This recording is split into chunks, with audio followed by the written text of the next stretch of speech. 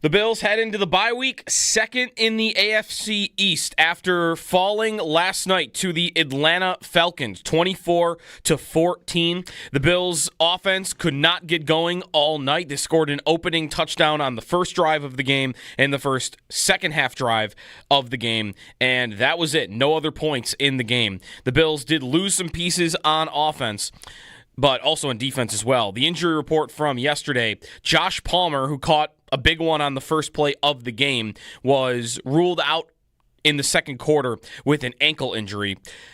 Also, Cole Bishop had a bit of an injury, but he did return. Christian Benford also was dealing with an Achilles injury in return. Terrell Bernard, ankle injury, did not return. And in pregame, Bills defensive tackle Daquan Jones was injured in warm-up. Sean McDermott said after the game that he popped his calf in warm-up, but didn't have any more details on what's going on with Jones as the Bills head into the bye week at 4-2 after back-to-back losses to New England and Atlanta. The Barnes Firm Injury Report brought to you by the Barnes Firm. Injured for help? Call 1-800-8-MILLION.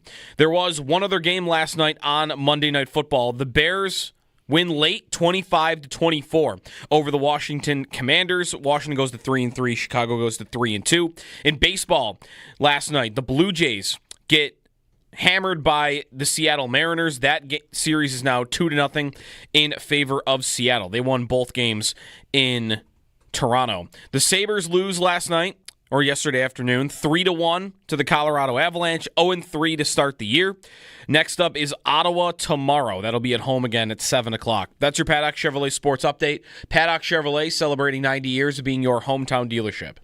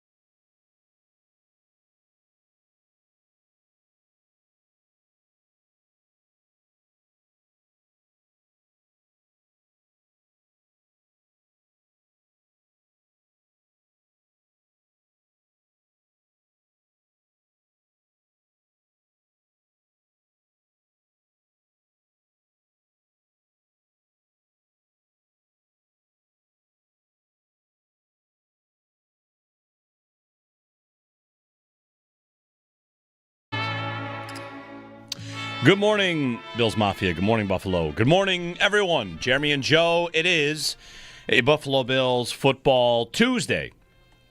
You know, the week's all messed up. The good news is it's going to feel like a short week.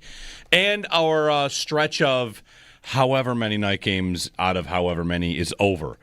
Was that 5 primetime games we just had? Yeah. In 6 weeks? They don't have another one until the Houston Thursday night game. All right. Which is, what's the date on that? It's a long ways away. They got 4 games. They've got a bye week. Yeah, that's on November 20th. Is their Thanksgiving time, basically. So we got like 6 weeks of just, going to bed at reasonable hours. Uh-huh. Although last night was a little better. 7:15 kickoff. I didn't mind 7:15 really at all. I appreciated that. Yep. So, hey, good morning. It's Jeremy and Joe. And the Bills lost to the Falcons 24-14. Watching some of the highlights now. There's a lot to get to from this game, of course, and on the season and everything. I wouldn't mind one quick aside. It's from the game. Yeah. If the Drake London play happens to a Bills player, what do you think the take is? He should have gone down, or he should have gone for the end zone? Well, for me, it would be easy. You go for the end zone. Yeah. You're that close. You're that close. You're the underdog. Yeah, you go for the end zone. Yeah, I thought so, too. I liked Raheem Morris's answer there when he said, can't fault the player. Would like to have gotten the 3, but also would have liked to have gotten the 7. And it was nearly an incredible play. The Bills, whether they get away with one or they structurally were sound to keep him out. But I thought for London, that was I thought it was a great play from him. And, you know, if you didn't know Drake London was awesome, now you do. He's awesome. He's awesome. Yes, he is. He was open Michael all night. Penix, not awesome, I didn't think. There's a lot. Yeah. Let's open with this. Did the Falcons not try to give that game back to the Bills 100 times? They looked like a team that 7 times out of 10, whatever you want to Would put give the it odds back? on. That they'll let a team back into that football game because they had the ability to close it, or they had the chance to close it so many times. And I mean, even a wonky field goal miss with less than 2 minutes to go and the game is still alive. Yep. And that should not have been the case. They definitely looked like a team that couldn't close the deal. So that's probably why they're not a top team in the league. I think they're pretty good. I think they got some talent all over the roster. Maybe the quarterback is a lot of not closing the deal. He's got work to do, but they have a lot of talent elsewhere. Yep. Yeah, but they should have had that game closed long before it was closed. It was, again, under the 2-minute warning where that field goal goes through the uprights where, okay, this game's over. Yep, same. And it should have been way before that. It did feel like if they were going to punt to the Bills' offense was in a state that we haven't seen it in quite some time, and that's unable to move the ball consistently. It is a second straight week the Bills' offense goes 4 straight punts. I mean, that jarring to see 4 straight punts from a Josh Allen-led offense, and then in consecutive games to do that. And their point totals the last 2 weeks are 20 and 14. That's tough. That's real tough. 2 teams that you lost to that scored 23 and 24. You're not supposed to lose those games, not with the offense you have tried to build or said that you've built. So 443 yards allowed for the Bills, 300 and whatever in the first half. I mean, the Bills got absolutely smoked through the air, on the ground, and there are reasons. There are excuses. There are a lot of players missing. If there were an injury report on Wednesday, it might look like the Ravens injury report where everybody's hurt, but the Bills aren't missing Josh Allen. They suffered big injuries in this game. They go backups all over the place in this game. At some spots, the backups look like upgrades. Linebacker. Shaq Thompson is an upgrade. And Dorian Williams is an upgrade. I thought that as the second half was unfolding. And I thought, Nate tweeted out, man, the defense, they come to play a little bit in the second half. I'm like, because honestly, I think the Bernard's linebackers in there are not really worse than the linebackers that are typically in there. In fact, Thompson, I think, looked better at middle linebacker than maybe we've seen all season. Yeah. I mean, you and I talked about that late. Other than him dropping that pass on the final drive of the game, which would have been an insane turn of that football game. If he sprints in the other direction with the football. But you and I talked about it last week. The future might be Bernard's got to get out of that spot. You just can't play him there consistently. I was thinking last night about, what if when you come out of the bye, you go Thompson at middle linebacker and Bernard at will linebacker? It's worth a conversation. Yeah. Something has to change. Well, I don't know if Larry Ogunjobi, Michael Hoyt, and a injured Max Hairston are going to be enough. The Bills have issues all over their defense, but the defense came to play in the second half. The defense did the job in the second half, forcing punts. They get a field goal block that might have been on the kicker more than anything, but whatever. They did the job in the second half, and the offense was just brutal. I want to say a number of things and hear from a lot of you as well at 803-0550. When the Bills had their opening drive of the second half, I thought they had the game plan, the script, and it might as well have been here's how you're going to win this game. Yeah. You're going to pretend it's the first half, and you're going to just run James Cook a bunch and run some play action with Josh Allen, and you're going to make sure you never get into 3rd and longs, because any third down, Atlanta is sending the cavalry. They're sending everybody on 3rd and 6s or any obvious passing down. They're sending multiple defenders to smash your quarterback's face. And the only thing you've got to do, Bills, the only thing you got to do to win this game is not get in that down and distance. That drive, what'd they do? Right down the field, run, pass to Ray Davis, touchdown. All right, there's the formula. Get a stop, got to stop.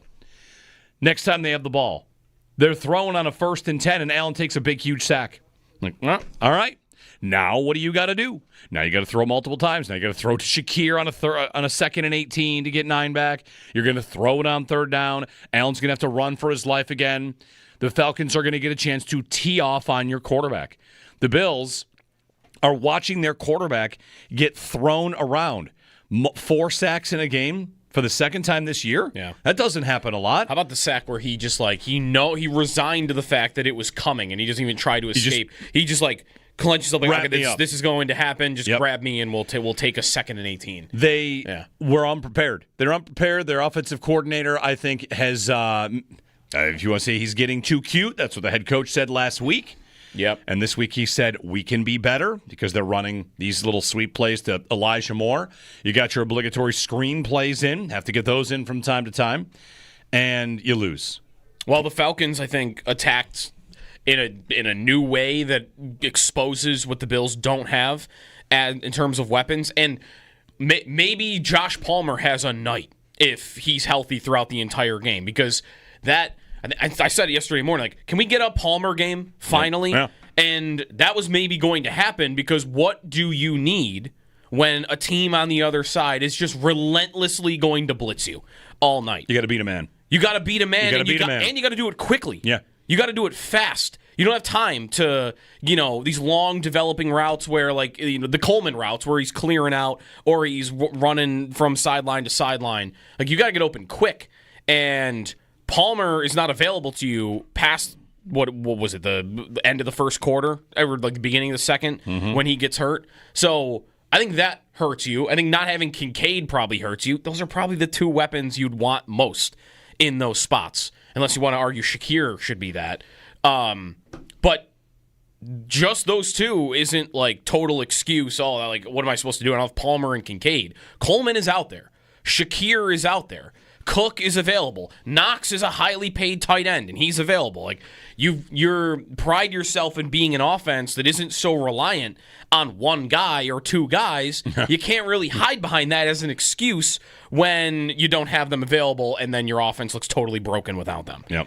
I mean, that's the problem. They got pressure quick, and Allen the ball had to come out, and nobody was going to be open that quickly. So what did I get? How about 3 drives in the second half with a chance to tie the football game, and they went 8 plays, 34 yards, 3 and out, 3 and out. Those are your 3 drives to tie the game down 7. They had 4 3 and outs in the game. When's the last time the Bills had 4 3 and outs in a game? Oof. I don't know. I mean, Josh's rookie year, Ken Dorsey. Yeah. Feels like, I don't have it in front of me, but it feels like something that has not happened in a long time. It is one of the spots we get to where, however you want to rank the Bills or measure the Bills, you don't measure them against the rest of the league. You measure them against what they should be. What they should be with an MVP caliber quarterback, what they should be with the best quarterback in football, if you think he's the best or the second best or the third best. You have an amazing offensive line and a freak show quarterback, and now you have a great run game. And the offense in this game, looked like it was so broken in the passing game that you're like, all right, the Bills are going to have to come back here, but they really can't use Josh.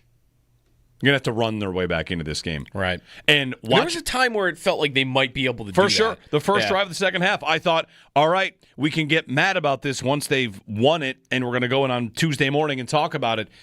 But they're going to run their way back into this game, and then I'm going to come in and say, can you believe they have an offense where they can't trust giving it to Allen because there's nobody else on the other end? Yeah. Because that's what this game was. Like, they get to 1st and 10 at their own 46. So they're basically at midfield, third quarter, and it's 1st and 10, down 7. Like, at that moment, it's like, all right. They're going to win. Here we go. And that's the sack that I talked about where Allen goes play action, and it's just immediately, I'm going to get sacked. I'm just going to take it. Is that on 1st and 10? 1st and 10, and you get to 2nd and 18, and now I'm throwing the ball, and I don't have the receivers to get 2nd and 18. Right. What did they do? Not in that game. And here's another thing to key in on, and we'll get some calls here. On that 2nd and 18, they throw to Shakir, I believe, for like 9, 8 or 9. They got half of it back. You know what they do when they line up in that play? Like, this is something that I expect a lot of calls about receiver today. This is something that is built into their receiver core that you can see. In that formation, I think Coleman's to the bottom of the screen. Yeah. And Shakir is at the top of the screen. He's at the very top out wide. That's right. Yeah. He's out wide. Yeah. You know what he's going to do. He's going to run a slant. You know what he's going to do, and the Falcons know what's going to happen. Because what the Falcons do is they go man coverage on the bottom of the screen and zone on the top of the screen. The Bills' receivers, as a group, you might think that they are adequate to good, but one thing they are is predictable. You know exactly what receiver has what skill set, and you're not going to move him around too much. Oh, yeah. And Shakir on the outside, what's it going to be? You're going to go ahead and I'll give him 9 yards here. This will be easy. You're not really afraid of a double move where he fakes inside and then sprints down the sideline. Nope. No. Yeah, you're not afraid of that. He's shown an ability to win on slot fades and stuff like that, but they just want to use him within 3 yards of the line of scrimmage for his entire life, and we just kind of live with that. Kincaid absent hurt a lot. Thought they could maybe get away with that in this game. They could not. And, man, like you just – they followed Coleman around with A.J. Terrell last night. Might as well not have been on the field. It's right. If you match up Coleman at this point with a good corner, a good man corner, he is not involved in the game. And that was the case. You will not see him. That was the case last year. Defensive coordinators don't think about Keon Coleman. They do not throw any help on that side. It's let's throw a corner on him and get him out of the game because he shouldn't be playing out wide for this team. And he gets locked down. That's it. I wonder how much they did that after Palmer went out, too. Good question. Like, does Palmer go out and they say, if we put Terrell on Coleman, they've got nothing, and neutralize him, there's nothing. Like, they're now you know what they're going to have to do? They're going to have to funnel the ball to Tyrell Shavers because they have nothing else. And we will take our chances with a guy who's been on the practice squad for most of his career. Or maybe Palmer could have played them out of matching Terrell against Coleman and throwing Terrell on Palmer. Maybe. And maybe things open up a little bit, but, All right, anyway, 803-0550. Bijan Robinson was amazing in this game. Drake London was amazing in this game. Deion Walker was amazing in this game. The Bills did not have all duds out there in their loss. Deion Walker, 4 tackles for loss. Good to see Ed Oliver back. The secondary, though, is in shambles. Absolutely in shambles. And a good quarterback and a good receiver will do whatever they want against the secondary. The pass rush isn't even that bad. Guys are just open so quickly. Tre'Davious White, Terrell Bernard, Rapp, Rapp is a problem. What's happened to Taylor Rapp is like, he gets there on that London play just in time, I guess, at the end of the half. But was there another good play on the you saw all night? On the Tyler Algier touchdown run, he takes a weird angle, then gets run over. Yeah. I mean, I've got a Bills safety getting run over once a week. Anytime the Falcons saw him one-on-one with any of their receivers, that's where the ball was going. Like, they were going after him as much as they could last night. 803-0550. And that was even when Poyer was the other safety on the field. Poyer got out there. And Poyer didn't look like the one that they were trying to attack. Right. Jordan Phillips, Jordan Poyer, Tre'Davious White, all on the field last night. Gabe Davis next week, or 2 weeks. Listen, I'm at a point. I'm ready for it. Prepare yourself. I'm ready for it. I don't like that I'm in this position. I hate it. It's the bye week, and I am clamoring for Gabe Davis. He's got to get That's where we're at. I can't believe I've arrived at this point. Yeah. I'm not kidding. I want to see him out there when they come out of the bye. Let's get some calls in here. Brandon in Buffalo is up first. Hey, Brandon. Good morning, guys. How are you doing? Morning. All right, guys. I call in every week, and I always complain about the defense. I'm tired of the defense not doing their job. I'm tired of talking about the defense. The bottom line is this. We got a good quarterback. We're wasting his time. It's so weird to me that and the whole world knows that Josh Allen needs guys. He needs help. What is it going to take for Brandon Beane and them to go out there and to try to do something to bring in Josh Allen some help? We all see that Keon Coleman is not the answer at all. He's not the answer. Josh Allen is getting frustrated out there. It's getting to the point where he got to put everything on his back. We get that. But if we know and everybody in the whole world can see watching the Bills game that Josh Allen needs help, why are they not getting this guy any help so to take a little bit of relief off of him?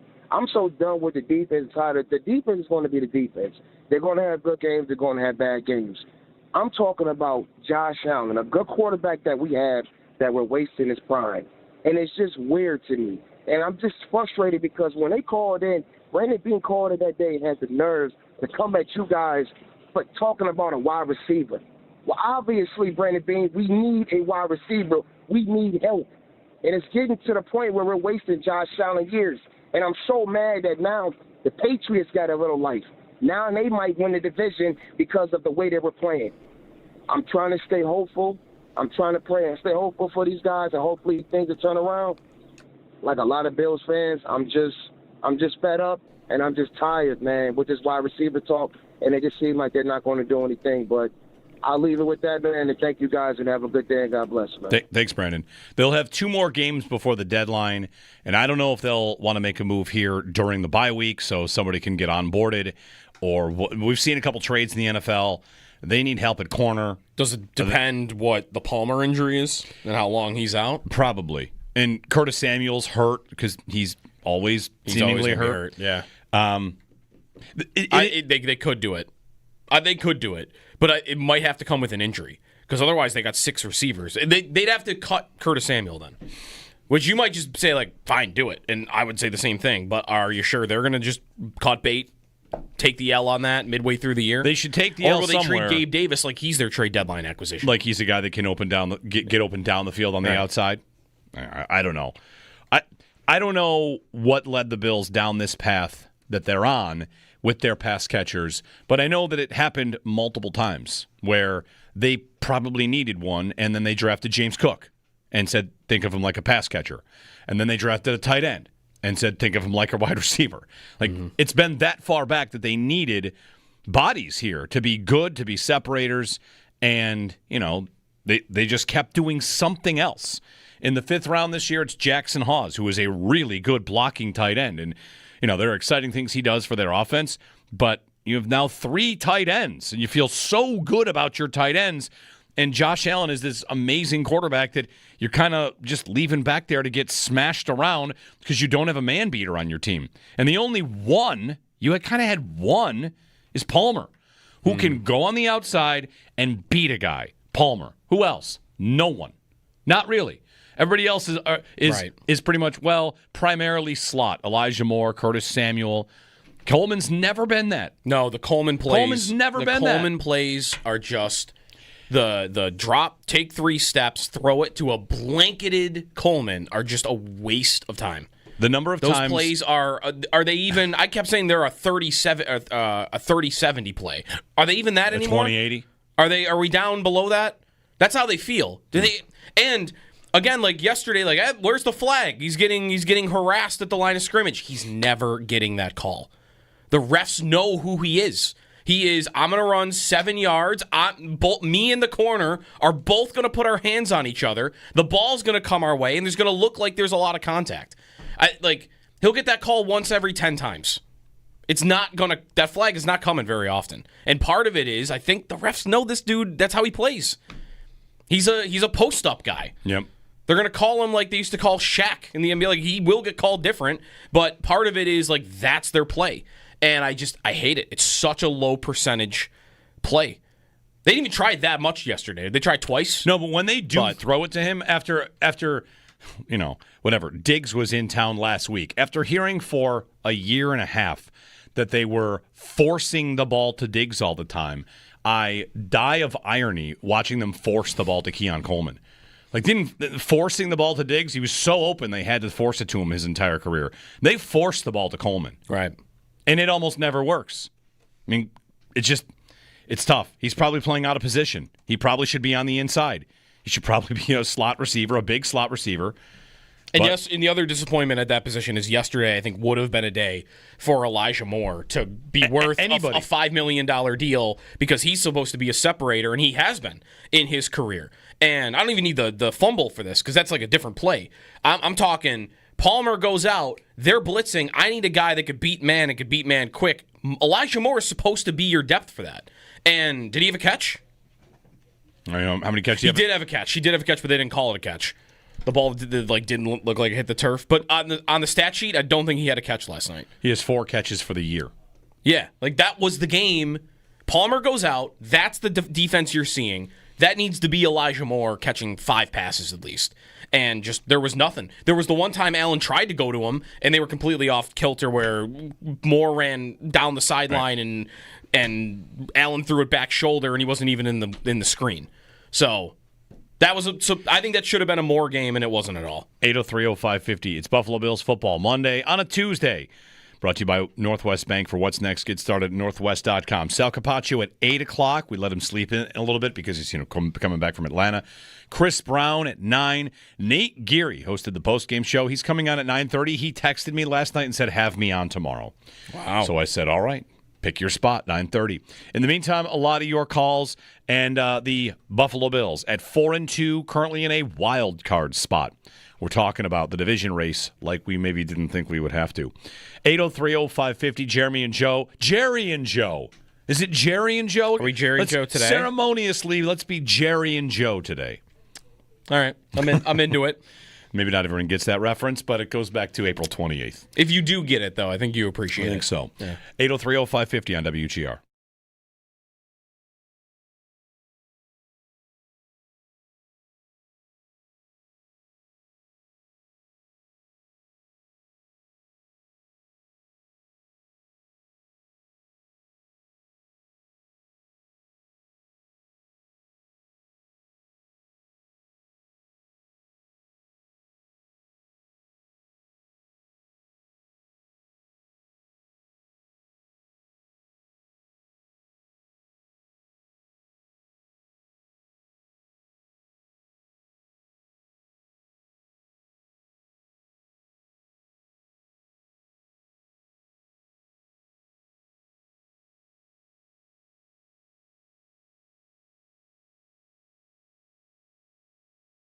This is something that is built into their receiver core that you can see. In that formation, I think Coleman's to the bottom of the screen. Yeah. And Shakir is at the top of the screen. He's at the very top out wide. That's right. Yeah. He's out wide. Yeah. You know what he's going to do.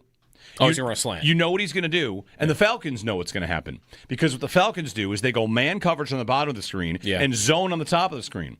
The Bills' receivers, as a group, you might think that they are adequate to good, but one thing they are is predictable. You know exactly what receiver has what skill set, and you're not going to move him around too much. Oh, yeah. And Shakir on the outside, what's it going to be? You're going to go ahead and I'll give him 9 yards here. This will be easy. You're not really afraid of a double move where he fakes inside and then sprints down the sideline. Nope.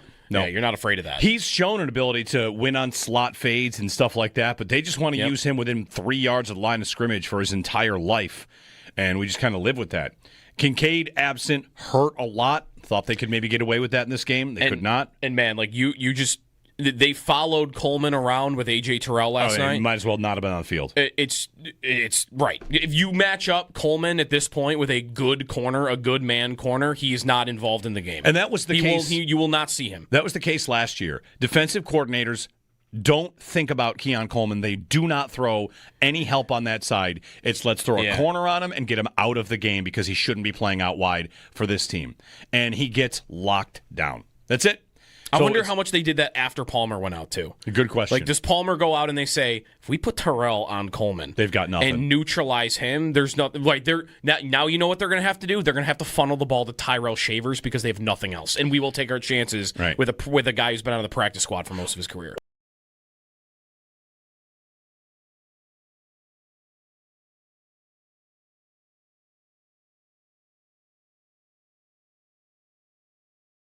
The Bills' offense was in a state that we haven't seen it in quite some time, and that's unable to move the ball consistently.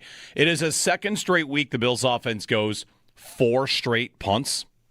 I mean, that jarring to see 4 straight punts from a Josh Allen-led offense, and then in consecutive games to do that. And their point totals the last 2 weeks are 20 and 14. That's tough. That's real tough. 2 teams that you lost to that scored 23 and 24. You're not supposed to lose those games, not with the offense you have tried to build or said that you've built. So 443 yards allowed for the Bills, 300 and whatever in the first half. I mean, the Bills got absolutely smoked through the air, on the ground, and there are reasons. There are excuses. There are a lot of players missing. If there were an injury report on Wednesday, it might look like the Ravens injury report where everybody's hurt, but the Bills aren't missing Josh Allen. They suffered big injuries in this game. They go backups all over the place in this game. At some spots, the backups look like upgrades. Linebacker. Shaq Thompson is an upgrade. And Dorian Williams is an upgrade. I thought that as the second half was unfolding, and I thought, like Nate tweeted out, like, man, the defense, like they come to play a little bit in the second half. Like I'm like, because honestly, I think the Bernard's linebackers in there are not really worse than the linebackers that are typically in there. In fact, Thompson, I think, looked better at middle linebacker than maybe we've seen all season.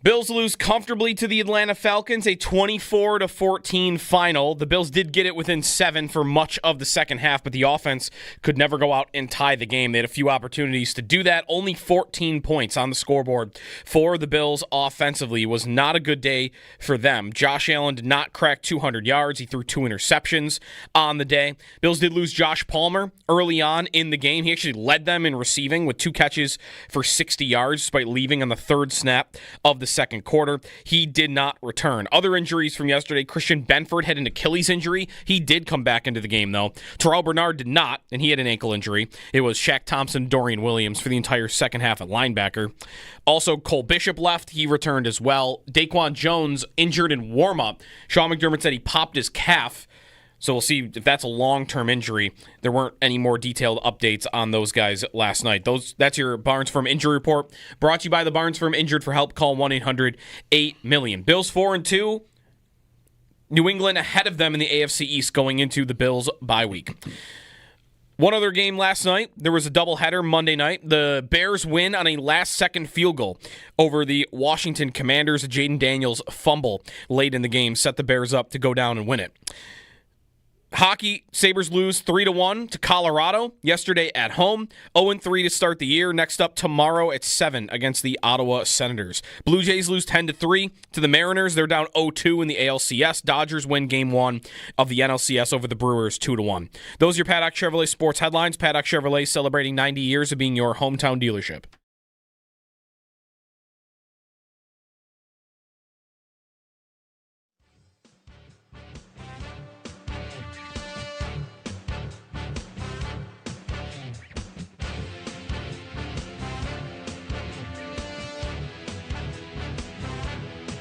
Allen back to pass, looking deep down the field. He's got Palmer, and he pulls it in for a huge play as he's down to the 27-yard line. Chris Brown on the call. Highlights of the game. Brought to you by Northland Workforce Training Center. Train for what's next. Let's get you some Skyworks stats of the game as well. Brought to you by Skyworks Equipment Rental. Building America from the ground up. Some of the stats in this game really come down to a tale of two halves. The Bills and the Falcons play a game where the Falcons do anything they want in the first half, and the Bills' defense tightens up despite injuries and kind of holds them off the board. But Bijan Robinson and Drake London here. Everybody did not eat on Atlanta's side of the ball, but the guys that ate a lot. Bijan ran for that 81-yard touchdown run, of course, was a big one. And Bijan goes 19 carries in this game for 170 yards, which is a monstrous number. Drake London, who they threw the ball to routinely on the opening drive and throughout that entire first half, 10 for 158 and a touchdown. He had 16 targets. Bijan had 8. Kyle Pitts Sr. had 4. And a couple of throws to Casey Washington in there as well. But 16 targets for Drake London. For the Bills, Palmer led them in receiving with 60 yards. After that, it was Khalil Shakir, 33 on 5 targets. Shavers, 27 yards on 5 targets. Keon Coleman, 11 yards on 6 targets. Ooh. So bad. That is tough. One thing on this, I got a mention that I want to get to because it's about Coleman and Allen. Sorry, my brain. 6:36. Preferring. Thank you, man. Thank you. 6:36 a.m. It's a late night. Allen preferring Coleman.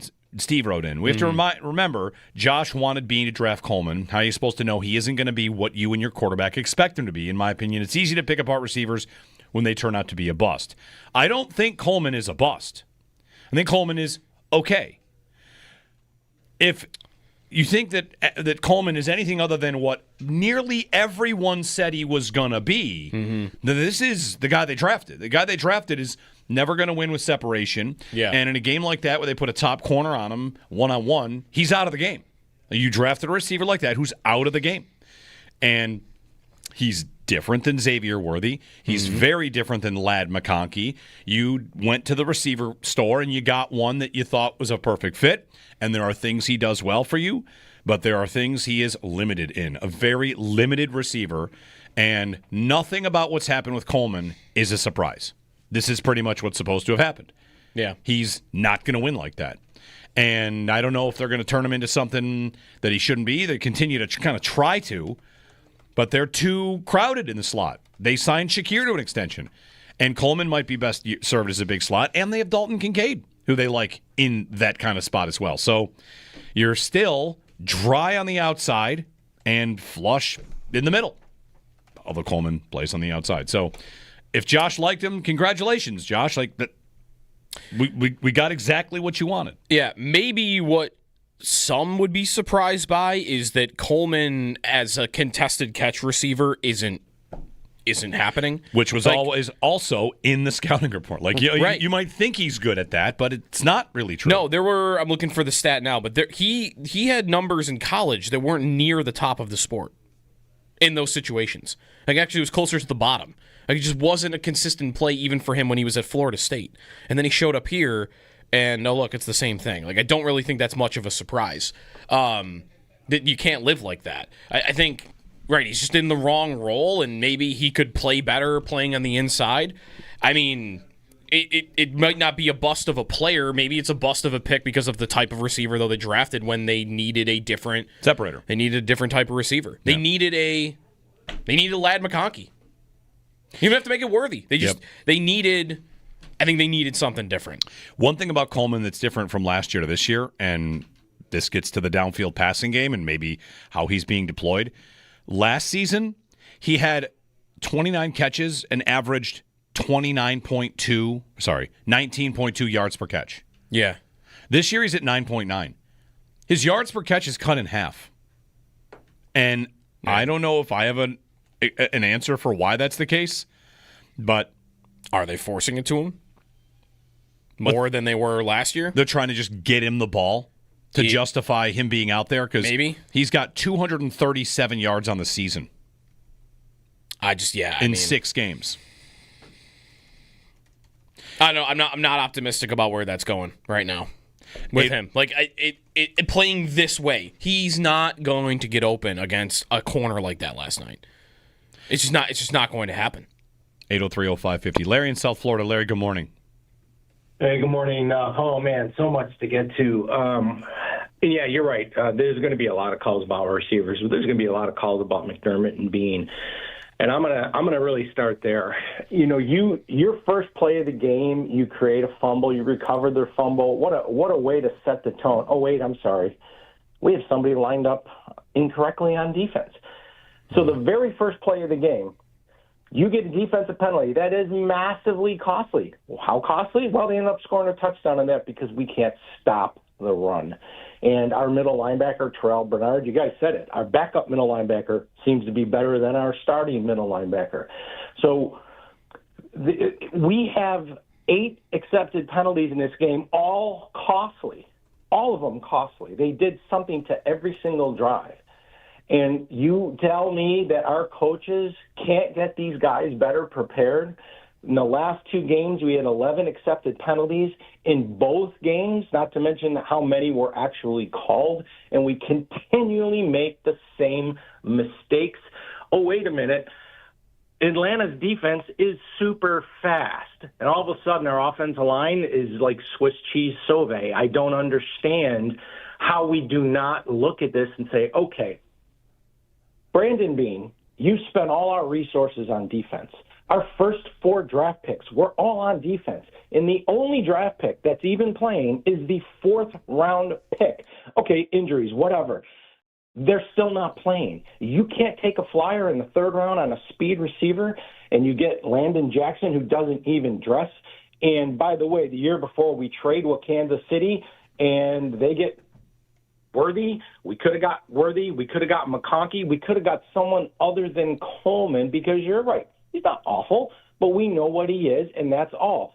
Our offense is so predictable, it's disgusting. Our defense finally holds them to 3 points in the second half, and we only score 7 with Josh Allen. First caller is right. We're wasting him. It's been 8 years. We are wasting this guy. And do we feel confident that we're going to win with this guy, with McDermott and Bean? Well, I don't. And we have no choice. I was going to say, let's go get a corner. But why? Why waste another defensive resource? So if I'm Brandon Beane, I don't care what I have to do. You have two unbelievably talented, gifted, fast, strong receivers in Philly. One is a monster, A.J. Brown, huge contract.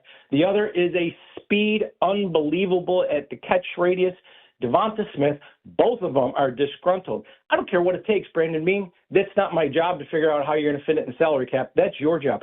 Go get one of them. Go get Josh a weapon other than what we have.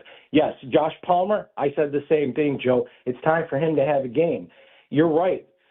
Elijah Moore is a separator, but not in our offense. Maybe we need to look at maybe the guy calling the plays, the cute guy, the cute little plays, isn't the right guy. So, yeah, I hope he gets a head coaching job somewhere. So maybe we'll wake up, gentlemen. Oh, by the way, real quick, because I know you got to go. Our Buffalo Sabres, are you kidding me? And so 0-3, 0-2 at home, 2 goals, no power play goals. When is Terry Pagula going to wake up and start making some real changes? I already think the Sabres are done, and I'm really upset because I'm wasting money paying for ESPN Plus every month so I can watch this garbage. Yeah, and now, thanks, Larry. The Sabres will have another time. I want to make sure we get to that eventually, but, Yeah. Not that we have to focus on the Bills, but it feels like a lot of people want to. And the Sabres just kind of there, 0-3, and it is what it is. To what you said about the draft picks, I think the criticism of their offseason this year, and whatever, they could turn it around and be fine and get everybody healthy, and maybe the defense looks better, and that's mission accomplished. It was such a slanted push to the defensive side, to the point where the numbers, if everybody was good, you'd be cutting somebody good, right? Landon Jackson does not play. And No. I've also got... And the few times he has in the last 2 games, he's not making any impact. No impact at all. Yeah. I've got Dwayne Carter, who Out. is on IR. If he wasn't, somebody's cut. TJ Maybe Sanders, he might be cut. TJ Sanders is on IR. They've got all these injuries, and yet their front four is kind of still intact. If everybody's healthy on their front four, multiple pieces have to go, and you spent so much on it that you are going to end up with diminishing returns. If it was something you needed to focus on so intently, I get that. But like you said, somebody that's a pass catcher in round 3, any one of the last 5 years for that would have been a good idea.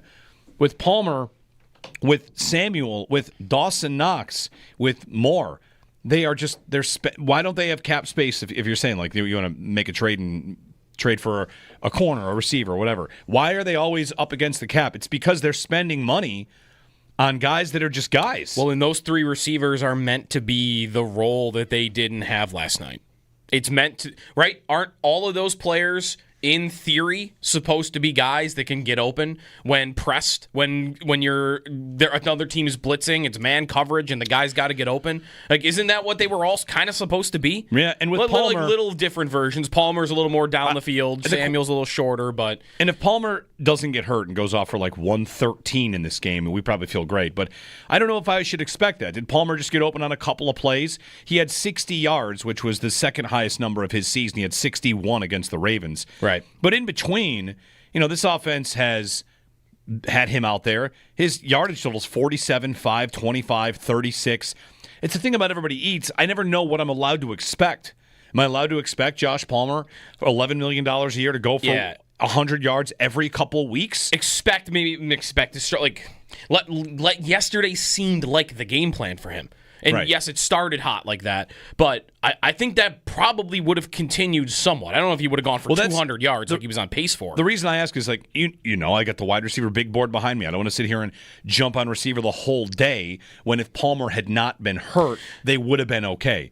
But there's a point to be made about the fact that they don't have the young reinforcements. They have broken down guys and street free agent guys that have probably lost a step. And I love Tyrell Shavers. He's been a good story.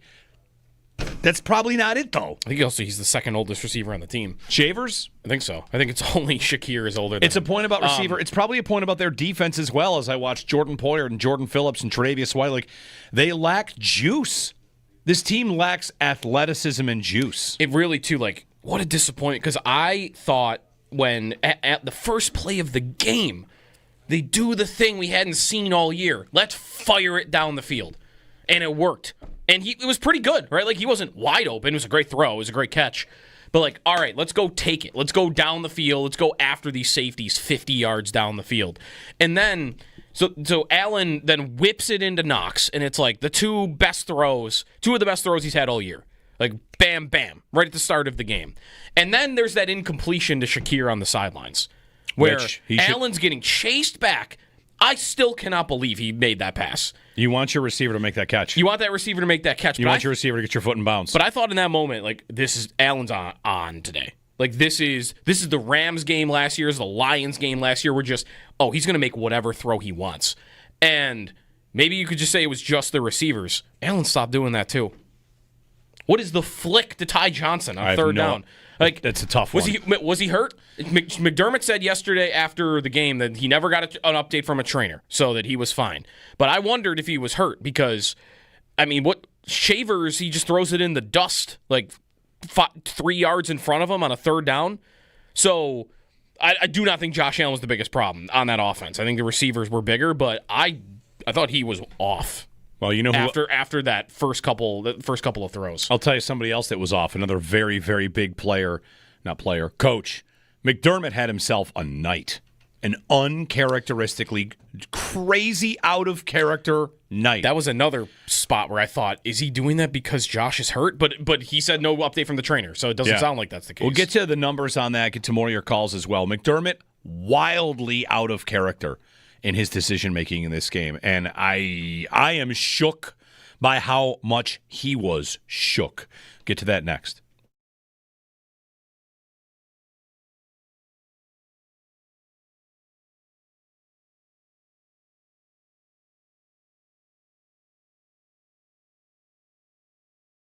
The Bills' offense was in a state that we haven't seen it in quite some time, and that's unable to move the ball consistently. It is a second straight week the Bills' offense goes 4 straight punts. I mean, that jarring to see 4 straight punts from a Josh Allen-led offense, and then in consecutive games to do that. And their point totals the last 2 weeks are 20 and 14. That's tough. That's real tough. 2 teams that you lost to that scored 23 and 24. You're not supposed to lose those games, not with the offense you have tried to build or said that you've built. So 443 yards allowed for the Bills, 300 and whatever in the first half. I mean, the Bills got absolutely smoked through the air, on the ground, and there are reasons, there are excuses. There are a lot of players missing. If there were an injury report on Wednesday, it might look like the Ravens injury report, where everybody's hurt, but the Bills aren't missing Josh Allen. They suffered big injuries in this game. They go backups all over the place in this game. At some spots, the backups look like upgrades. Linebacker. Shaq Thompson is an upgrade. And Dorian Williams is an upgrade. I thought that as the second half was unfolding. And I thought, like Nate tweeted out, like, man, the defense, like they come to play a little bit in the second half. Like I'm like, because honestly, I think the Bernard's linebackers in there are not really worse than the linebackers that are typically in there. In fact, Thompson, I think, looked better at middle linebacker than maybe we've seen all season.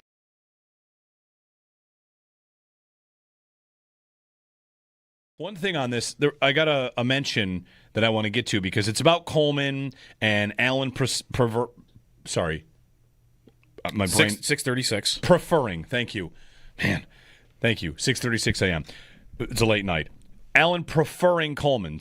Steve wrote in. We have to remember, Josh wanted Bean to draft Coleman. How are you supposed to know he isn't going to be what you and your quarterback expect him to be? In my opinion, it's easy to pick apart receivers when they turn out to be a bust. I don't think Coleman is a bust. I think Coleman is okay. If you think that Coleman is anything other than what nearly everyone said he was going to be, then this is the guy they drafted. The guy they drafted is never going to win with separation. Yeah. And in a game like that where they put a top corner on him, one-on-one, he's out of the game. You drafted a receiver like that who's out of the game.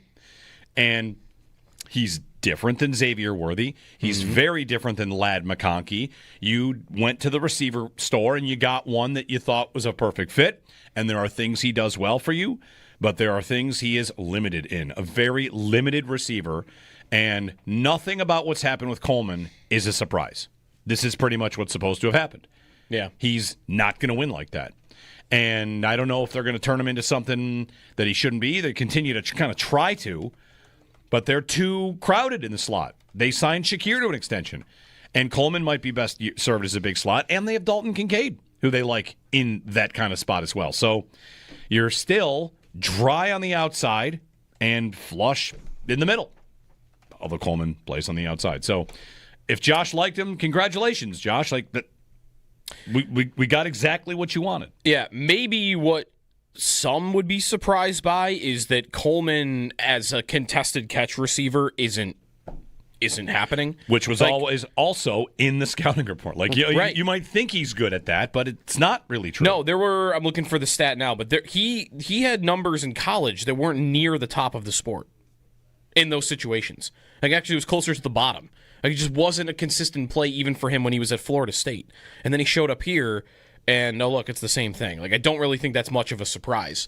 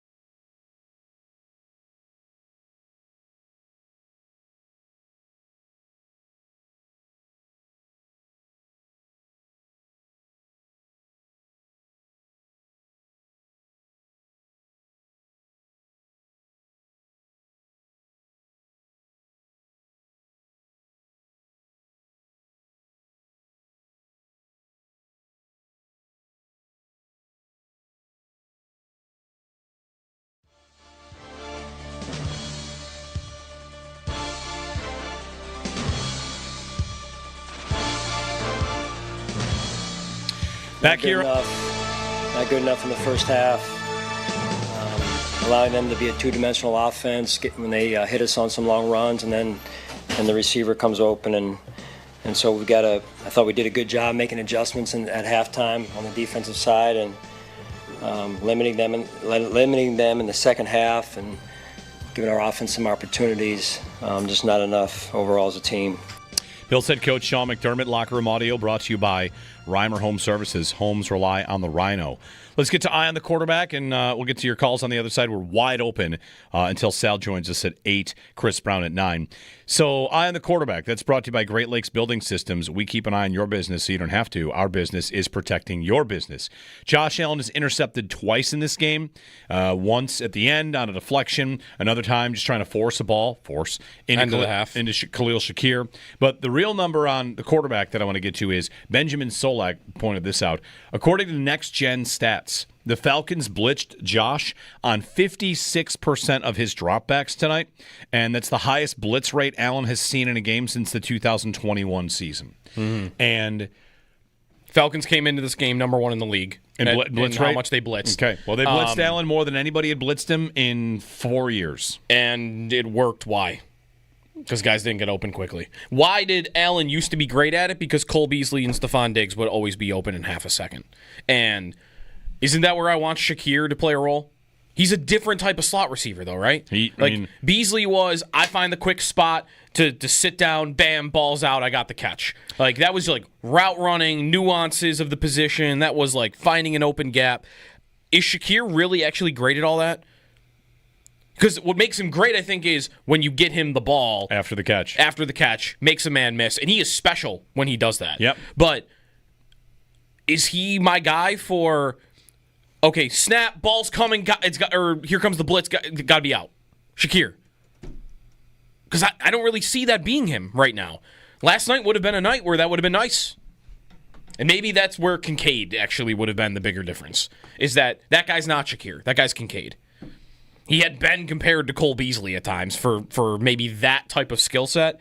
Either way, I don't even know if Kincaid can be your answer to that question. I think that is a role the Bills maybe don't have right now. And if I were a defense, if I were the Carolina Panthers and I got, a couple of weeks here and when I prepare for the Bills, I'm watching that tape and I'm like, why wouldn't we just try to do the exact same thing?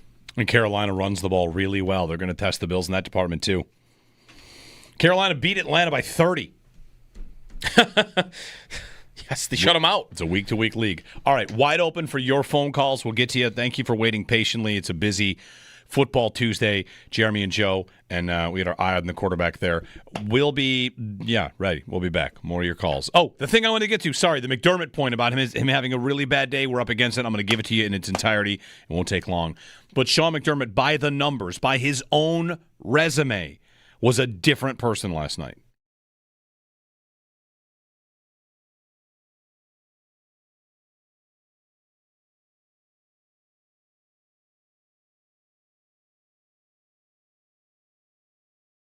This is something that is built into their receiver core that you can see. In that formation, I think Coleman's to the bottom of the screen. Yeah. And Shakir is at the top of the screen. He's at the very top out wide. That's right. Yeah. He's out wide. Yeah. You know what he's going to do. He's going to run a slant. You know what he's going to do, and the Falcons know what's going to happen. Because what the Falcons do is they go man coverage on the bottom of the screen and zone on the top of the screen. The Bills' receivers, as a group, you might think that they are adequate to good, but one thing they are is predictable. You know exactly what receiver has what skill set, and you're not going to move him around too much. Oh, yeah. And Shakir on the outside, what's it going to be? You're going to go ahead and I'll give him 9 yards here. This will be easy. You're not really afraid of a double move where he fakes inside and then sprints down the sideline. Nope. No, yeah, you're not afraid of that. He's shown an ability to win on slot fades and stuff like that, but they just want to use him within 3 yards of the line of scrimmage for his entire life, and we just kind of live with that. Kincaid absent, hurt a lot. Thought they could maybe get away with that in this game. They could not. And man, they followed Coleman around with A.J. Terrell last night. He might as well not have been on the field. It's right. If you match up Coleman at this point with a good corner, a good man corner, he is not involved in the game. And that was the case. You will not see him. That was the case last year. Defensive coordinators don't think about Keon Coleman. They do not throw any help on that side. It's let's throw a corner on him and get him out of the game because he shouldn't be playing out wide for this team. And he gets locked down. That's it. I wonder how much they did that after Palmer went out, too. Good question. Like, does Palmer go out and they say, if we put Terrell on Coleman, they've got nothing, and neutralize him, there's nothing. Like, now you know what they're going to have to do? They're going to have to funnel the ball to Tyrell Shavers because they have nothing else. And we will take our chances with a guy who's been on the practice squad for most of his career.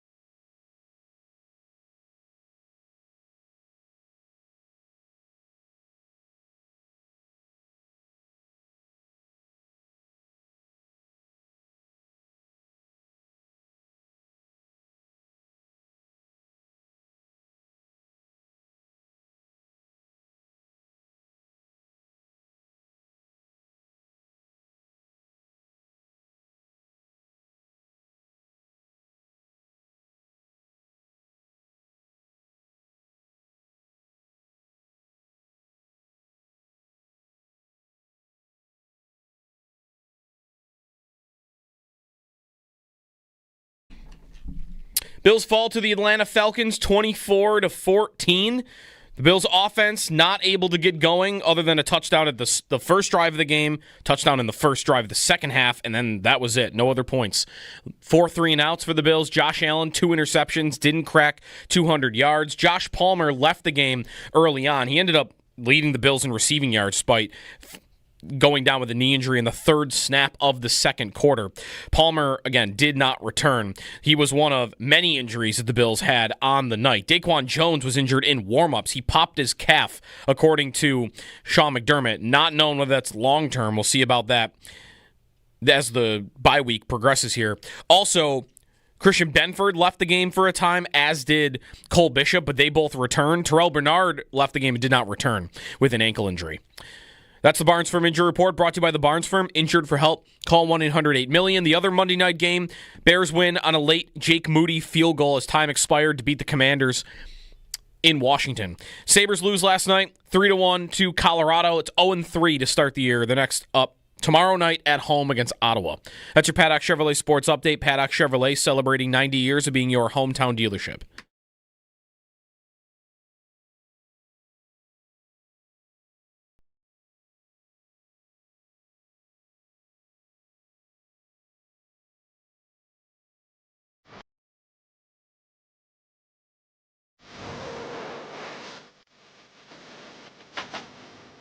Back to pass, has time, fires, and it's complete for a touchdown in the end zone to Dawson Knox. Dawson Knox with a 19-yard touchdown reception, and the Bills are an extra point away from tying it up here early. Opening drive of the game went well for the Bills. Opening drive of the second half went well for the Bills. The rest of them, not so well. It's Buffalo Bills football Monday on a Tuesday, brought to you by Northwest Bank. For what's next, get started at northwest.com. Jeremy and Joe, good morning. Joe Cali producing, Owen Parker running the stream. You can join us, of course, on YouTube. Each and every morning we are streaming live on YouTube throughout the show. So I wanted to get to this. I teased it and didn't get a chance to get to it. I'll do it here quickly, and then we'll get back to some phone calls. You want to talk about the defense? You want to talk about receiver? You want to talk about Josh Allen not having a great game? You want to talk about penalties and miscues? That's all great. It all happened.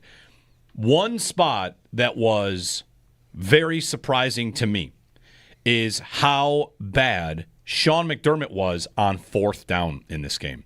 It is not a mistake he makes that often anymore. And, Joe, we often point out, watch the league, you'll see he is one of the more by-the-book aggressive fourth down guys. He's going to go for fourth downs. And there was a long time where if it was, you don't have to, I would say, you don't have to care about the numbers or know how they work or respect them. You just know that, even if he doesn't even know about the numbers, which I know he does, they never give up more than a point of win probability on a fourth down call. It's 4th and 3 at the midfield. Whenever it is in the game, if it's a +1 or more to go for it, the Bills go for that. They do it all the time. They do it in big moments. And last night, first it happened, Bills have 4th and 3 at the 49-yard line, midfield, 8:20 to go in the second quarter. It's 4th and 3. And we've kind of pointed out a few times, McDermott seems to have a cutoff between 2 and 3. He kicks on 3 and goes on 2. But here's a 4th and 3 where they lose 3.1% of win probability. 3 times as big a loss as he ever takes. 3.1%. That's nuts. 46-yard punt.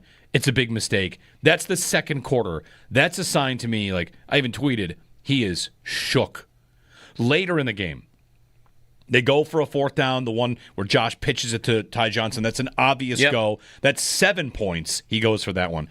Later, 4th and 5 at the Buffalo 44, 10:22 to go in the fourth quarter. The win probability gained by going for it is 3.9. It is a 4% win probability number. You don't have to care about it. McDermott always goes for that, and he punted. He gave up a Mike Tomlin level of win probability last night. Yeah, between those two, it's 7%. 7%.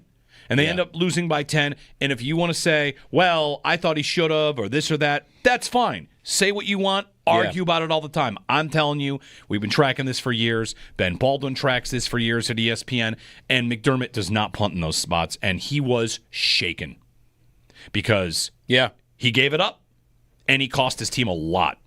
I know you might be saying, what are you going to do on the 4th and 5? I don't know. Roll out Josh. Have him run, do something. But if he's hurt or if you don't trust anybody else out, I know you have your reasons, but the point is you never give that back. And the Bills gave that back. What do we think his reasons are? Aren't they probably that? I don't think that's right. I would have gone for it anyway. Don't we think why do we think he didn't go for it? Do we not think it's because he would, in his own mind, say, I don't know what I'm running here that I have confidence in right now. Because our offense, our offense isn't doing anything.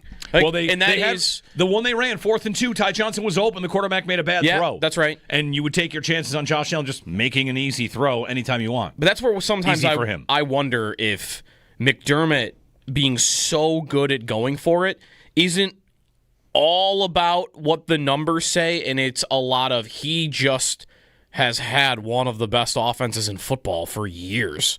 And that is going to give him the confidence to go for it. Basically to say, if Josh Allen, if Sean McDermott in a different life was the head coach of the Steelers, he's the head coach of the Steelers the last 5 years, and he's got a rotating cast of Mason Rudolph and Kenny Pickett and whoever. Is he this good at going for it on 4th downs? Because I might guess that he isn't. I might guess that it's not as much about the numbers for him as it is he's got faith in Josh Allen and their offense, and that's why he goes for it all the time. In this game last night, no, he didn't, because he was watching it and going, yeah, this offense doesn't have it tonight. What am I going to do? Like the Ty Johnson plays works, but he's got 4th and 5, 4th and 3. Those are passing situations. And how had they been moving the ball? Not by passing it. Like he probably in that moment didn't have faith that they had a guy that was going to get open for them to do it. So I don't agree with it. I still would have gone for it. I bet that's why he didn't, though. It was less about I got to give away 3% here. Like it was just probably that he just didn't think he didn't think his offense had it to get 5 yards. 3 plays, 3 and out, incomplete to Elijah Moore, punt. And then next time you get the ball back, there's 102, or sorry, not 102. There's like 2 minutes left in the game, and you are down 10. Yeah. It was a Rex Ryan, Doug Marrone punt. You are at midfield, and you are down a touchdown on the road. It was a terrible punt. Like it was a bad punt. Which one? The first one? The last one's 3rd and 10, 4th and 10 to the 33. That's the one where they actually don't get the ball back. 3rd and they're punting at the 44. 4th and 5 at the 44. Sorry, they did force the Falcons 3 and out. The Falcons probably should have gone for 4th and 2, trying to end the game, but they didn't. Anyway, let's get some calls in. Mo in New Jersey. Hey, Mo. Good morning. Hey, good morning, guys. How are you doing today? Good. Yeah, so definitely not the results I was expecting from last night's game. You know, going into that game, I thought the Bills had a bunch of advantages. But then I get the update that Daquan Jones got hurt in warm-ups. He's out. That's okay. That's random. And then the first play of the game happens. Okay, we recover a fumble. There's a penalty. Then from that point on, just nothing went right for us. And, you know, there's 100 different ways I can go with this game. To me, I think we need help on defense. I would obviously help outside on offense at wide receiver. I just don't think in-season trades for wide receiver have really panned out for us. I know we have some quote-unquote reinforcements coming after the bye, but I think our linebackers, I'm done with Milano. I love the guy. I love him for the 1 year that he was an All-Pro, but we need to stop living in the past. The guy is not available when we need him to be available. And even when he was available, I just felt he's just not making the plays. Bernard, I don't know what's happened to Bernard. Maybe it's a couple of injuries. I'm not sure. He is not the same player he was when Milano first went down and he stepped in and he looked like he could be the next, future bright star on our defense. He's just not that guy anymore. And now he's hurt, right? And I think we need to go out there and trade for a player like Demario Davis from the Saints, something along those lines. I know he's an older guy, but to me, watching that game last night, the level of, resistance that we put up on some of those runs or lack of resistance, I'm not sure what it is. And then the other thing, just something that has blew my mind, is the defensive play calling, right? We've had success with man coverage, and we did not go that route. You can't play man if Trey White's on the field. You just can't play man. And didn't they start doing it in the second half, actually, anyway? They were talking about it on the broadcast relentlessly. Yeah. That, like, you got to play man coverage here. Like, and then there were a couple times where they did. I don't know how often you want them to do that.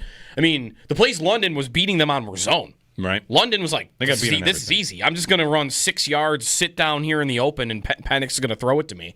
Right. I don't think man was going to go great for them either. But a couple of the stops they made, what's the fourth down stop they make on Atlanta? They're lined up in man there. Now, that's a play where, as you just mentioned, London is wide open.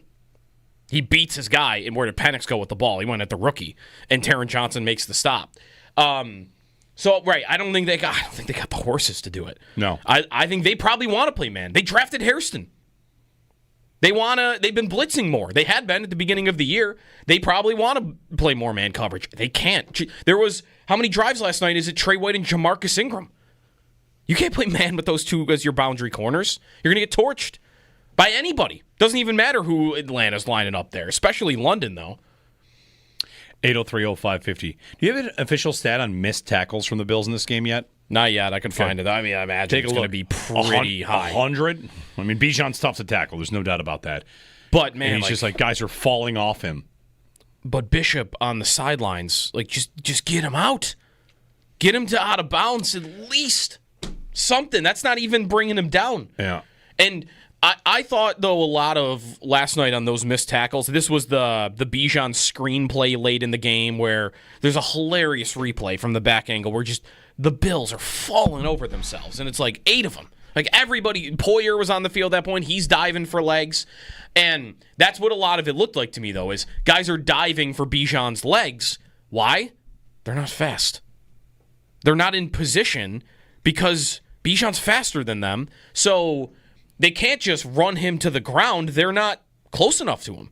They have to shoestring tackle him or try to because you just don't have speed out there on the defensive side. Rapp is going to do that a lot, and Poyer was doing that because he's at that age. So I wonder how many of their missed tackles last night were that. Like, I'm just not all the way in position because I'm just not fast enough to be all the way in position. So I've got to try to tackle a guy at the knees that you're not going to bring down like that. Todd in Buffalo. Hey, Todd, good morning. Hi, how you doing? Good. I gotta be quick. I'm at work. I just wanted to call in and say, this isn't something that's new about the cornerback position and the wide receiver position. And honestly, everybody keeps talking about people are injured. The only person that's doing anything is Dalton Kincaid. Every other receiver that we have, they don't do anything. Not at all. We needed to find a receiver at the beginning of the year. We didn't do that. But Bean is praised for some reason, just because he brought in Cook and Josh Allen. They haven't done anything else.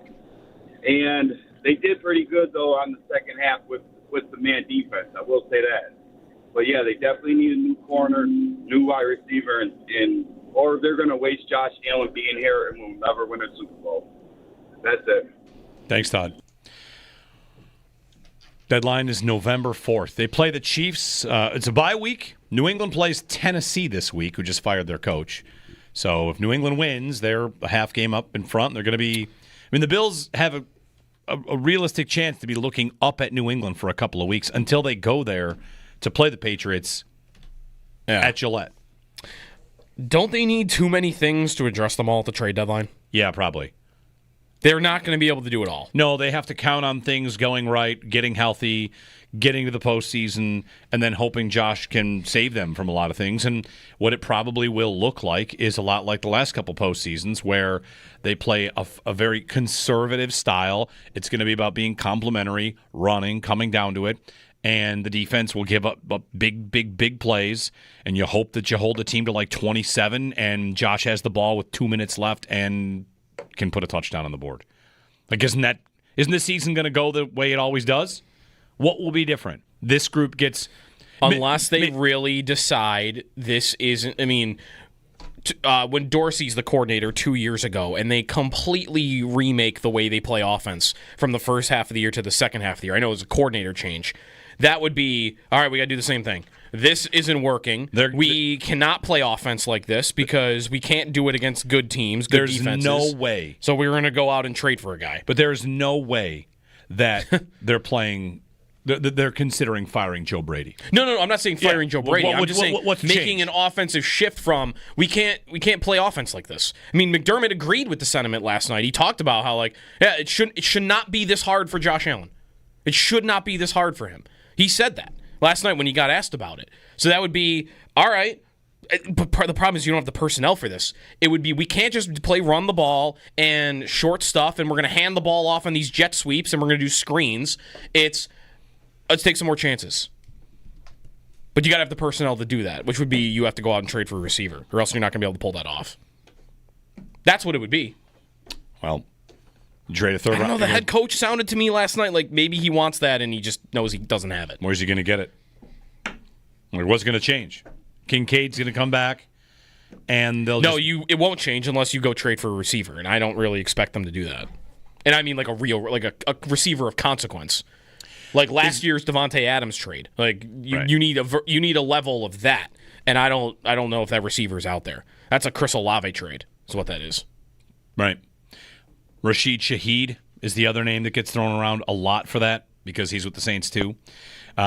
David in Cleveland, but real quick, a caller previously mentioned, trade for a linebacker. Get ready for a first-round linebacker in the draft. I'd like to call that right now. It's a strong first-line linebacker? First-round linebacker. Book it. Middle linebacker? Yep. David in Cleveland. Hey, David, good morning. Hey, good morning. First off, I'd like to compliment you on your show. I mean, you guys are fair and balanced. I think you do a great job every morning. You call things out when they're not being done well. And I wanted to apologize. I didn't hear. I don't live locally, so I didn't hear about calling in and chewing you guys out for your comments about wide receiver. That's the surest admission of guilt when somebody lashes out at you. And as a Bills fan, life Bills fan, watching what's happened to this team over the last 2 to 3 years is very disheartening. Every other team with a franchise quarterback recognizes the importance of getting difference makers on the outside of the wide receiver. Chiefs recognize. You look at their wide receiver room. What do they do in the draft? They go out and get James Worthy. Or Xavier Worthy, where the Bills should have drafted him. Vlad McConkey. We've gone over this. Oh, why is this? This is like the classic 2000s movie with Bill Murray, a classic Groundhog Day.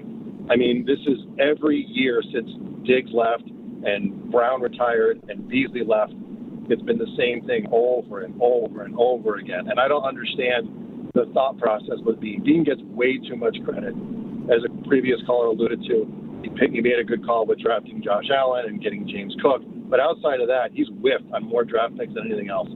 Why is it so hard? And now we're here back at the same spot as we are last year. We're going to go out the trade deadline and try to get up an expensive veteran who's going to end up not working out instead of using the draft to get cheap, inexpensive rookie who everybody else draft, experts have pointed out these wide receivers have these skill sets, and the Bills do the exact opposite. They drafted a slow, lumbering, non-separator that just adds nothing to the Bills' offense. And I don't know if and when anybody's going to make a decision that makes sense. Thanks, David, for the phone call, and thanks for the kind words as well. I went back because it's whatever. We're having a receiver conversation today. We can talk lots of defense, and we have done that, and we're talking corner as well. But I went back during one of the breaks to look. I searched my own Twitter history with the word Kumaro because this used to be my axe to grind when Jake Kumaro was on the team. And you could say post Diggs, it is a consistent thread. Whenever people write to me or ask me, you always talk receiver, my answer is because it's always an issue. And you're right, Groundhog Day. It is always an issue. It was an issue when Diggs was on the team in his prime. It was, wow, Diggs and Davis on the outside, and then you're turning to Jake Kumaro, and that's it. That was 2022. And I was concerned about 3 years ago. 3 years ago, it was, man, on the outside, there's just nobody out there if someone got hurt. And then they decided to get even worse at that position and build from slot and yak yard. They needed to be a yak team. I don't know. I feel like I don't want to get too crazy after this loss. I still think they're probably a really good team. I'd probably still pick them to win the division. But this gets back to stroke play versus match play. My deep analogy about how in the regular season, Josh Allen's going to win you 12 games no matter what you do. Yeah. And how much credit do you deserve for that? I'm not sure how much credit. You drafted Josh Allen. He's going to win 12 games because he's amazing. Then you get to the postseason, and you're going to need some other pieces to beat great teams. And it's been Kansas City every year that beats you with the Bengals in there once. And when they made that trade with the Chiefs to give the Chiefs Worthy, it doesn't matter if Worthy puts up 1,000 yards or 10 touchdowns. What matters is what did he do against you? And the answer is he's hurt you. And the guy that you got in the deal, neither one of them has hurt the Chiefs or mattered to the Chiefs. You're playing match play, and you gave them a club they wouldn't normally have. And now I look at this matchup, and let me tell you what I lay awake in bed at night thinking about. What Rice, Thornton, Brown, and Worthy are going to do to this secondary. If the Bills get stops against the Chiefs, it'll feel like a miracle. They are not prepared for it. They drafted Hairston. They need him to be out there. If he's not ready for the Chief game, which I would not expect, that's, 2 weeks away? 3 weeks. 3 weeks away, sorry. Bye week, Carolina, Kansas City. Yeah. He's got to be ready in 3 weeks. Otherwise, Tre'Davious White is on the field against the Chiefs. Yeah, good night. Taylor Rapp is on the field against the Chiefs. Good night. What are you going to do? The Chiefs went through a little period where their offense was not great, and you still couldn't beat them. And now it looks like to me that they are on their way to building their offensive machine again, and I'm going to chase Patrick Mahomes with a defensive end until my life ends. Well, doesn't it feel like right now that the Chiefs are in the middle of an evolution as an offense? To get back to where they were? They are evolving as an offense. The Bills are not, right? Well, they evolved. I don't know that they already evolved, but they evolved, and it feels like. But how long ago was that evolution? Was that That was almost 2 years ago now. Yeah. Joe Brady became the offensive coordinator, and basically they've played a very similar style of offense since that happened. That was almost 2 years ago. You know, we say this about Mike McDaniel a lot, right? Like, hey, the league caught up to him. The league figured it out, and they haven't really had a pivot. When does that start becoming a question of Joe Brady and the Bills' offense? Probably more than 2 games, right? Like, I'm not ready to do that yet. But it's a thought I had in my mind yesterday is as the Falcons are blitzing the you-know-what out of the Bills, and it's working, and these teams are challenging the Bills to throw the ball down the field on them. Like, come on, go after it. We're going to take away your run game. We're going to take away your yak at the line of scrimmage, and we're going to dare you to do something else. Where's the Bills' pivot? And do they have one? I wonder that right now if the league has 2 years of tape on the way the Bills want to play offense, and they have not really tried to evolve from that. It started working 2 years ago, and they've leaned into it. That's part of the whole point of Bean mentioning, like, oh, we scored 30 points a game last year. It's an idea of, well, this worked last year. Why don't we just run it back? Not just that. And not every team, sometimes teams can get into trouble by just saying, we're just going to do exactly the same thing we've done for 2 years. And not have as the Chiefs are trying to do something different from what they've done. 803-0550. Yeah, that we scored 30 points a game I was like, we have Josh Allen. How many should you expect to score? If you're terrible, you still get 14. You know, Josh Allen you get 600 for having Josh Allen on your roster, like write your name on the SATs. Oh, you get 600 for writing your name. 30 points with Josh Allen. Congratulations. Shoot for 40. Anyway, the defense is it's having a tough year. 803-0550, wide open for you. Sal coming up at 8, Chris Brown at 9. We'll check in with Paul Hamilton as well. Nate Geary's calling in. You're calling in. Andrew, Craig, Mike, Dennis, David, Johnny. We'll roll. 803-0550. It's a Buffalo Bills Football Monday here on a Tuesday on WGR.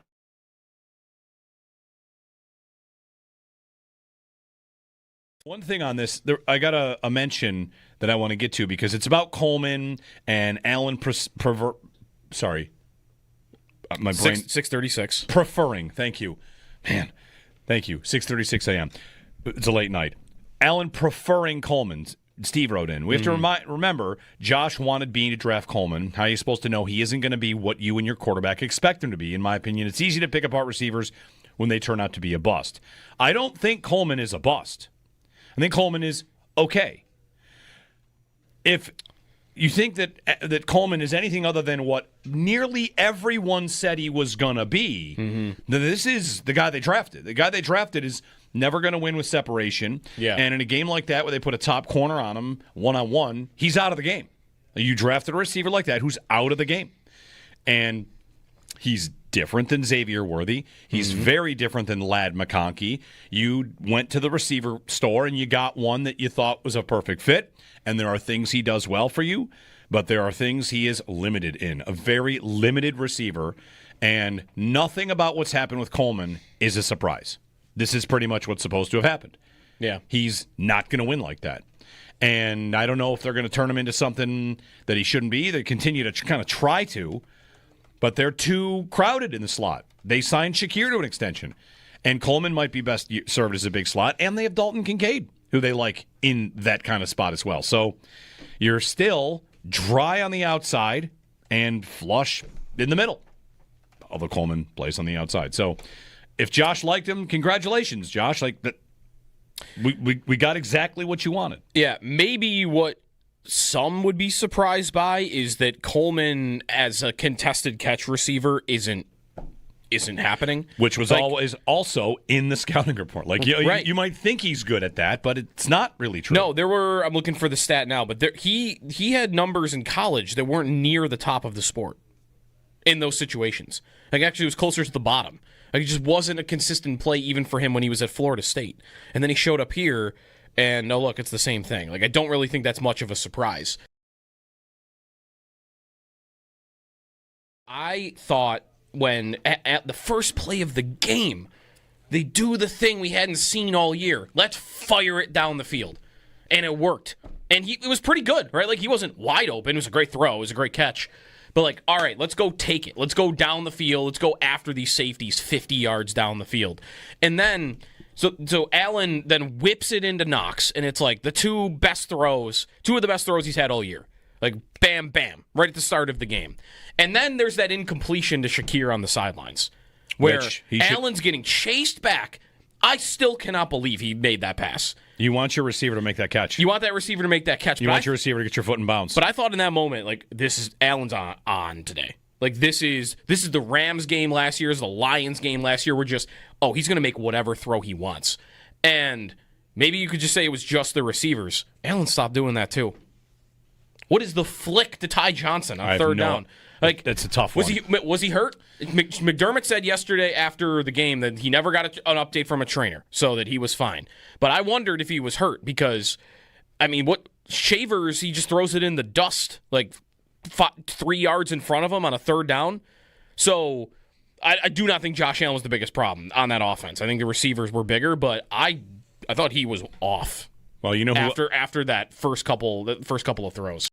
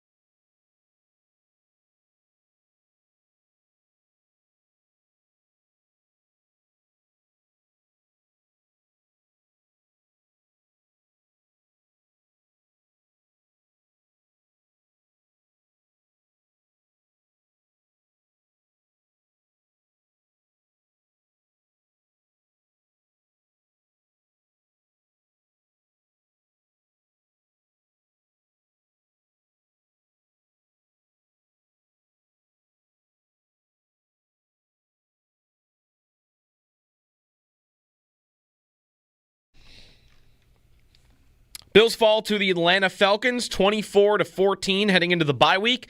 4-2 for the Bills. Josh Allen under 200 yards, 2 interceptions in the game. The Bills could not get their offense rolling all night. Atlanta put up over 300 yards of total offense in the first half. Bills defense played a little better in the second half. A lot of injuries out of last night's game. Daquan Jones was injured in warmups, popped his calf, according to Sean McDermott. We'll see how long he'll be out. A lot of players left and came back, including Christian Benford and Cole Bishop.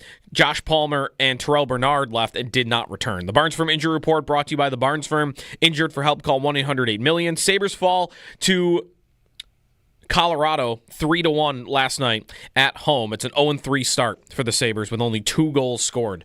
Next up, Ottawa tomorrow night at 7. Those are your Paddock Chevrolet sports headlines. Paddock Chevrolet, celebrating 90 years of being your hometown dealership.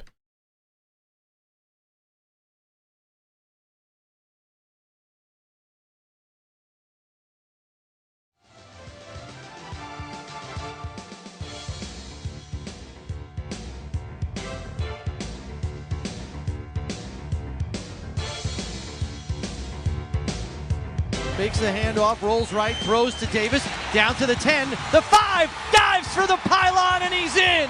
A 17-yard catch and run for Ray Davis, his first touchdown of the season, and the Bills are back in the game. Welcome back, Ray Davis. Touchdown for him, and started the second half with a nice drive for the Bills, but that was it. And 24-14 is your final in this game. Bijan Robinson runs through the Bills' defense. Drake London tears them up in the secondary. The Falcons build a lead and hold on to it for a 24-14 win. The Bills are on the bye week. They'll next play Carolina in Carolina and then home for the Kansas City Chiefs, which will be the next time we see the Bills at Highmark Stadium. And that could be, if the Chiefs hold serve, that could be for, I don't know, I want to say 1 seed. I don't know where the Colts are going to be or the Chargers are going to be right now, but if Or New England. New England is probably going to, but they could win every game up until that week. When they play the Bills? When the Bills play the Chiefs. Oh, right, yeah. Going into that game, New England plays Tennessee and then Cleveland. Very easily could be Both 6-2. Yeah. And the Bills would be, you hope you beat Carolina, but I don't know. I don't know who I should assume they'll beat anymore. It's not like Atlanta was this juggernaut in the NFC. No. 803-0550. One quick point. I saw this, Matthew Collard made this point about the NFC and about the NFL in general. Yeah. You have the standings, and if you're thinking about the deadline and what team might sell, you got a lot of teams that have 3 wins. And 3 or 4 wins, the NFC especially, where if you're thinking, all right, where the Bills going to maybe most likely get help from, it might be the NFC. And I got Washington, Carolina, Minnesota, Chicago, Atlanta, all with 3 wins. Yeah. That's 5 teams. The Rams, Lions, Seahawks, Eagles, Niners, 4 wins. Packers have 3 wins. But like all those teams won't sell. It might not be a buyer's deadline because there's just not much available out there on the market. And, if we were to prioritize what the Bills might want to address, I think corner is still at the top because you just can't trust Max Harrison to be healthy. It is funny. He might be, but I just wouldn't bank on it. I mean, every position, it's so funny how every position that will be brought up between now and the deadline, what are they? It's going to be, you'll get a caller about linebacker, you'll get one about safety, you'll get one about wide receiver, and you get one about corner, right? Like those are the 4.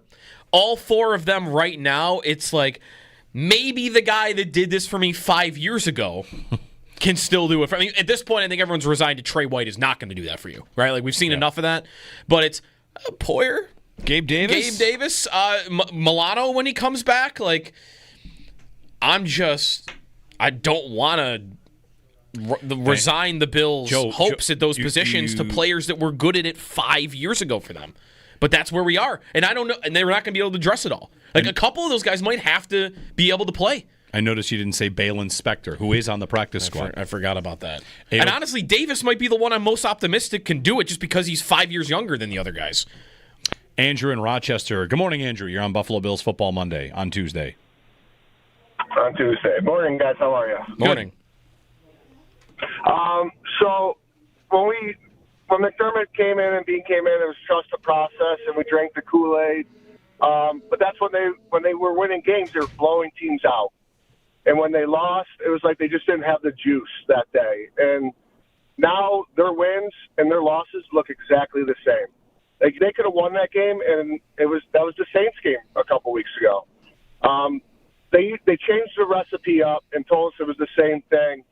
And the offense just doesn't look the same. It's like they got scared away after the Diggs drama. They got left at the altar, and they don't go and pick up a number one guy like that anymore. And you're left with just guys that they're like, hey, we're going to go out on a date with this, but it's not probably going to work out. And it doesn't. Yeah. There's some losses that feel different than others. The Bills used to, when that stretch you're talking about, those 2-3 years where they're just destroying teams, and when they lost, didn't it still feel like they were the better team? Yes. When they lose to, go back to the 2022 season. They lose to Miami in 100-degree heat. Where they threw 500 yards of offense. It felt like after that day, that's a dumb loss. You felt like you were the better team. They lose to Minnesota later that year on a stupid sneak in a 4th and forever, and I can't believe we lost that game. That's a dumb loss. I mean, you could find those. I mean, the Hail Murray game is this. There's a bunch of them. It didn't happen all the time that you felt like you just got straight out played. And that was last night. Wasn't it? Yeah. That wasn't a dumb loss. That wasn't a fluky thing happened and, the Bills lose in crazy ways. That was, no, you showed up and the other team was just better than you. And it was Atlanta. It wasn't the Chiefs. It wasn't even the Eagles. It wasn't one of these perennial powers. It was a team that, until last night, hadn't hosted a Monday Night Football game since 2017 and hasn't made the playoffs in 5 years. With a quarterback that probably isn't that great. And they just looked straight better than you. Beginning to end. Why'd they look better? How'd they look better? They looked better because they have 2 superstars on offense that the Bills don't have, right? That's to that level. And James Cook might be close. Sure. But Bijan's the best running back in football, isn't he? Yeah, probably. Right now he probably is. He's the Derrick Henry rushing threat while also being a great terrifying receiver. You can keep him on the field on every down. He is amazing in pass pro. They went to him on a 3rd down, but they went to him split out wide 1-on-1 with Trey White, and he got open. Penix missed the throw. Yeah. They lined him out at wide receiver against Trey White, and it was like an easy out 5-yard 1st down, and Penix just missed him. That. Why they look like the better team? Yeah, I think that's it. I think they have a couple of stars that are not players the Bills really have right now that can just make a game-changing play in the way that they did. And again, Cook is close to Bijan. I want to say they're miles apart, but Bijan's definitely better. Dennis in Lockport. Hey, Dennis. Hey, guys. Great show. Sorry to hear the one person about the wide receivers on you guys. You guys were spot on. Hey, a couple of things, and I have a question for you guys because I've seen a report on Josh. It was not mentioned yet. But a couple of things. Bean and them put all their cards, all their chips into this defense. Obviously, we're seeing the same holes, the same problems. They should have addressed, I think, a lot more areas than just defense. The other part was I couldn't understand. We started running the ball pretty well, and they got away from it right away, and they constantly in the game where Cook was kind of moving around and getting there, and all of a sudden they got away from it. So kind of want to get your guys' take on that. But one of the reports, too, with the Bills was Josh Allen suffered a broken left hand. So do you guys hear that? I mean, I know he went down on that sack. He did get up like he was injured, but there was a report on one of the sports things that he did break his hand. Dennis, I don't know. Josh said he's fine. McDermott said he hadn't heard anything on Allen. The thing about Josh is when he gets hurt, he doesn't tell us. He'll say he's not hurt, and then we watch a game, and he's wearing something on a hand. Which also means that I don't think that report is probably, I'm not saying it's not accurate. I'm just saying it's not coming from a super reputable source at this stage because, no one would know it. No one knows. No one would know it. He shows up to a game, and he's wearing something on a wrist. I guess he broke a pinky on the Buda Baker one. Here's one piece of evidence even though it was a fumble. But here's a piece of evidence that his left hand is not broken. Last year, he did do that against Arizona, right? Yeah, and what'd you see for 2 weeks after that, 3 weeks after that? He never handed the ball off with his left hand. It was weird. He handed the ball off with his right hand. It was noticeable. And what he handed the ball off with which hand against to Elijah Moore last night? His left hand. Left hand. He was gripping the ball with his left hand. So, was a fumble. I don't think if his hand is broken, he's ever handing the ball off with his left like he did last night. So I don't think it's broken. Do you know when James Cook's last touch of the football was last night? Ooh. Third quarter? 11:45 to go in the fourth quarter. The Bills finished punt, interception. Cook did not touch the ball in the final 3 possessions. And McDermott said last night in the press conference that he got a question about Cook coming off the field in third downs, and McDermott kind of indicated he would rather he doesn't come off the field. He's like, I agree with you. He shouldn't come off the field. Listen, every once in a while we get a look into everybody eats. Every once in a while we get that. And here's McDermott. What's he want? He wants his best player on the field. Right. I want Cook out there. In fact, we had just gotten a couple of weeks of Cook is getting too much. And I thought Cook was getting too many touches when they're up 9 points against the Saints late. But, hey, they're leaning into a guy because he's their best player. And he comes off the field on third downs, and he's not out there on the final 3 drives. He didn't touch the ball, I should say, on the final 3 drives. I don't know. McDermott is hard to figure out because the perception is he just wants them to run and be conservative all the time. And I'm not sure that is accurate. I think McDermott has talked about wanting field stretching ability on their offense for years. And is it lip service or does he want it and the GM continues to try to patch up McDermott's defense? Does McDermott want every one of these pieces or did McDermott want a wide receiver to stretch opposing defenses? I don't know. Now he's maybe at odds with Brady. Call him cute. We can be better. He's not happy about that Elijah Moore play. There's no way he's happy about it. No, and he's the exact quote. It was not much of one, but it was why James Cook should they be taking James Cook off the field for Ty Johnson on third downs? And he said it's a good point to bring up. And that was pretty much it. 803-0550 is our phone number. Johnny in Buffalo before the break. Hey, Johnny. Hello, Johnny. Are you there? No Johnny. All right, we'll get Kyle quickly then. Kyle. Yeah, hey guys, good morning. Morning. So, it's funny, when I think back a couple years, it was all about the offensive line and we needed to protect Josh, and then it was about establishing the run, and there's always something else that's a need. But the one thing that's been consistent is that we just over focus on the D-line. And, just last year, we drafted 3 of our first 4 picks on the D-line, and where are they? Are they showing up? Where's Landon Jackson? So, as much as people are saying, well, I don't like the Xavier Worthy and Keon Coleman sort of swapping picks, I'm okay as long as we're picking the right position. But, cornerback needs, safety needs, wide receiver needs, they're always there. You've been preaching wide receiver room again. Since Diggs was our number 1, we still weren't good enough. Yep. And so why, even if we missed on wide receiver picks, I'd be okay. In the same way we missed on Kyer Elam, but we got Benford because we picked him late that draft. So I just don't understand the obsession with the D-line. And as much as Bean was pissed off about not, the comments about wide receiver, I'm pissed off about his constant relying on we pick the best player available, we draft the best player available. That's BS. If the only players on your board are D linemen, we have to draft based on position, and I don't know why you just won't say that. And I think that's been the biggest issue. We haven't made our team better from the draft last year. Not a single player, aside from maybe Oz, is doing anything. Deion Walker, you're basically playing without a draft. Yeah. Thanks, Joe. We'll get a break in. Deion Walker's playing really well. He's right now the jewel of the draft.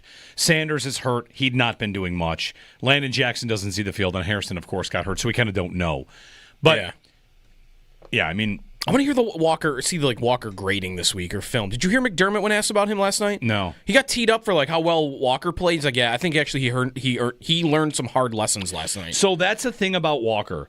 And is he's gonna make pop plays, but then maybe is he Terrell Bernard, a defensive tackle? No, I think what you have is a guy that is put it this way, if I could make this comparison. I don't know defensive lineman as well as anything else, but he's like a young Josh Allen where you see amazing plays. Yeah. Like, in time, we get rid of the mistakes and learn those lessons. Stud. Yes. Yeah. I think there's a lot. I saw Sam Monson last night tweeted about Deion Walker and said, Vita Vea vibes. Like, unblockable 4 plays a game. So what your job is if you're Deion Walker is, like, keep doing that. Be unblockable 4 plays a game. And the other plays, just do your job. Right. And maybe the plays where he's just got to do his job are a little and especially inconsistent. This is something McDermott will talk about a lot, and the Bills defenders will talk about. Other guys are making mistakes. Sometimes you try to do too much. Sometimes you're out there hunting for a play, and by doing so, you get yourself in trouble. Yeah. So you can't make a tackle for loss on every single play. And I think with Walker, you might see, highs and lows, but the highs are very high and very encouraging on him. Yeah, he's 4th in the NFL in tackles for loss now. Yeah, and which is what the Bills want from their defensive tackles, penetrators. And he doesn't even play all the snaps. Negative plays. Yeah. To the point about, receiver and all that way back, like we'll continue to get to it. We'll get to it with Sal as well. Sal's joining us top of the hour here. 803-0550, 1-888-550-2550 to join us. It is Buffalo Bills Football Monday / Tuesday. Thanks for the call. I had a couple thoughts I wanted to get to, but they flew out of my mind. We're up against the break. And again, we got 2 weeks on this game. There's 2 weeks. There's the bad news. Game. 2 weeks on a 2-game losing streak where he scored 20 and 14. So that's tough. You're up next. More of your phone calls. Sal coming up at 8 o'clock. We'll get your calls in with him as well. His arrow up, arrow down. All coming up here on Buffalo Bills Football Monday on WGR. The Bills' offense was in a state that we haven't seen it in quite some time, and that's unable to move the ball consistently. It is a second straight week the Bills' offense goes 4 straight punts. I mean, that jarring to see 4 straight punts from a Josh Allen-led offense, and then in consecutive games to do that. And their point totals the last 2 weeks are 20 and 14. That's tough. That's real tough. 2 teams that you lost to that scored 23 and 24. You're not supposed to lose those games, not with the offense you have tried to build or said that you've built. So 443 yards allowed for the Bills, 300 and whatever in the first half.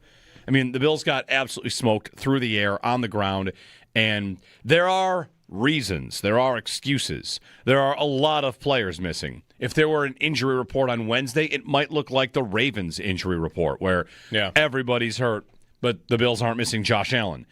They suffered big injuries in this game. They go backups all over the place in this game. At some spots, the backups look like upgrades. Linebacker. Shaq Thompson is an upgrade. And Dorian Williams is an upgrade. I thought that as the second half was unfolding. And I thought, like Nate tweeted out, man, the defense, they come to play a little bit in the second half. I'm like, because honestly, I think the Bernard's linebackers in there are not really worse than the linebackers that are typically in there. In fact, Thompson, I think, looked better at middle linebacker than maybe we've seen all season.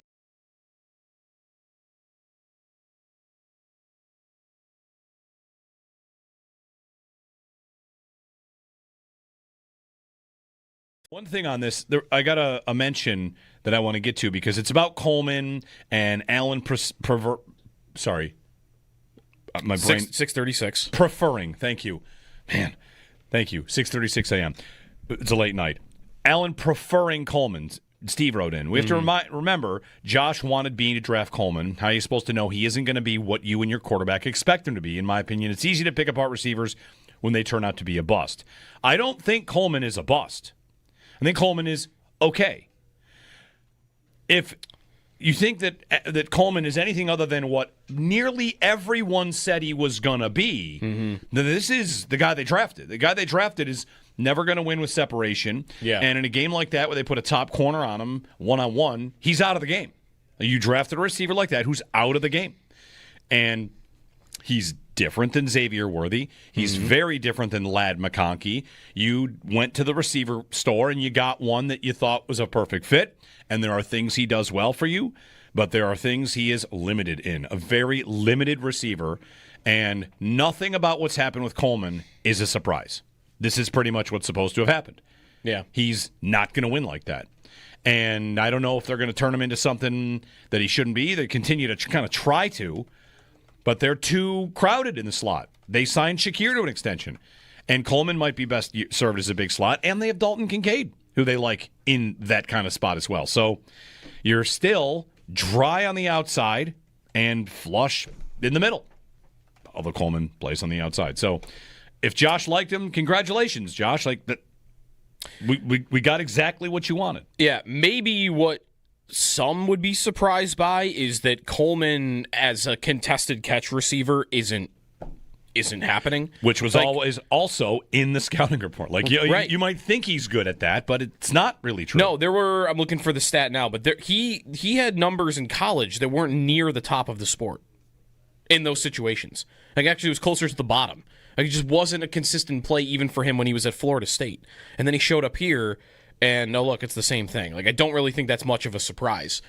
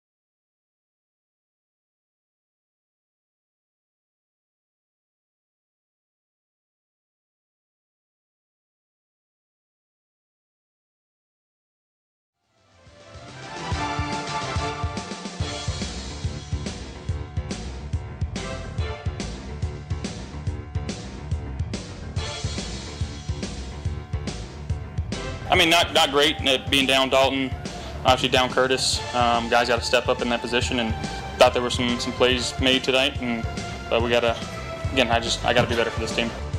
Josh Allen following the game. Locker Room Audio brought to you by Reimer Home Services. Homes rely on the Rhino. We'll get the Barnes Firm injury report in a moment with Sal. Bills lose to the Patriots, and I did the thing that Patriots fans might do this morning, which is I screenshotted the standings. Here's New England at 4-2, and the Bills at 4-2. Drake May, big game over the Saints, threw for 3 touchdowns, some deep balls.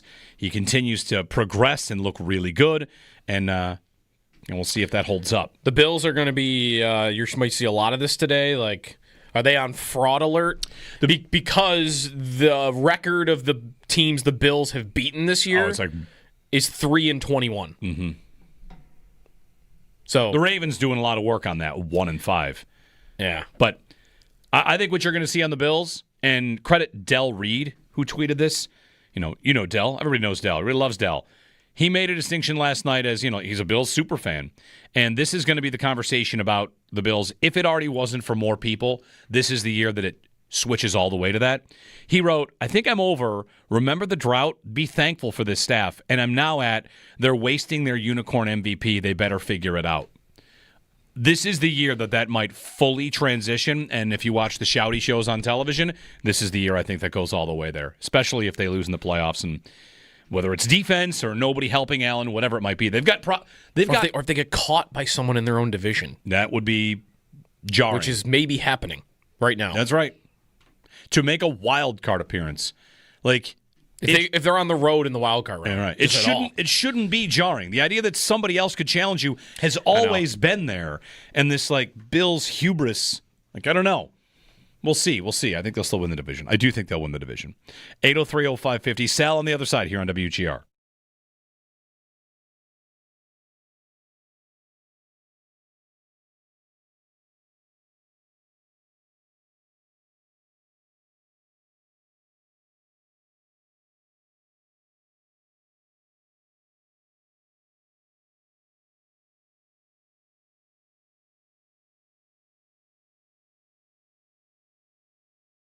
Jeremy White here to tell you about AAA.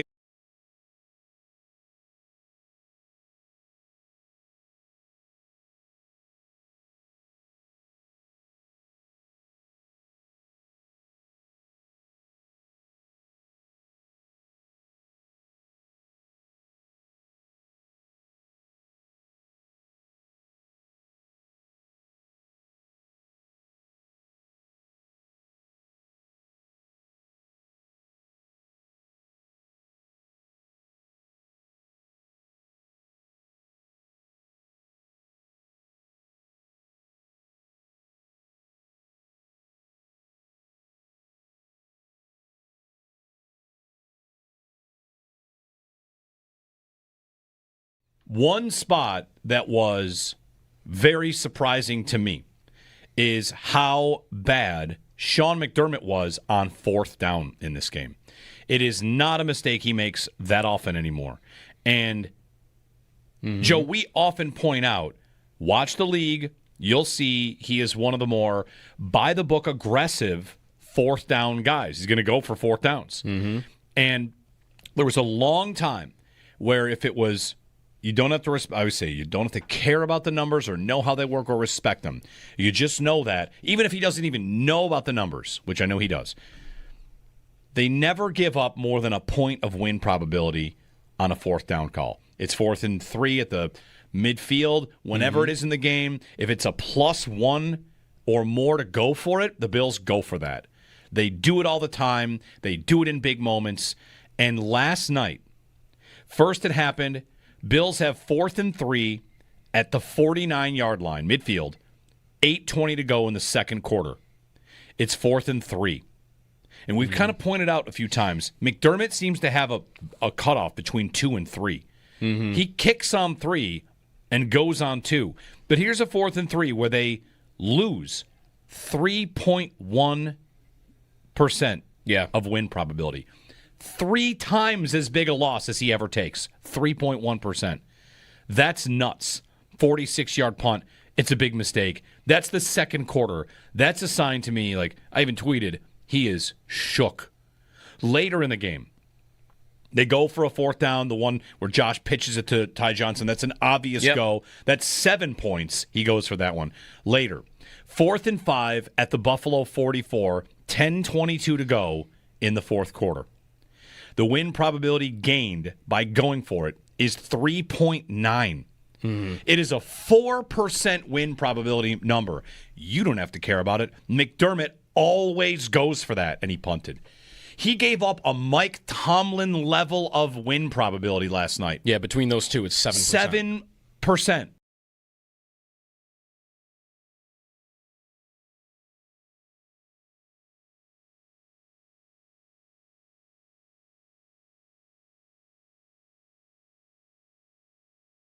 I thought when at the first play of the game, they do the thing we hadn't seen all year. Let's fire it down the field. And it worked. And it was pretty good, right? Like, he wasn't wide open. It was a great throw. It was a great catch. But, like, all right, let's go take it. Let's go down the field. Let's go after these safeties 50 yards down the field. And then, so Allen then whips it into Knox, and it's like two of the best throws he's had all year. Like, bam, bam, right at the start of the game. And then there's that incompletion to Shakir on the sidelines, where Allen's getting chased back. I still cannot believe he made that pass. You want your receiver to make that catch. You want that receiver to make that catch. You want your receiver to get your foot in bounds. But I thought in that moment, like, Allen's on today. Like, this is the Rams game last year, the Lions game last year. We're just, he's going to make whatever throw he wants. And maybe you could just say it was just the receivers. Allen stopped doing that too. What is the flick to Ty Johnson on third down? Like, that's a tough one. Was he hurt? McDermott said yesterday after the game that he never got an update from a trainer, so that he was fine. But I wondered if he was hurt because, I mean, what Shavers, he just throws it in the dust like 3 yards in front of him on a third down. So I do not think Josh Allen was the biggest problem on that offense. I think the receivers were bigger, but I thought he was off. Well, you know who, after that first couple of throws.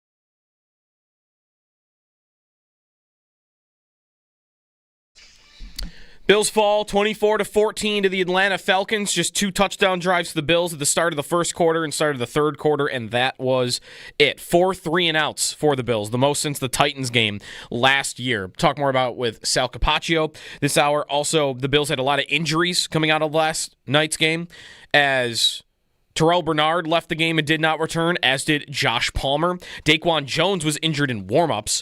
Sean McDermott said after the game he popped his calf, but didn't have any more details on the timetable yet.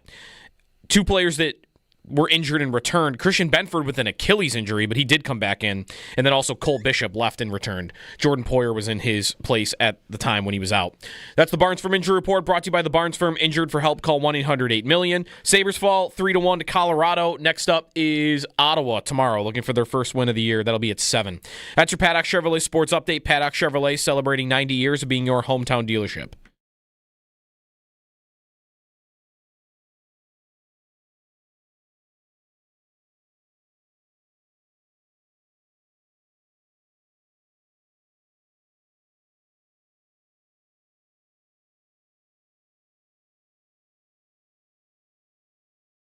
It's Sal Capaccio.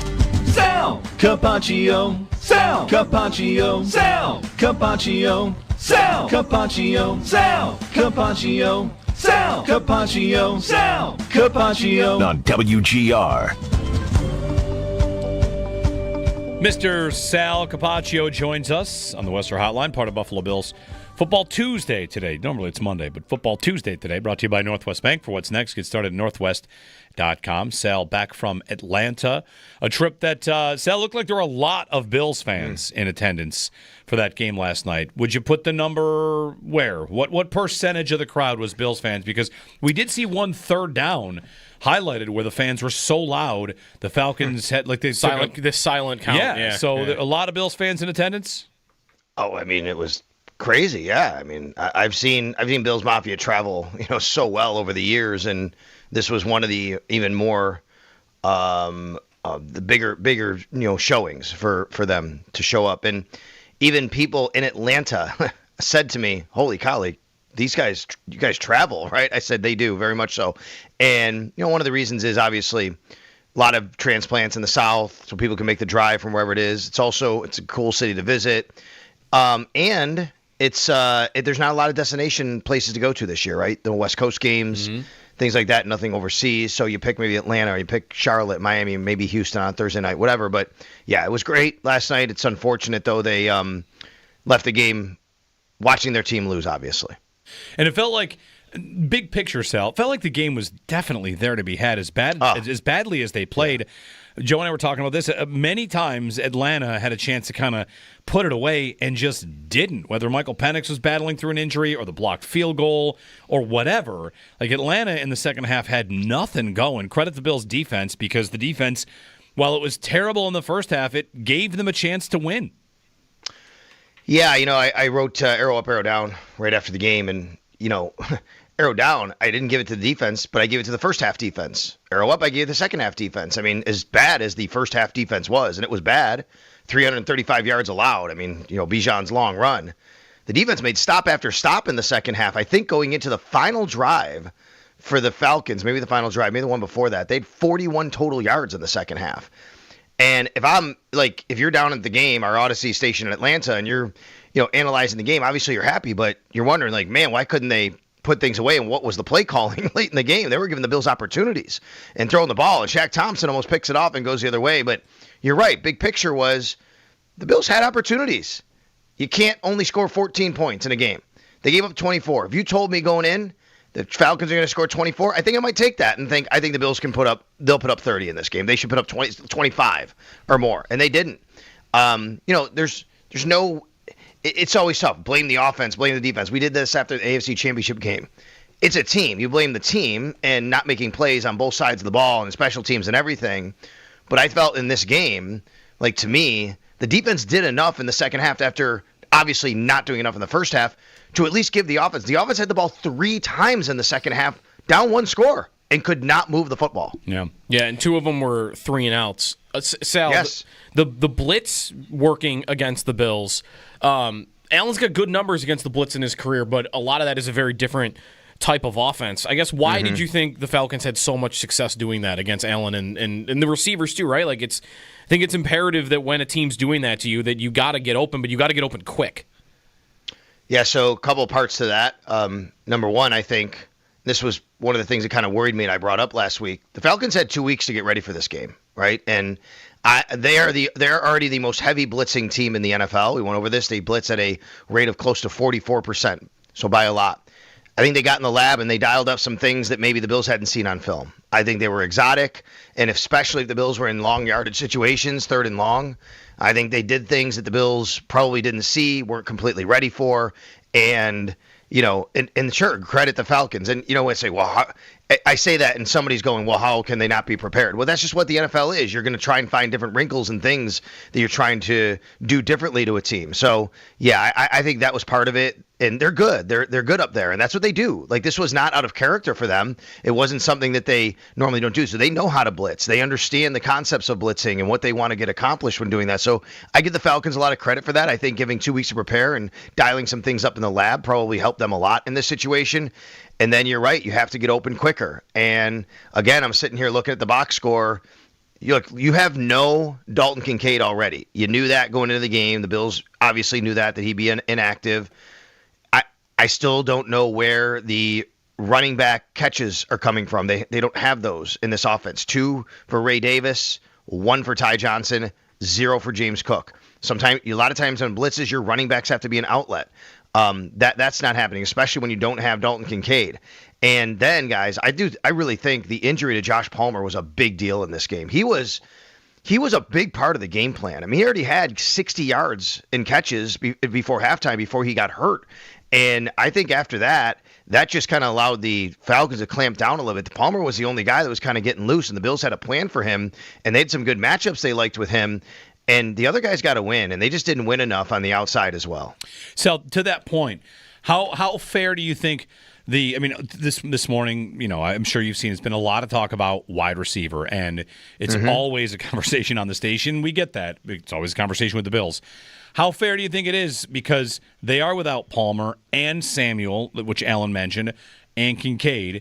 But, like the flip side of that is it's supposed to be an everybody eats offense, and it should be that you can count on your other guys to come through, and nobody could. They're not deep enough. And for me, it's a real disappointment in Keon Coleman in this game because you needed him more than ever, and clearly Atlanta was not worried about him, threw one guy, A.J. Terrell, out there and just took him completely out of the game.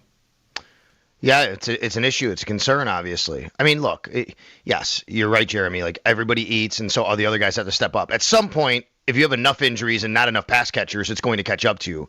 You can say everybody eats, but at some point, depth drops off for any team. It doesn't matter.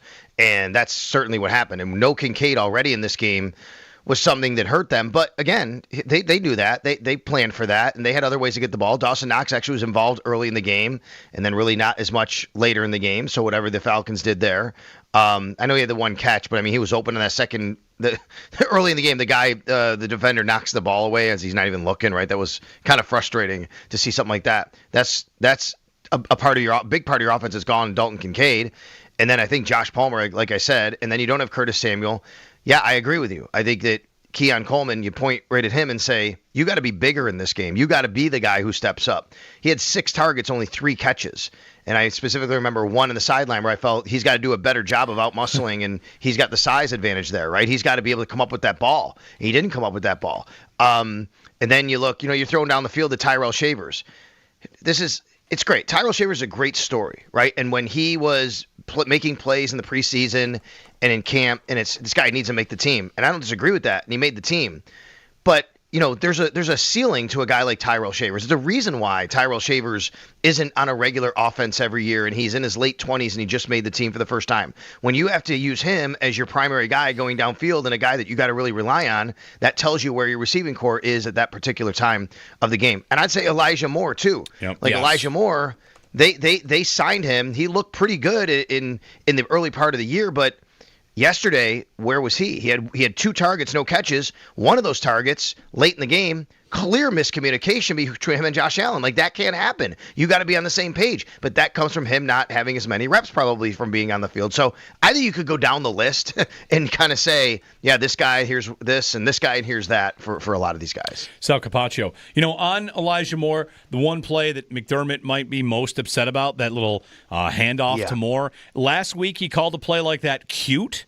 And here it happens again and says we can be better. So they have a week to kind of get back in the lab here with a bye week. Do you sense that they might come out, I don't know, different on offense? Well, do you think that McDermott's going to be upset with his offensive coordinator? It's now 2 weeks in a row where we're talking about a play like that. I'm sure that they're having conversations, right? He was clearly not happy about it last night. And he did say too cute last week. I don't know specifically that question. It was about just the offense. Sometimes we got too cute. Yep. But I think it was a question maybe about that play. But you're right, Jeremy. So it's probably, that's obviously baked into it. Same thing here. I don't get it either. Like that was frustrating to watch. The Bills were moving the ball. They were running the ball. They had 2 chances to get 1 yard. And maybe the thought is from Joe Brady, hey, if I get it to Elijah Moore, this is a boomer bust play, or at least boomer bust. I don't know if I'd say maybe he doesn't get it. But then we can go for it on 4th down. The problem is the fumble pushes you back 4 yards. Just like last week, the fumble gives the ball to the other team. But, man, you got Josh Allen and you got James Cook. I don't even know if James was on the field for this play, to be honest with you, now that I think back. But he wasn't. Just go I'm watching forward. now. They actually didn't have a running back on the field. Gilliam was out there. Okay, so he's in the backfield, Gilliam. Because remember, they're lined up for a tush push, which, by the way, from almost 2 yards away, I was curious that they were doing that in the first place. Like, they look a little far to do a tush push, so they were running it out of that set, I guess. I don't think they should have done it, but the one point about that Eric Wood made in the broadcast was when you line up with that, you do bring all of the defenders into the box. Right. So you're going to have an opportunity. If Elijah Moore has a seam, he might break something, right? You're like, okay, we're going to try this. Hey, if they stop it, we can still go for it. If not, he might be out the gate. Right, so that's part of the reason. But the overall big picture, guys, is that's too cute to me. That's too cute. Just do what you were doing. The Bills did a great job on that first drive coming out of the half to just give it to James Cook and run down the field. Cook was awesome in that first drive. And they went right down the field, and they finally scored on the pass to Ray Davis. And I felt they just kind of needed to go back to that, doing that. But they didn't, and that play really cost them. Let's get the Barnes Firm injury report brought to you by the Barnes Firm. Injured for help, call 1-800-8-MILLION. Okay, so Daquan Jones popped a calf in warm-ups. How serious do we think that might be? Well, he had a boot on after the game, so not really sure. You have a bye week next week. We'll see where that goes. But a calf, when Sean said he popped a calf, that's not good news. Yeah. I mean, you already have the way it works, because a lot of people asked me this before the game yesterday when it was announced and I reported from the sidelines that Daquan was going to be out, which is why can't they just activate somebody else or elevate somebody else? All the practice squad players are pretty much there, a lot of them.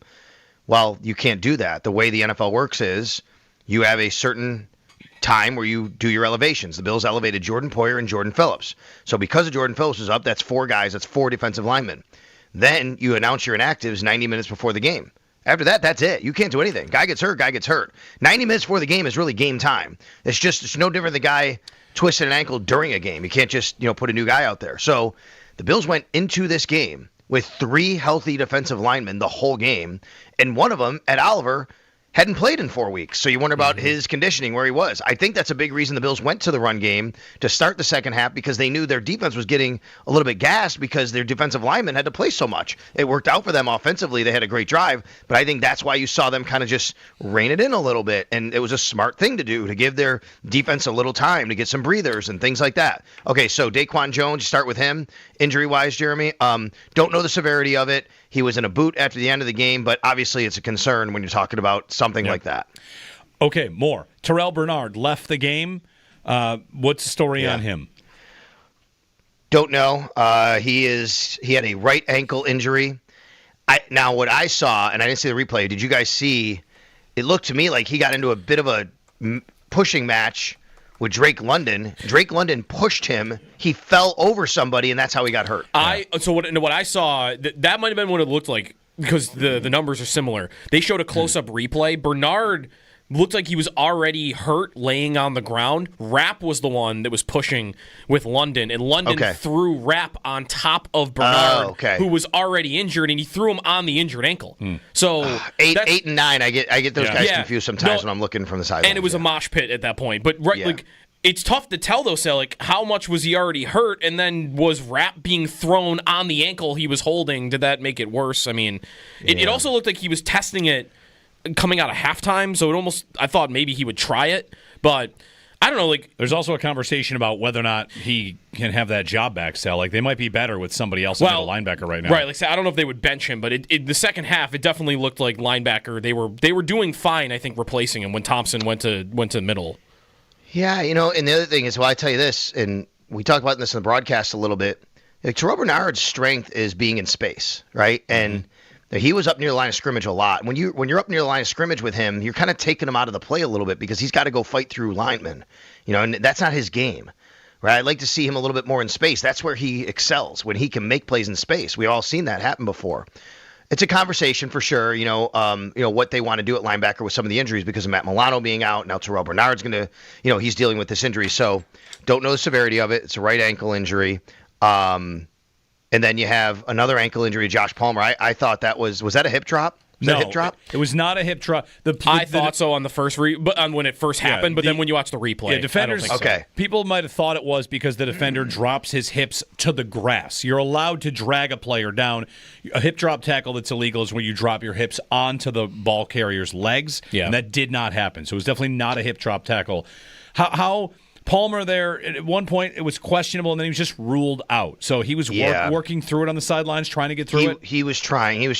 Yeah, he was still on the sidelines. I saw him over there trying and just kind of doing some running and some jumping up and down. Same thing with Terrell Bernard. Like, Terrell Bernard tried to come back in. I mean, I watched the whole thing play out after halftime. He came out, and he was out there, and I could see him kind of fighting through it. He was frustrated. Like, he was talking with trainers, and you could see him basically say, like, I just can't, like, push off this way or that way. Like, you could see that happening. So he was trying to come back. Ultimately, Palmer was ruled out. Ultimately, Terrell Bernard didn't come back. But the guy that came back was Christian Benford, and he had an Achilles injury. I mean, when you hear Achilles, right, you're like, oh, my goodness. Yeah, we just talked about that in the break. Like, how many times are you going to hear Achilles and will return? And Sal, like, that's going to be something I'm nervous about the rest of the year because for sure. When that happens, you're always on watch. Yeah, for sure. And he was fighting through it, through the whole game. I give him a lot of credit. There was one big play where he was with Drake London down the field, and he was hobbling, and he's still trying to do it, right? And again, I'll go back to, I'm not here to paint roses for the defense. They were not good in the first half, and it cost them big time. They got it done, though. But man, they gutted it up.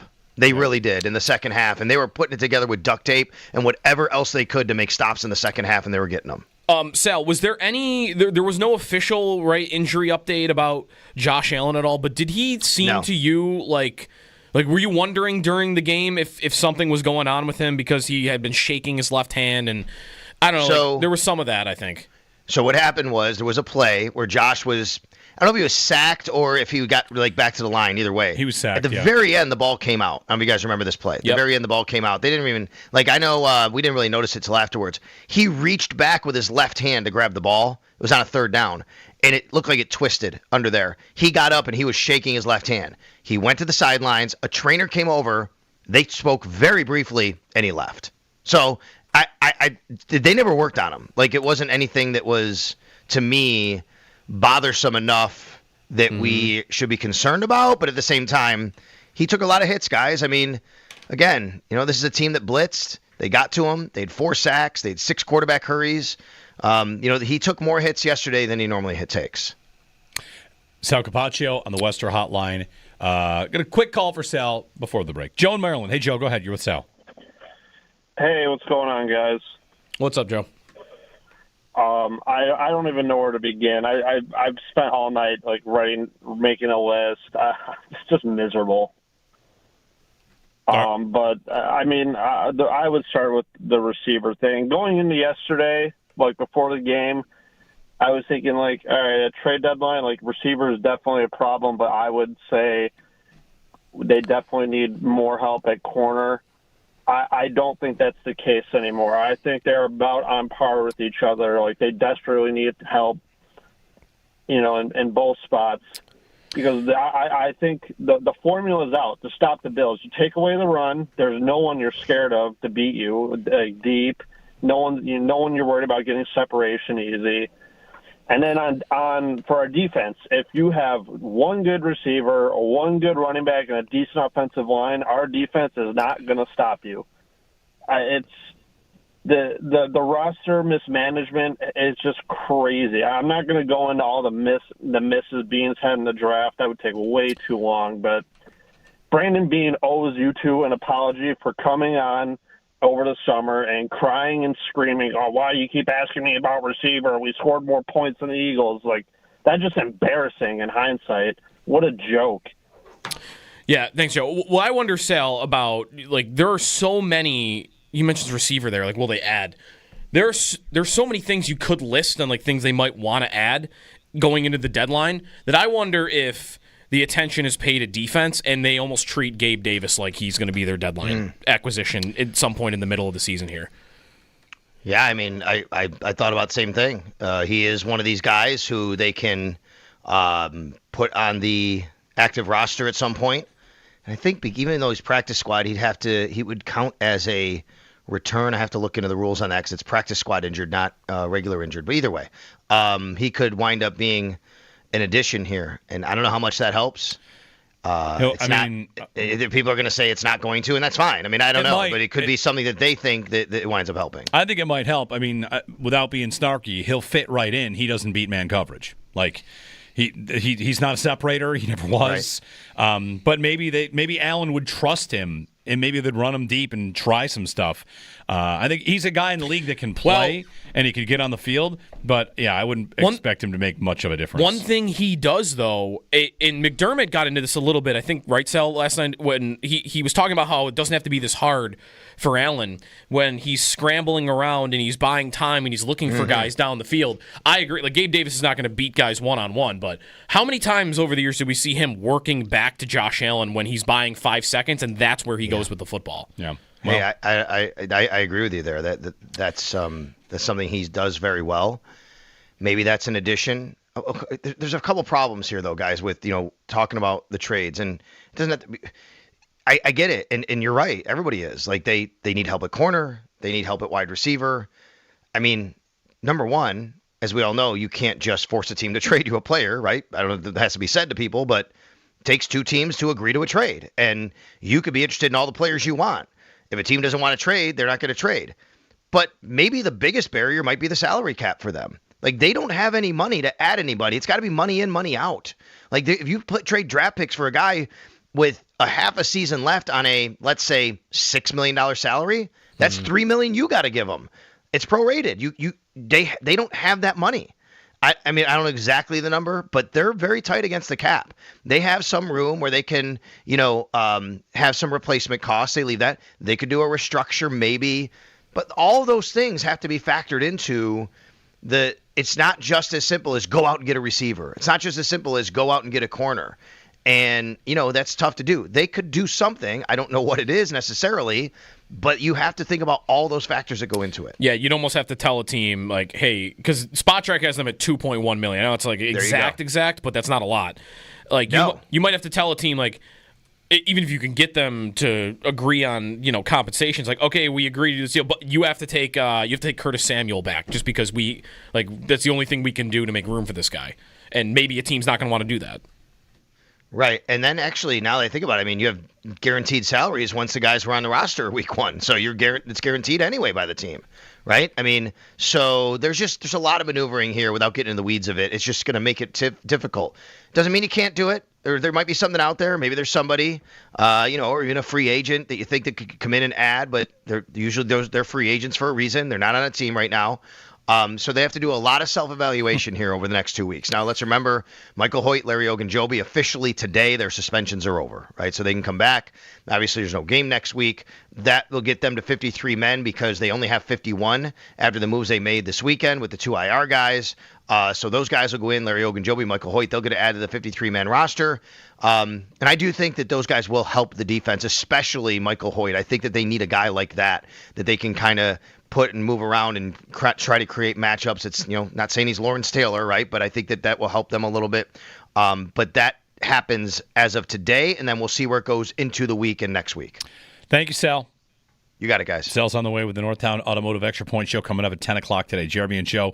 Get to more of your phone calls, 803-0550, 1-888-550-2550. When you hear the Bills don't have cap space, it does not make it better. Certainly does not make it better. No, it makes it feel worse, actually. There are cheaper ways to pursue some positions. 803-0550, 1-888-550-2550.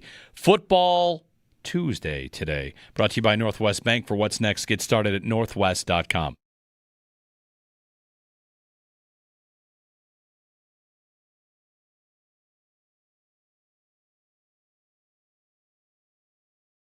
How fair do you think this morning, I'm sure you've seen, it's been a lot of talk about wide receiver, and it's always a conversation on the station. We get that. It's always a conversation with the Bills. How fair do you think it is? Because they are without Palmer and Samuel, which Alan mentioned, and Kincaid. But, the flip side of that is it's supposed to be an everybody eats offense, and it should be that you can count on your other guys to come through, and nobody could. Nobody could. They're not deep enough. And for me, it's a real disappointment in Keon Coleman in this game because you needed him more than ever, and clearly Atlanta was not worried about him, threw one guy, A.J. Terrell, out there and just took him completely out of the game. Yeah, it's an issue. It's a concern, obviously. I mean, look, yes, you're right, Jeremy. Like, everybody eats, and so all the other guys have to step up. At some point, if you have enough injuries and not enough pass catchers, it's going to catch up to you. You can say everybody eats, but at some point, depth drops off for any team. It doesn't matter. And that's certainly what happened. And no Kincaid already in this game was something that hurt them. But again, they knew that. They planned for that, and they had other ways to get the ball. Dawson Knox actually was involved early in the game, and then really not as much later in the game. So whatever the Falcons did there. I know he had the one catch, but he was open in that second. Early in the game, the guy, the defender, knocks the ball away as he's not even looking. Right, that was kind of frustrating to see something like that. That's a part of big part of your offense is gone. Dalton Kincaid, and then I think Josh Palmer, like I said, and then you don't have Curtis Samuel. Yeah, I agree with you. I think that Keon Coleman, you point right at him and say, you got to be bigger in this game. You got to be the guy who steps up. He had 6 targets, only 3 catches. And I specifically remember one in the sideline where I felt he's got to do a better job of out-muscling, and he's got the size advantage there, right? He's got to be able to come up with that ball. He didn't come up with that ball. And then you look, you're throwing down the field to Tyrell Shavers. It's great. Tyrell Shavers is a great story, right? And when he was making plays in the preseason and in camp, and this guy needs to make the team. And I don't disagree with that, and he made the team. But there's a ceiling to a guy like Tyrell Shavers. There's a reason why Tyrell Shavers isn't on a regular offense every year, and he's in his late 20s, and he just made the team for the first time. When you have to use him as your primary guy going downfield and a guy that you got to really rely on, that tells you where your receiving core is at that particular time.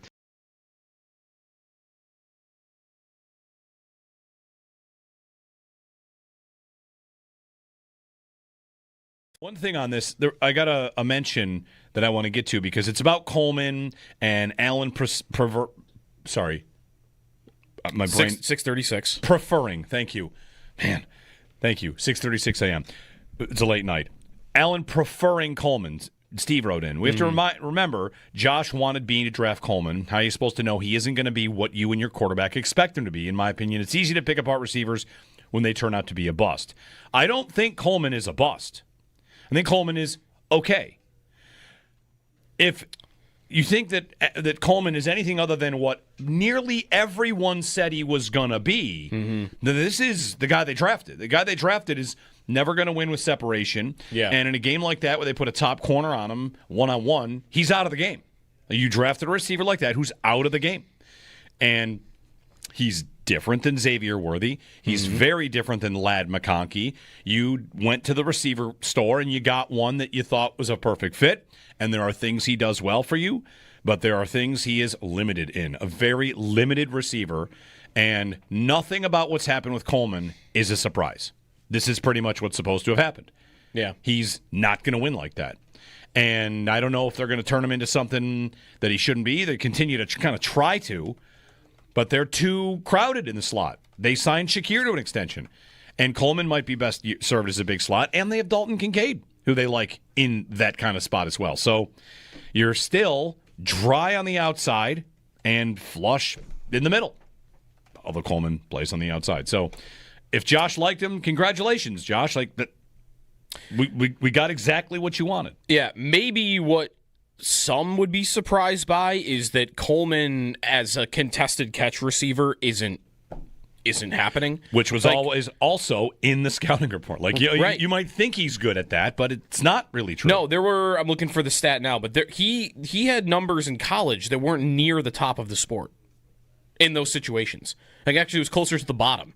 Like it just wasn't a consistent play even for him when he was at Florida State. And then he showed up here and no, look, it's the same thing. Like I don't really think that's much of a surprise.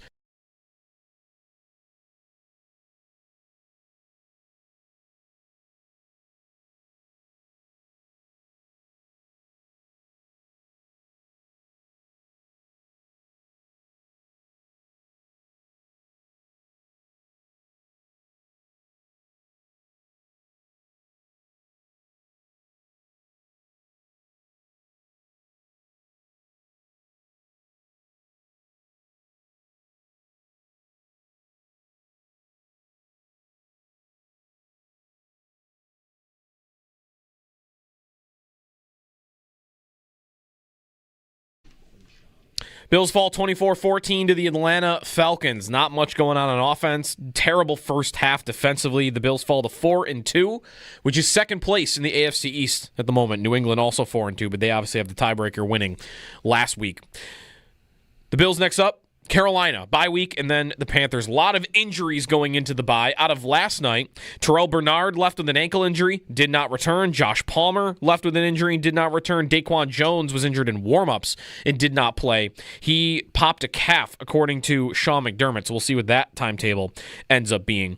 Meanwhile, Cole Bishop and Christian Benford also were injured during the game. They did return. The Barnes Firm Injury Report brought to you by the Barnes Firm. Injured for help, call 1-800-8-MILLION. The Titans fire head coach Brian Callahan. Mike McCoy will take over as interim head coach. Bears won on the other Monday Night Football game on a last-second field goal over the Commanders.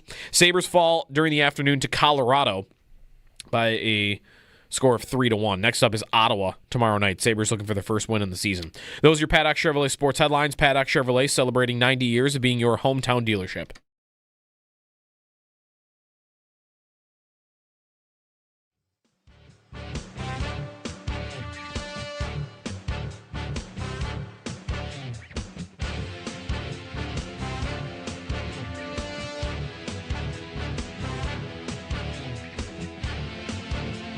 Penix back to pass, looking for London, and he's wrapped up and thrown down for a sack by Ed Oliver. Ride 'em, Cowboy! We'll talk with Chris Brown coming up at 9 o'clock this morning. Normally at 8:30, but they got back a little later, so we pushed some times a little bit. We'll talk to Chris at 9 o'clock. We'll talk to you right now at 803-0550 and 1-888-550-2550. Jeremy and Joe on the Buffalo Bills Football Tuesday. Highlights of the game brought to you by Northland Workforce Training Center. Train for what's next. Bills fall to Atlanta 24-14. The Falcons have a good defense. Starting to see, as we get deeper into the season, you see trends, and Atlanta's defense, aggressive, fast, right there with like Minnesota blitzes a lot. Cleveland's really good. And Atlanta is near the top in terms of how good they can play defensively. And they looked the part, shutting down a Bills team that had, now we got 2 straight weeks of the offense not getting to that magic 30 number. 803-0550, our phone number, and 1-888-550-2550. Bigger picture stuff. When you and I were talking about it late last week, we talked about this in the break. Could they come out of the bye and have Shaq Thompson be their middle linebacker and have Bernard move over into the Matt Milano role, and like that's your new linebacker tandem? Yeah. Maybe, because I feel like that has real potential to be their best combo now. You also have to wonder if, we had brief freakouts about this during the preseason. Yeah. Are Jordan Poyer and Gabe Davis going to be starting games? And we're getting there. They're getting less and less far-fetched as ideas. Poyer played yesterday and was better than Rapp. In the limited, it's not like he was amazing. Right. So maybe Rapp was just Rapp was not doing anything last night. He was on the Bijan run. He overruns the gap there, and McDermott talked about players missing their gaps. I think Rapp is probably one of the guys that he's mentioning. On the Bijan touchdown run, like, if you go watch that, Bishop, it's just, sometimes you see it from Bishop. He's just passive. He's passive. He does not get up there and try and pop. He's Bijan not confident to attack a guy. Right. Yeah. Pop and try to get him to the 24-yard line. Instead, he stops and runs to the sideline and can't. I mean, whatever. I'm no expert of safety play. I think their safeties are a mess. It feels like Poyer might not have the juice to go make that tackle, but wouldn't Poyer try to? Wouldn't he fire in? Wouldn't he know where to go? It's why he's here, isn't it? It's like he knows what to do in that spot. He just might not have the ability to bring him down anymore. But I think I'd rather have that than at least. But who would they bench? Is a question. Like how far will they go? Who's the highest profile player that would see the bench? Like would it be Rapp? Would it be Bishop? Would it be Bernard? How high profile a player should Taylor Rapp be to bench? Not high profile at all. Like he's just a guy in the league that makes what's his contract? He makes like 3.6 a year. He's a guy. Whatever. Right. I mean, Milano might feel a little different if he's healthy because it's Matt Milano. It's meant a lot. Trey White, same thing. Now they've already toyed with that, so maybe they would be willing to bench Trey White. Maybe they'd be willing to bench anybody. Would they be willing to move Bernard? He is the captain on the defense. He's been the signal caller for multiple years, and they're going to move him to a position that he hasn't played since his rookie season. However, that is his natural position, I think. So it's a good question. I feel like they probably should do it, and this would be the time you want to do it, is during the bye week, because if they come out of the bye and Bernard is still playing middle linebacker, it's not a thing I'm thinking about for the rest of the year. Right about now, I just worried about that extension because maybe it's a bad stretch, whatever it might be, but it doesn't look like a good spot. The Bernard contract? Yeah. I mean, it's not like he's the highest paid linebacker in football. That's right. What is it, $8 million? He signed for half of what Tremaine Edmonds signed for 4 years ago or 3 years ago. But like he's again, like the Bijan run, a lot of things are going to go wrong. But Bernard, you're going to play him. Sal just talked about this. You're going to play him right on the line like that. And that's what happens. Bernard moves up to the line of scrimmage almost to show a blitz. And then what happens? It's, Bernard's going up against a center, and he's just he's going to be taken out of the play. And a lot of linebackers would be taken out of the play. But some linebackers would fight their way back into it. And Bernard is just, it's over. You get him on alignment, it is over. Yep. Liam in North Buffalo is up. Hey, Liam, good morning. Hey, guys. So basically, I want to bring up, obviously this team has a lot of warts, and I know a lot of people, check Twitter, right? Like, fire McDermott. I mean, I think I had my criticism of McDermott, but I think, Bean is probably a bigger issue to this team than McDermott at this time. But also, basically, my only question was I want to bring up, they do this every year, right, since 2020, that they lose 2 games in a row, yep. And it looks bad, and, then they kind of get it together.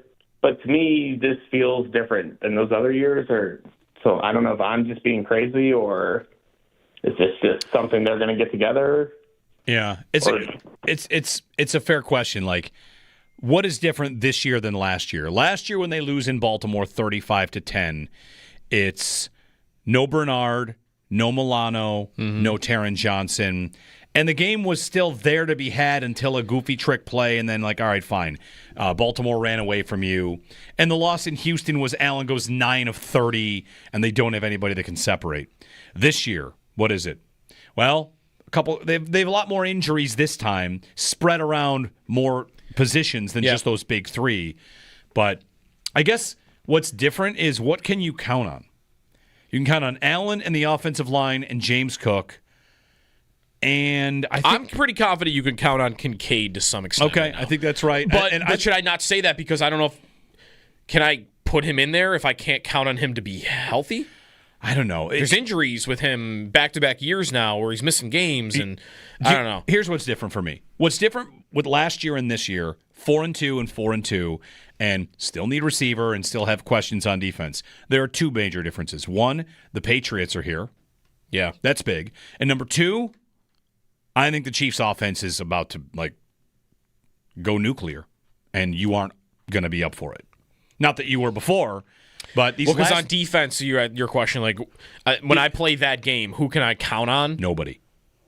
Yeah, like the last 2 years. I don't know a single thing. The last 2 years, you could have tried to play the Chiefs in a certain way, and their offense could be held down. And whatever, they're 3-3. So the Bills are 4-2. The Chiefs are 3-3. But I just think their defense will. Yeah, I don't even have the adjectives to use for what they're going to do to the Bills secondary. I am very, very concerned about it. You can count on Taron Johnson still.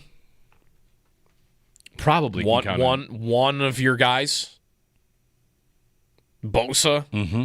Bosa's the king of almost, though, this year, isn't he? He's getting close, and he's just not. He's not getting there. No. That happened yesterday. He almost got to Penix in a split second. He's doing his job. He's doing what he's paid to do. He's not a game wrecker, and he's not paid like one. He's paid like a guy that can come and make a difference and make some plays. And I think I'm happy with what Bosa has done. Rousseau has started to look really good again. Like, that's nice to see him there. And Deion Walker's good, and Ed Oliver's good. I actually think the D-line's actually in decent shape. I think the D-line is okay. Now they have major injuries. If Daquan Jones is out, I don't know what they're going to do there. Yeah. And Sanders is already out. Yeah, the Daquan Jones injury could be big. Yep. So what's different? The competition. You don't always get it to go linear. You're kind of chasing what a team might be. Yep. The thing that's just kind of always wild to me, I saw Howard. Howard's going to pick the Bills probably tomorrow, and he came in on something. He's hot on everybody eats. He really is. He was tweeting about how the last 2 weeks the Bills have lost games as the opposing team doesn't give one flip about everybody eats. It's 12 targets for Diggs as he steals your lunch, and then it's 16 for London as he does the same. Like this, we used to get into it with Dable when people would call and say they don't run the ball enough. The Bills, whatever, they're an amazing team, an amazing franchise. Their quarterback's awesome. He won the MVP. They do a lot of things. Sometimes I feel like they're trying to thread some sort of needle rather than just be awesome. You don't have to thread this needle. You don't have to run the ball great. The Chiefs have never done it well, and they have a bunch of Super Bowls. You don't have to be great on defense. You just have to play great in games in the playoffs. You have to have answers in the playoffs, and they consistently don't against the Chiefs. They get outcoached. Andy Reid always has an answer for them, and that's when they have good defenses. What are the answers going to be when they have a bad defense? So roster management, coaching, injuries, they've got a lot going on. They're going to win 13 games, and I don't know if that's going to be enough to win the division. 12 might not be enough to win the division for the Bills because we're looking at best, a split with New England. And I got to start looking at the second tiebreaker. The good news is they lost to the Falcons. That's an NFC team. There's part of your good news. Right. Yeah. 803-0550. 1-888-550-2550 to join us. Trying to thread a needle, I guess, Complimentary football. There was no Lombardi trophy actually says complimentary football on it. None of them do. You can just win being amazing at one thing. You probably have to play some defense, though. And this team is not up for that right now. 803-0550 to join us on WGR.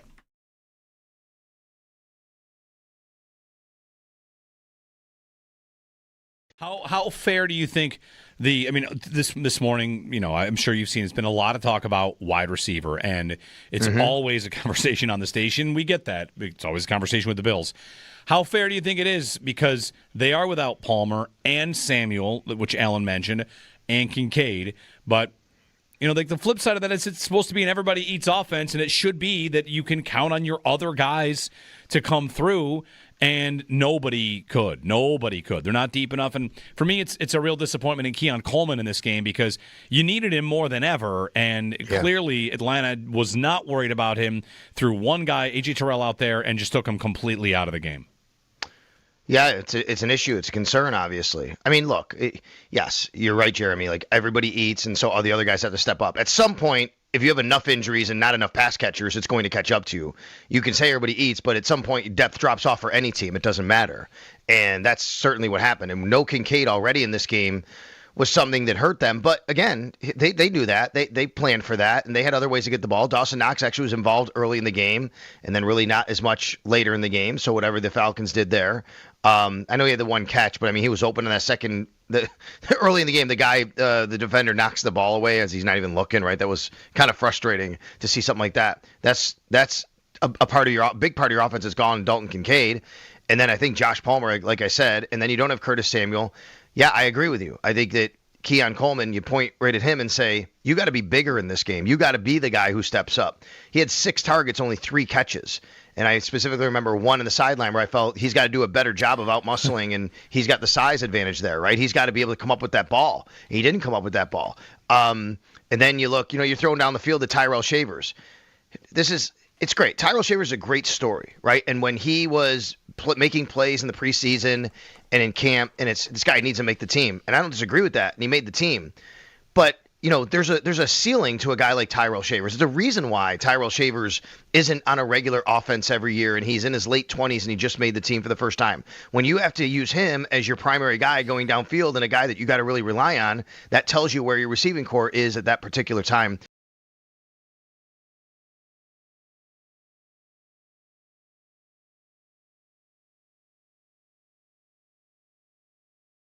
One thing on this, I got a mention that I want to get to because it's about Coleman and Allen.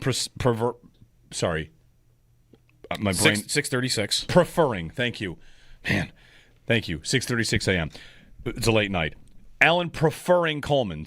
Steve wrote in. We have to remember, Josh wanted Bean to draft Coleman. How are you supposed to know he isn't going to be what you and your quarterback expect him to be? In my opinion, it's easy to pick apart receivers when they turn out to be a bust. I don't think Coleman is a bust. I think Coleman is okay. If you think that Coleman is anything other than what nearly everyone said he was going to be, then this is the guy they drafted. The guy they drafted is never going to win with separation. Yeah. And in a game like that where they put a top corner on him, one-on-one, he's out of the game. You drafted a receiver like that who's out of the game. And he's different than Xavier Worthy. He's very different than Ladd McConkey. You went to the receiver store and you got one that you thought was a perfect fit, and there are things he does well for you, but there are things he is limited in. A very limited receiver, and nothing about what's happened with Coleman is a surprise. This is pretty much what's supposed to have happened. Yeah. He's not going to win like that. And I don't know if they're going to turn him into something that he shouldn't be. They continue to kind of try to, but they're too crowded in the slot. They signed Shakir to an extension. And Coleman might be best served as a big slot. And they have Dalton Kincaid, who they like in that kind of spot as well. So you're still dry on the outside and flush in the middle. Although Coleman plays on the outside. So if Josh liked him, congratulations, Josh. Like that, we got exactly what you wanted. Yeah, maybe what some would be surprised by is that Coleman as a contested catch receiver isn't happening. Which was always also in the scouting report. Like you might think he's good at that, but it's not really true. No, I'm looking for the stat now, but he had numbers in college that weren't near the top of the sport in those situations. Like actually it was closer to the bottom. Like it just wasn't a consistent play even for him when he was at Florida State. And then he showed up here and no, look, it's the same thing. Like I don't really think that's much of a surprise.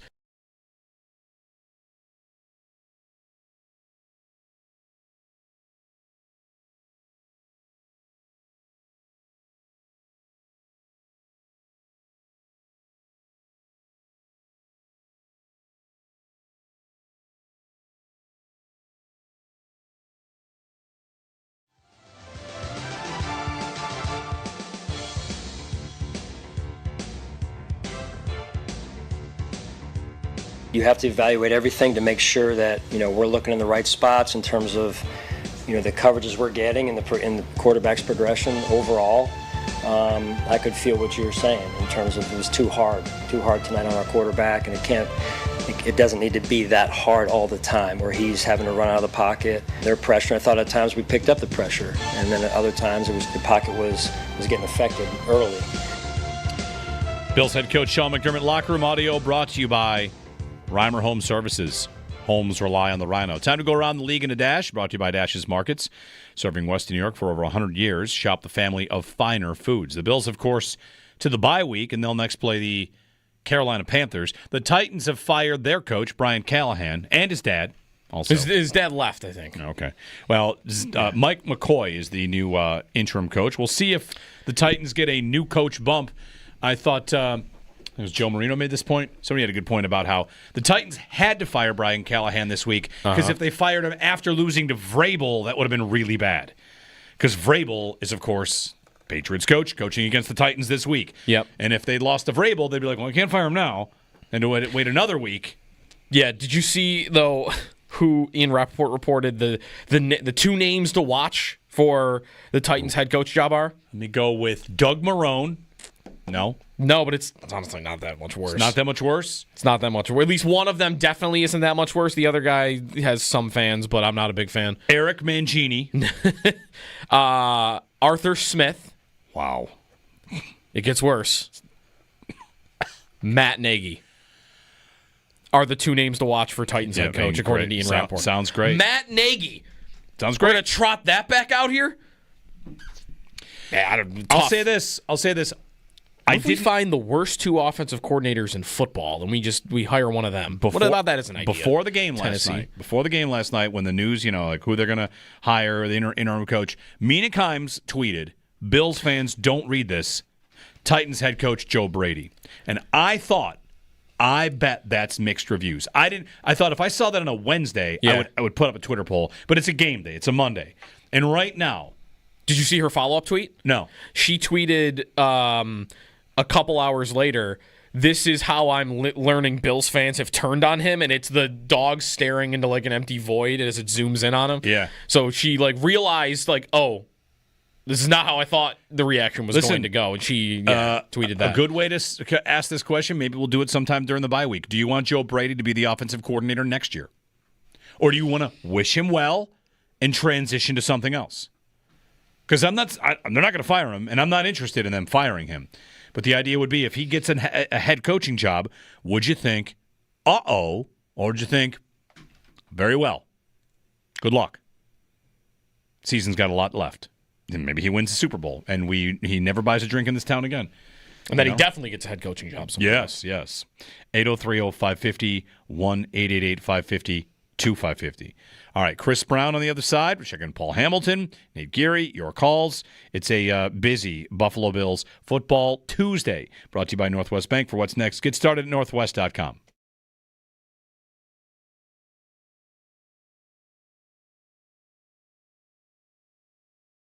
One spot that was very surprising to me is how bad Sean McDermott was on fourth down in this game.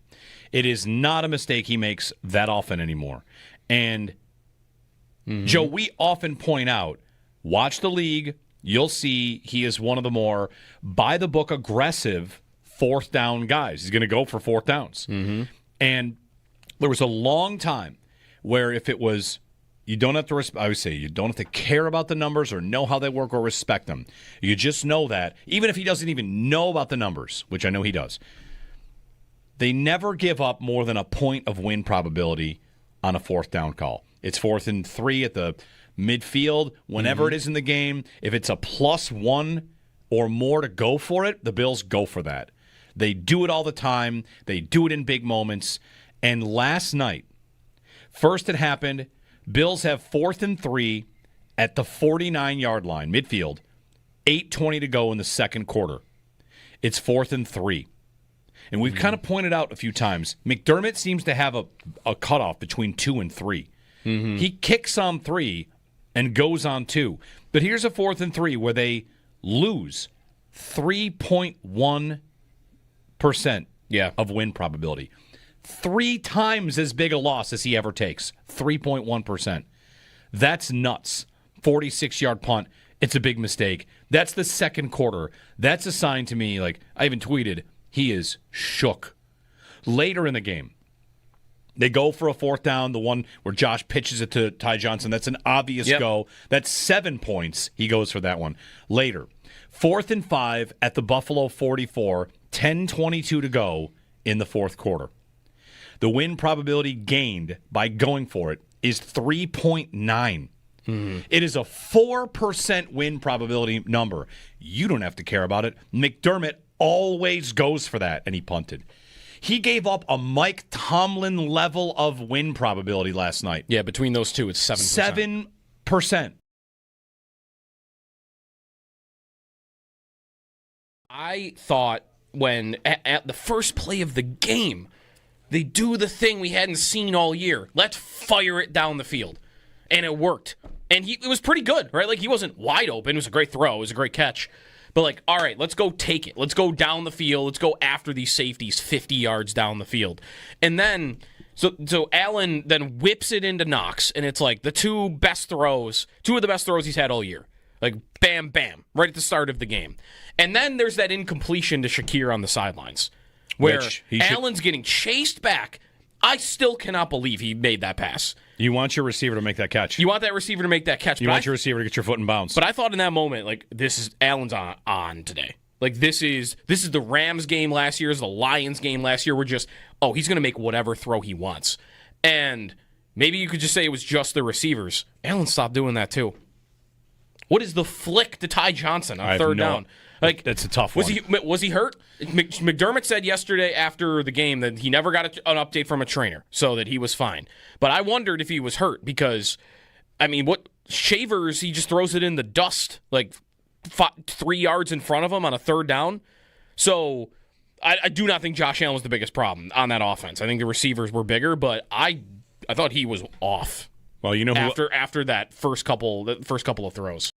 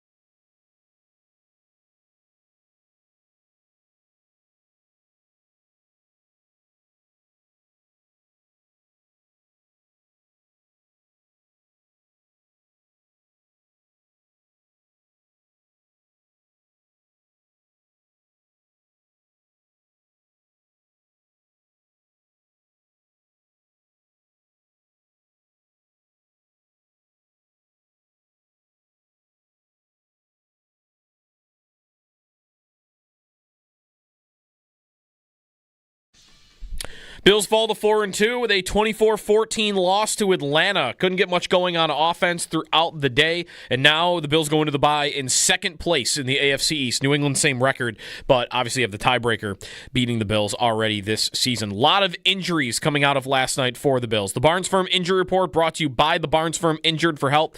Call 1-800-8-MILLION. Daquan Jones was injured in warm-ups, did not play. Sean McDermott said after the game that he popped his calf. We'll see what that means for a timetable later on. Josh Palmer didn't return. He had an ankle injury. Terrell Bernard, same deal, ankle, and did not return in the second half. Christian Benford, Cole Bishop, both left for times with injuries, but they did return. Elsewhere around the NFL, firing last night, Brian Callahan out as Titans head coach, Mike McCoy as the interim, and on the other Monday night game, the Bears turned a Jaden Daniels fumble into a game-winning field goal as time expired to beat the Commanders. Sabres fell by a score of 3-1 to Colorado, 0-3 to start the year. Next up tomorrow against Ottawa at 7. That's your Paddock Chevrolet Sports Update. Paddock Chevrolet celebrating 90 years of being your hometown dealership.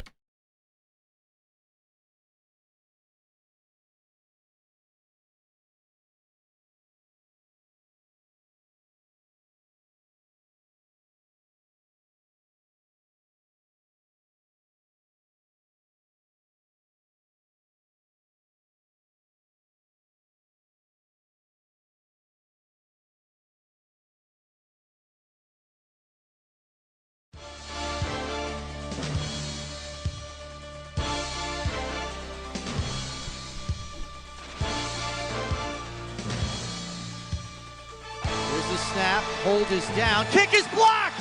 The field goal is blocked. Hancock goes to scoop it up, and he's got it at the 39-yard line. What a play by the Bills. Greg Rousseau appears to be the guy that got in there and blocked the field goal. One of the highlights of the game, Chris Brown joining us on the Wester Hotline as we chat about this one. A little bit later than normal because the game was a little bit later than normal, and Chris back in town for today and ready to chat about this stinker, Chris. Woof, right? I mean, a tale of two halves, and when the Bills blocked that field goal, maybe a lot of Bills fans felt this way, maybe you felt this way. I thought the Bills were going to ultimately steal that game when it was all said and done and get out, and we'd all say, like, all right, you played bad, but you got the win, but they just never got things on the right track. Well, yeah, that's the drive. Is that the drive where the Elijah Moore end-around happened? Yes, right after the blocked kick is where the Elijah Moore end-around happens. Yeah, so, you've got the momentum. Your defense is, giving you a gutsy effort despite being supremely shorthanded. And you got a 3rd and 1. You got a league MVP that converts it probably 78 to 80% of the time. Like, sneak it twice if you have to. The end around is just inexplicable to me in that spot. You have all the momentum. You have a guy that converts it who's 6'5", 240 pounds. Run it twice, you'll get it. The drive continues, and who knows what happens after that. It's just unfortunate that that's the call there, and it's not the first time. It's literally one game after it blew up the last time. So I think we can safely say that one's been put to bed. I don't know if we're ever going to see that again. Yeah. On 3rd and short. It is kind of amazing, Chris, for how poorly the Bills played that Atlanta, like, what do you think of them coming out of this game? Because they looked so good in the first half, but they didn't want to close it out. I mean, we mentioned the field goal. If Shaq Thompson catches that interception, he might go the distance. Like, Atlanta really, I think, let the Bills hang around more than maybe they deserve to hang around. Yeah, there was nobody in front of Shaq Thompson. He could have walked there. Yeah, it's unfortunate. The ball got on him a little fast. Couldn't catch it clean. Yeah, I mean, yes, I see what you're saying, Joe. Like, the Falcons, they're a young team, though. I think they might be the 2nd or 3rd youngest team in football. They have a very young roster. They haven't learned how to close out teams and close out games. That's part of the maturation of a young football team. And that maybe that is part of the reason why the Bills were able to hang around. Someone's got to explain to me why the Falcons are still throwing the ball with 5 minutes left in the game. Yeah, same, right? You've got to be kidding me. Like, what are you guys doing? Like, that one stupefied me. So it's not like they were not without some errors of their own. But again, the Bills, as is usually the case, they help you beat them. And, until the very end of the game, it's a one-score game even so. But, yeah, there's a lot to unpack here in terms of what's ailing Buffalo. I was disappointed in the defensive plan at the start of the game from a matchup standpoint. I mean, I'm sure you guys talked about it. We talked about it on One Bills Live all week. The matchups concerned me. You had a shorthanded defense in terms of injuries, and they have 6 first-round picks on offense, 4 of whom are at the skill positions, all of whom are top 10 draft choices with elite physical traits. We knew Bijan Robinson was going to be a handful for all 11 guys on the defense. but you needed to have an answer matchup-wise for Drake London, who is not a burner. He's just a tall, physical possession receiver. To me, Christian Benford made the most sense for that matchup. He lines up in the slot a lot. Taron Johnson is 5'11" on his best day. You can't put him against a 6'5" receiver and ask him to succeed. Mm-hmm. I just feel like you're putting him in a situation to fail. And it wasn't until the second quarter where they made that switch and put Benford on him almost exclusively. And then, unfortunately, Benford gets hurt, and that guy's dragging a leg around the whole second half. How he played that second half with what was called an Achilles injury, I will not know. So salute to him. But it's a matchup like that you had all week to get ready for. And I love Taron Johnson, but there are some times where you just have to say, what's the best thing here matchup-wise in what is largely a matchup league? Chris, same question, and I feel like it's a parallel. A lot to like about Terrell Bernard. Right now in a matchup league, can they match up with a lot of these teams if he's at middle linebacker? Yeah, it's interesting. Eric had a good point on this.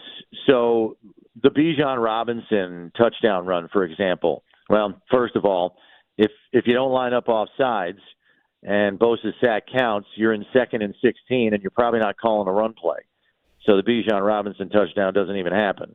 That notwithstanding, he noticed something on that run play. He saw that they had Bernard very close to the line of scrimmage, like 3 yards deep. And linebackers a lot of times are 5 and 6 yards deep. And the issue there is, you say, well, what's the big deal? You're trying to get him closer to the ball. Bernard's strength is not his size. It is his speed and ability to come downhill. And when he's coming downhill at his size, he brings more force to the tackle that way. I mean, how many times have we seen him knife in to a gap, and drop somebody for no gain or a loss? And it was Eric's opinion that when you line him up closer to the line of scrimmage, you take away that strength from him. And that's why he got out-angled on that play, that Bijan gets through the hole before he can get there, because he gets washed down the line when he's that close to the line of scrimmage. So yes, I understand he's a 226-pound linebacker, but at the same time, he has strengths that you can maximize. They didn't do that on that play, and it costs them dearly. Yeah. Chris Brown joining us on the Western Hotline. As we're talking about, Chris, there's so much to get into. One of my primary concerns right now would be, you mentioned McDermott saying it doesn't have to be that hard on the quarterback. He has been hit a lot in the last couple of weeks, and blitzes are getting home, and teams are playing man and blitzing, and they are not afraid.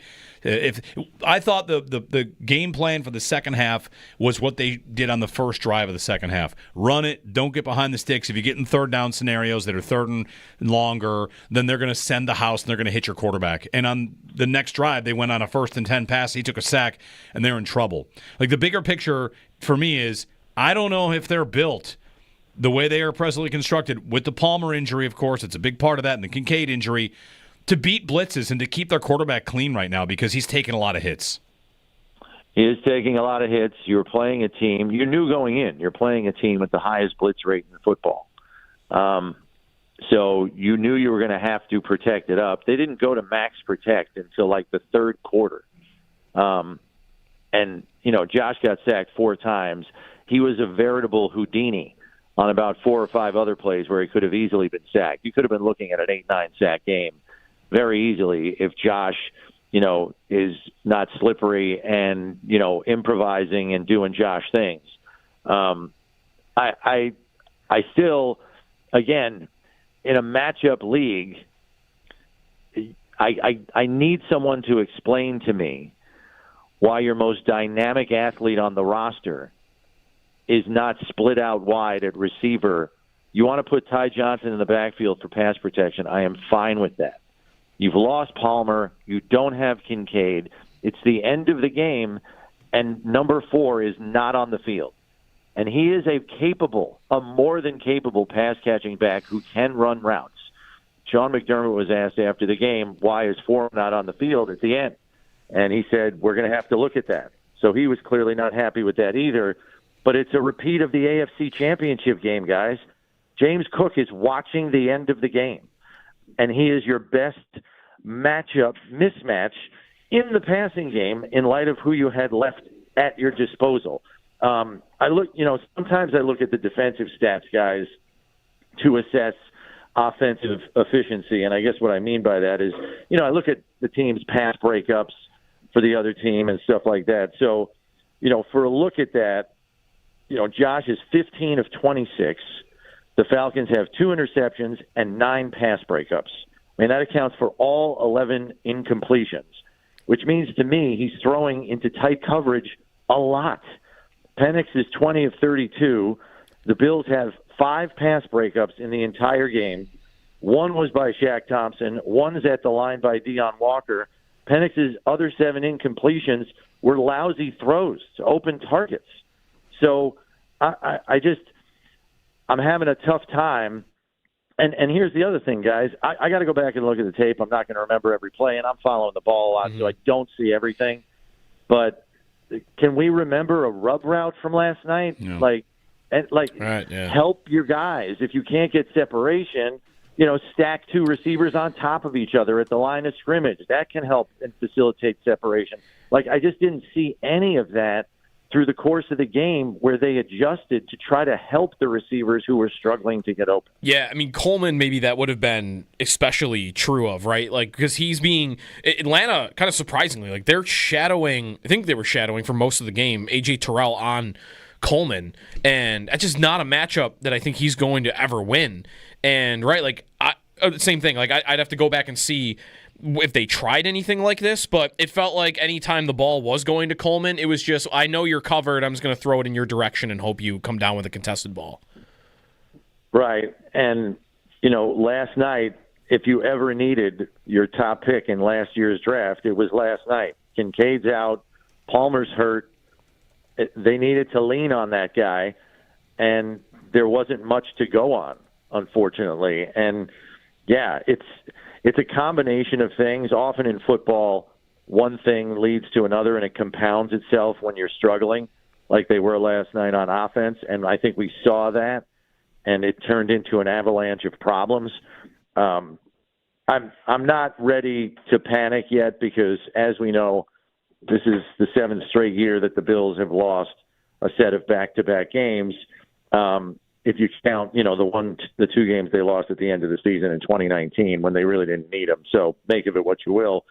I vividly remember the Week 5 game at Houston. It was just as ugly, if not more so, offensively. I think Josh was 9 for 30 in that game. Granted, they lose on a last-second field goal, but there were a lot of similar problems there, and they were able to fix them. So they are fortunate that they have a bye week here. Let's see what they can fix. I know the Daquan Jones injury is a problem, but you get Ogunjobi, who can plug in there. Let's see what Michael Hoyt brings to the pass rush, maybe as a force multiplier with the other 2 edge guys who are playing some of the best football on the defense. So there's stuff to be fixed. There's no question, guys, but they have time to actually fix it with no game on the horizon here. Chris Brown joining us on the Western Hotline. Chris, thanks for the time, and we'll chat in a couple weeks because they're on the bye, and hopefully they get some things straightened out. And good injury news, too. Going to need some good injury news. Oh, boy, do we. Yeah. Thanks, Chris. Take care. Chris Brown joining us on the Western Hotline, 803-0550. Get to Paul Hamilton in just a moment. CJ in Buffalo's been waiting, though, on the Bills. Hey, CJ. Hey, guys. Hey, I just wanted to bring up the fact that, one, I'm not worried about the Bills right now because, like another caller said, this happens almost seamlessly yearly, losing 2 games in a row early in the season. We lost last year to Baltimore, lost to Houston, and then we grabbed Amari Cooper. I wouldn't want to go get an older receiver. I would rather get somebody more of a speedster to keep guys at bay, but Keon Coleman can't keep lining up with the other team's number 1 corner. He just can't win it, so we have to scheme him open or get another receiver that opens up the offense. Amari Cooper wasn't he wasn't young Amari Cooper. We need somebody that can just open up the offense, a presence, so to speak, if that makes sense. Yeah. We need something. I would love to trade for somebody like A.J. Brown. We can't afford him, but that's just my mindset. I don't even know if it's possible with the cap, but that's somebody I think we need. We need somebody for this offense to work We need somebody to keep the defense at bay. Thanks, CJ. And any idea of trading for a receiver is like we went through this exact. I mean, it's just so funny. 1 year later, when the same spot. I was like, what do you think about trading for Adams? What do you think about Amari Cooper? Which idea did you like? And my answer was, I like going back in time and drafting one. Like, it's so much cheaper. And there's so many good ones. You just have to take them. All you got to do, and, you know, the idea that any receiver that plays with Allen's going to be better. Great. Use that, you know? Draft Torrey Horton in the 5th round. Draft this guy. Just, it's take your shots. Draft one a year. Take a swing. Spend a third rounder every year on it. If you want to be cheap at the position, you could do that too. And they are not cheap. They spend so much money at the position to get so little from it. We're over. I mean, listen, Palmer. When they signed him, we thought, okay, that could be a nice signing. That could work. We're over here. He had 2 catches in the game and got hurt, and we're left like, you never know what would have happened. He might have got to what, 120 yards. He might have had the game that Diggs had against them. It's another part of like this. His over-under going into the game was 18.5. 18 yards, I bet the over. I told you put it in our parlay. His over-under, an NFL receiver's over-under in that Josh Allen offense was 18.5. And they hit a play down the field. Maybe Atlanta would have adjusted and said, like, all right, we'll take him away. Let's make Keon Coleman beat our second-best corner. And I bet he couldn't. Yeah. They'd be throwing jump balls to Keon and back shoulder stuff to Keon. Like, I don't know. It's tough. I think that what they should have, make a receiver point, they should have 5 dudes that separate. And what they do have is a bunch of guys that it's really important that they do this very specific thing and this well and not that well. And I got my orbit motion yak guy. And I've got my jump ball back shoulder garbage collector guy. And I've got, here's my man beater. 1 on the outside. He's hurt. Now what? All right. The Bucs threw an over-the-top touchdown to Tez Johnson. He's like receiver 6 for them. Right. Their receiver 6 would be the Bills' receiver 3, 4, I don't know, whatever. It makes your receivers less versatile. Right. Because if everybody is specialized in doing one thing. I mean, I compare him to the last Bills receiving quad that looked amazing. I mean, Diggs could play anywhere and get open anywhere. Emmanuel Sanders could get open anywhere and play anywhere. Cole Beasley was not necessarily the same. John Brown was this, though, too, right? Yep. John Brown, you can line up in the slot. You can line him up wide. You can run him deep. You can run him shallow. You can do yak plays with him. Like, they used to go for not even just the great ones, not just Diggs, but the other guys, the Sanders, the Browns. Be good. Right. They were versatile to put anywhere on the field, whereas now, does Coleman ever line up in the slot? Very, very rarely. Or what does the defense think of it? Like, you're going to go into the game thinking, I know where Coleman's going to line up, I know where Shakir's going to line up, and I know where Palmer's going to line up. And I know the 3 routes Coleman's going to run because he can only run like 3. And right. The other ones are... Right. The receivers are... They are maybe good at the one thing they do. They're predictable. Very predictable. Paul Hamilton in the Western Hotline. Hey, Paul. Good morning.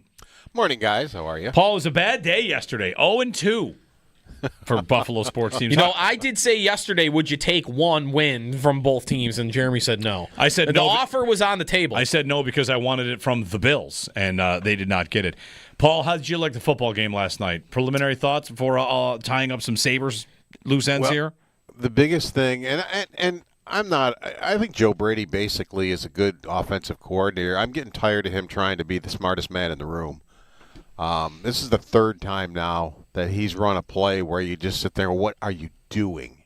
You have James Cook and Josh Allen, and you're bringing a guy around who probably shouldn't even be on the team, and you're going to let him. And last time it was Knox.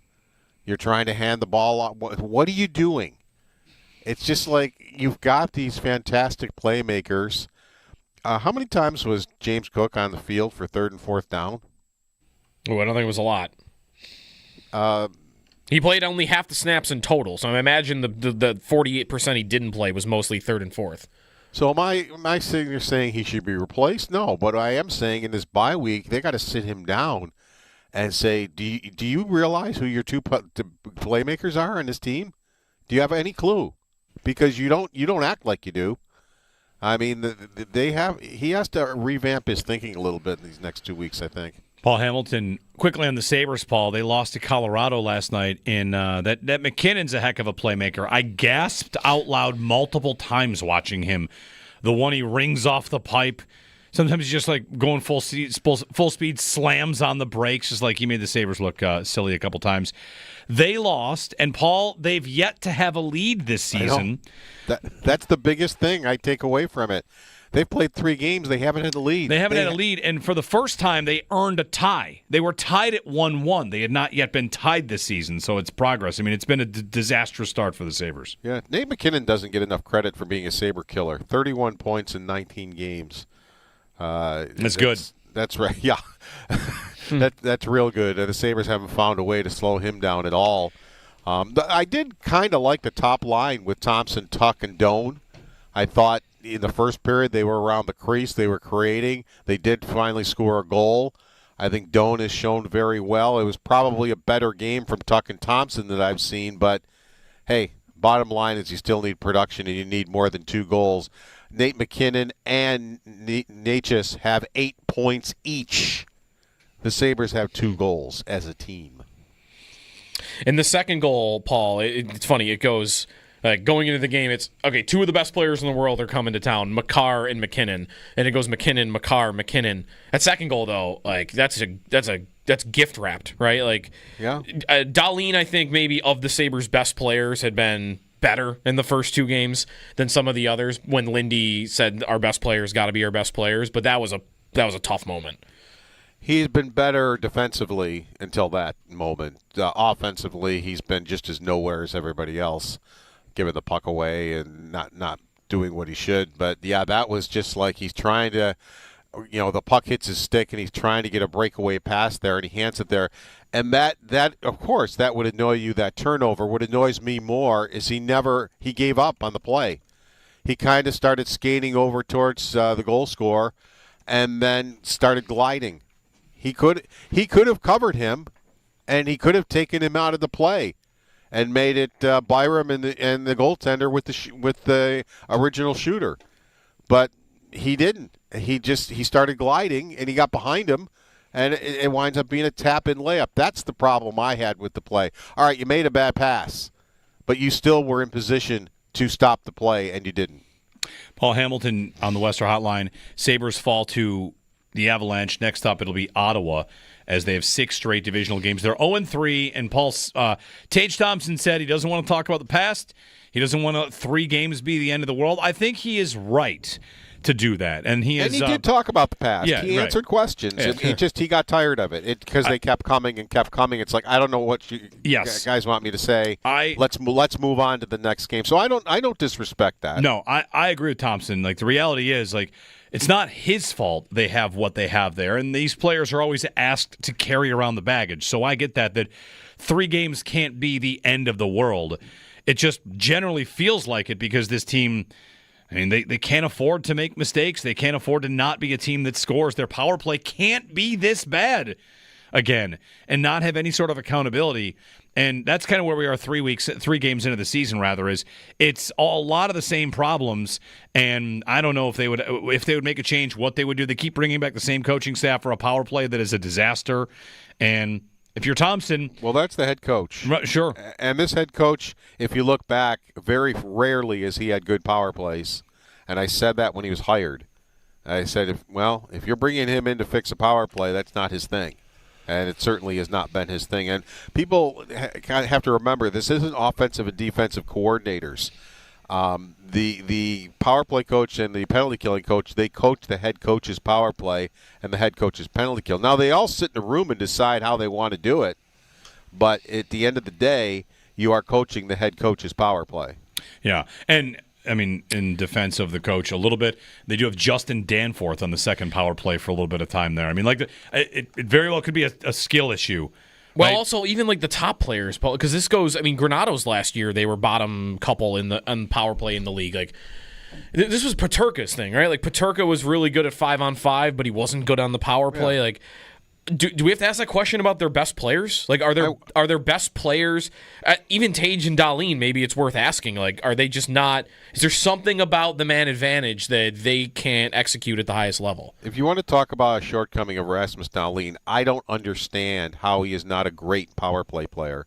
I don't get it. He should be one of the best, and he's not. He's not even close. He makes bad passes. He doesn't make good entries. He doesn't shoot when he probably should. He doesn't shoot enough so they don't have to respect his shot. I would have liked to have seen Norris on it for a while. You know, Paul, a lot of us might have liked that. We might have liked that.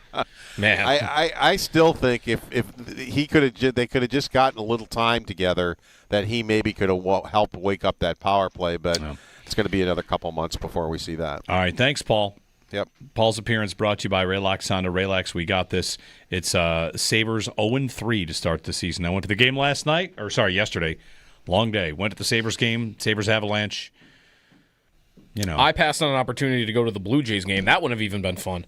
We got dominated. 10-3. Listen, everyone within a 2-hour area. It didn't really go well for yesterday. You have a quick moment for optimism? What? For who? Who's this going to be for? It's got to be about the Bills. No, it's Sabres. Really? Yeah. Wow. It's sit back and listen to this. It's a loose connection. It's popcorn. It's loose. Optimism. Loose as it gets. Right? I'm ready. They're 0-3 and they've scored 2 goals. The Mariners are 2 wins away from the World Series. The Mariners have never won anything. I actually learned, I did not know this until yesterday or the other day, that they're the only team that's never appeared in the World Series. Yeah, never won. I didn't know that. They've never done a thing as a franchise. And they're 2. So, hey, could the Sabres ever win? You would definitely have Mariners fans that think, like, oh, we're never going to go to the World Series in my life. What are you, crazy? We've never been close. And now they're 2 games away. 2 games away from the World Series. And 2 games at home coming up. That's right. So, they had the longest drought before the Sabres did, didn't they? Or the Jets. But there's my little dose of, you can put it together. Yeah, they went from 2002 to 2021 without making the playoffs. 19 years. And 4 years later, they're 2 games maybe going to make the World Series. Yeah. All right. You know what? Good job. Did that work? It worked for you? It had nothing to do with the Sabres. No, that's right. I don't have any of that. But right. But it's a good effort. I like it. 803-0550. Nate Geary texted me during postgame and said, have me on tomorrow. And I said, okay. Nate's coming up. More of your calls. Northtown Automotive Extra Point Show coming up. It's Football Tuesday here on WGR.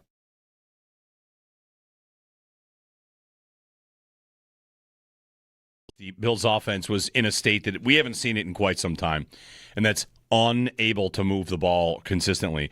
It is a second straight week the Bills' offense goes 4 straight punts.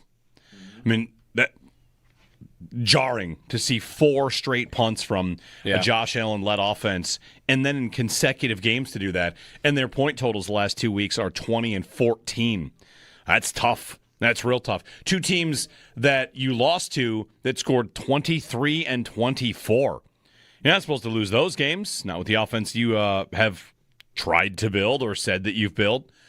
So 443 yards allowed for the Bills, 300 and whatever in the first half. I mean, the Bills got absolutely smoked through the air, on the ground, and there are reasons. There are excuses. There are a lot of players missing. If there were an injury report on Wednesday, it might look like the Ravens injury report, where everybody's hurt, but the Bills aren't missing Josh Allen. They suffered big injuries in this game. They go backups all over the place in this game. At some spots, the backups look like upgrades. Linebacker. Shaq Thompson is an upgrade. And Dorian Williams is an upgrade. I thought that as the second half was unfolding. And I thought, like Nate tweeted out, like, man, the defense, like they come to play a little bit in the second half. Like I'm like, because honestly, I think the Bernard's linebackers in there are not really worse than the linebackers that are typically in there. In fact, Thompson, I think, looked better at middle linebacker than maybe we've seen all season.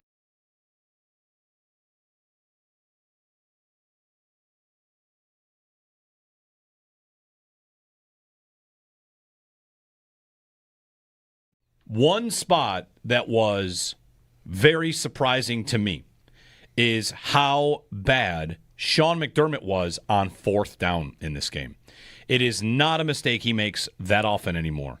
And, Joe, we often point out, watch the league, you'll see he is one of the more by-the-book aggressive fourth down guys. He's going to go for fourth downs. And there was a long time where if it was, you don't have to, I would say, you don't have to care about the numbers or know how they work or respect them. You just know that, even if he doesn't even know about the numbers, which I know he does, they never give up more than a point of win probability on a fourth down call. It's 4th and 3 at the midfield. Whenever it is in the game, if it's a +1 or more to go for it, the Bills go for that. They do it all the time. They do it in big moments.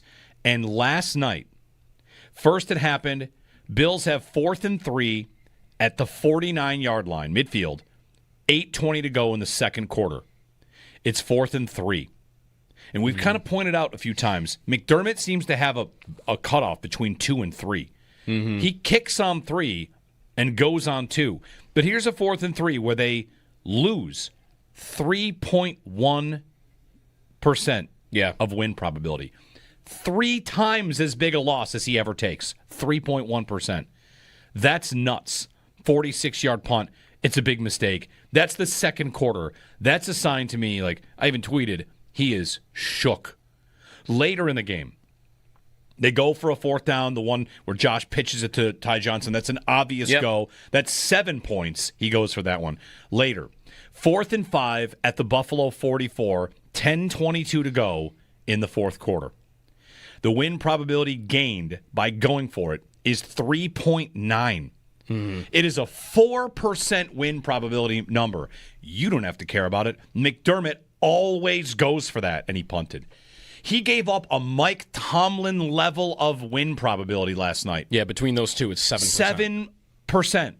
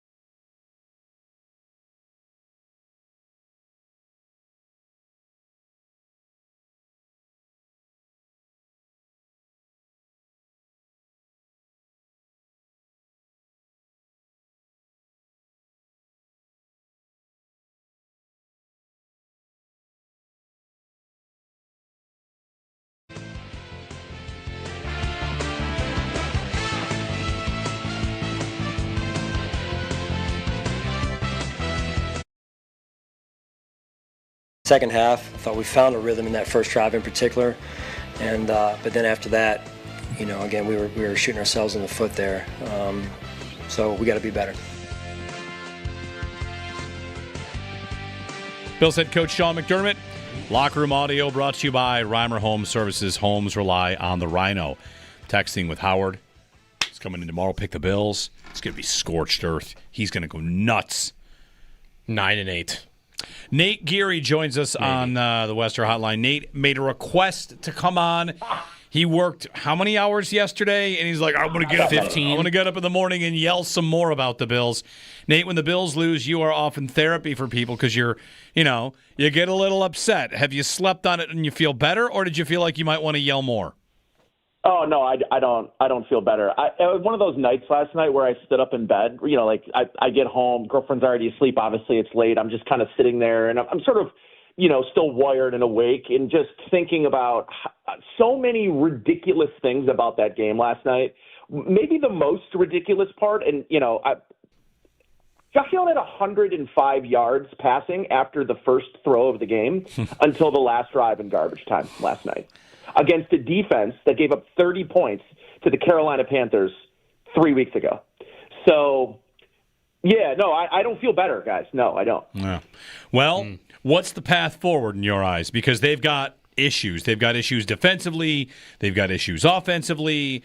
Injuries. We're going to have to wait and see how things are looking from an injury standpoint, because whether it's Christian Benford, who did return, or Josh Palmer, who did not, or, on and on, TJ Sanders and whatever. Like, what do you think ultimately happens? Well, I think there's two schools of thought. There's a bucket of what I think happens and a bucket of what I think should happen. And I'm going to spend the time talking about what should happen because I don't think anything's going to happen. So there's not a lot of reason to talk about something I don't think is going to happen. But they need to. I guess in year 9 or however many years this is of Sean McDermott, that he is still talking about run fits, about angles of pursuit.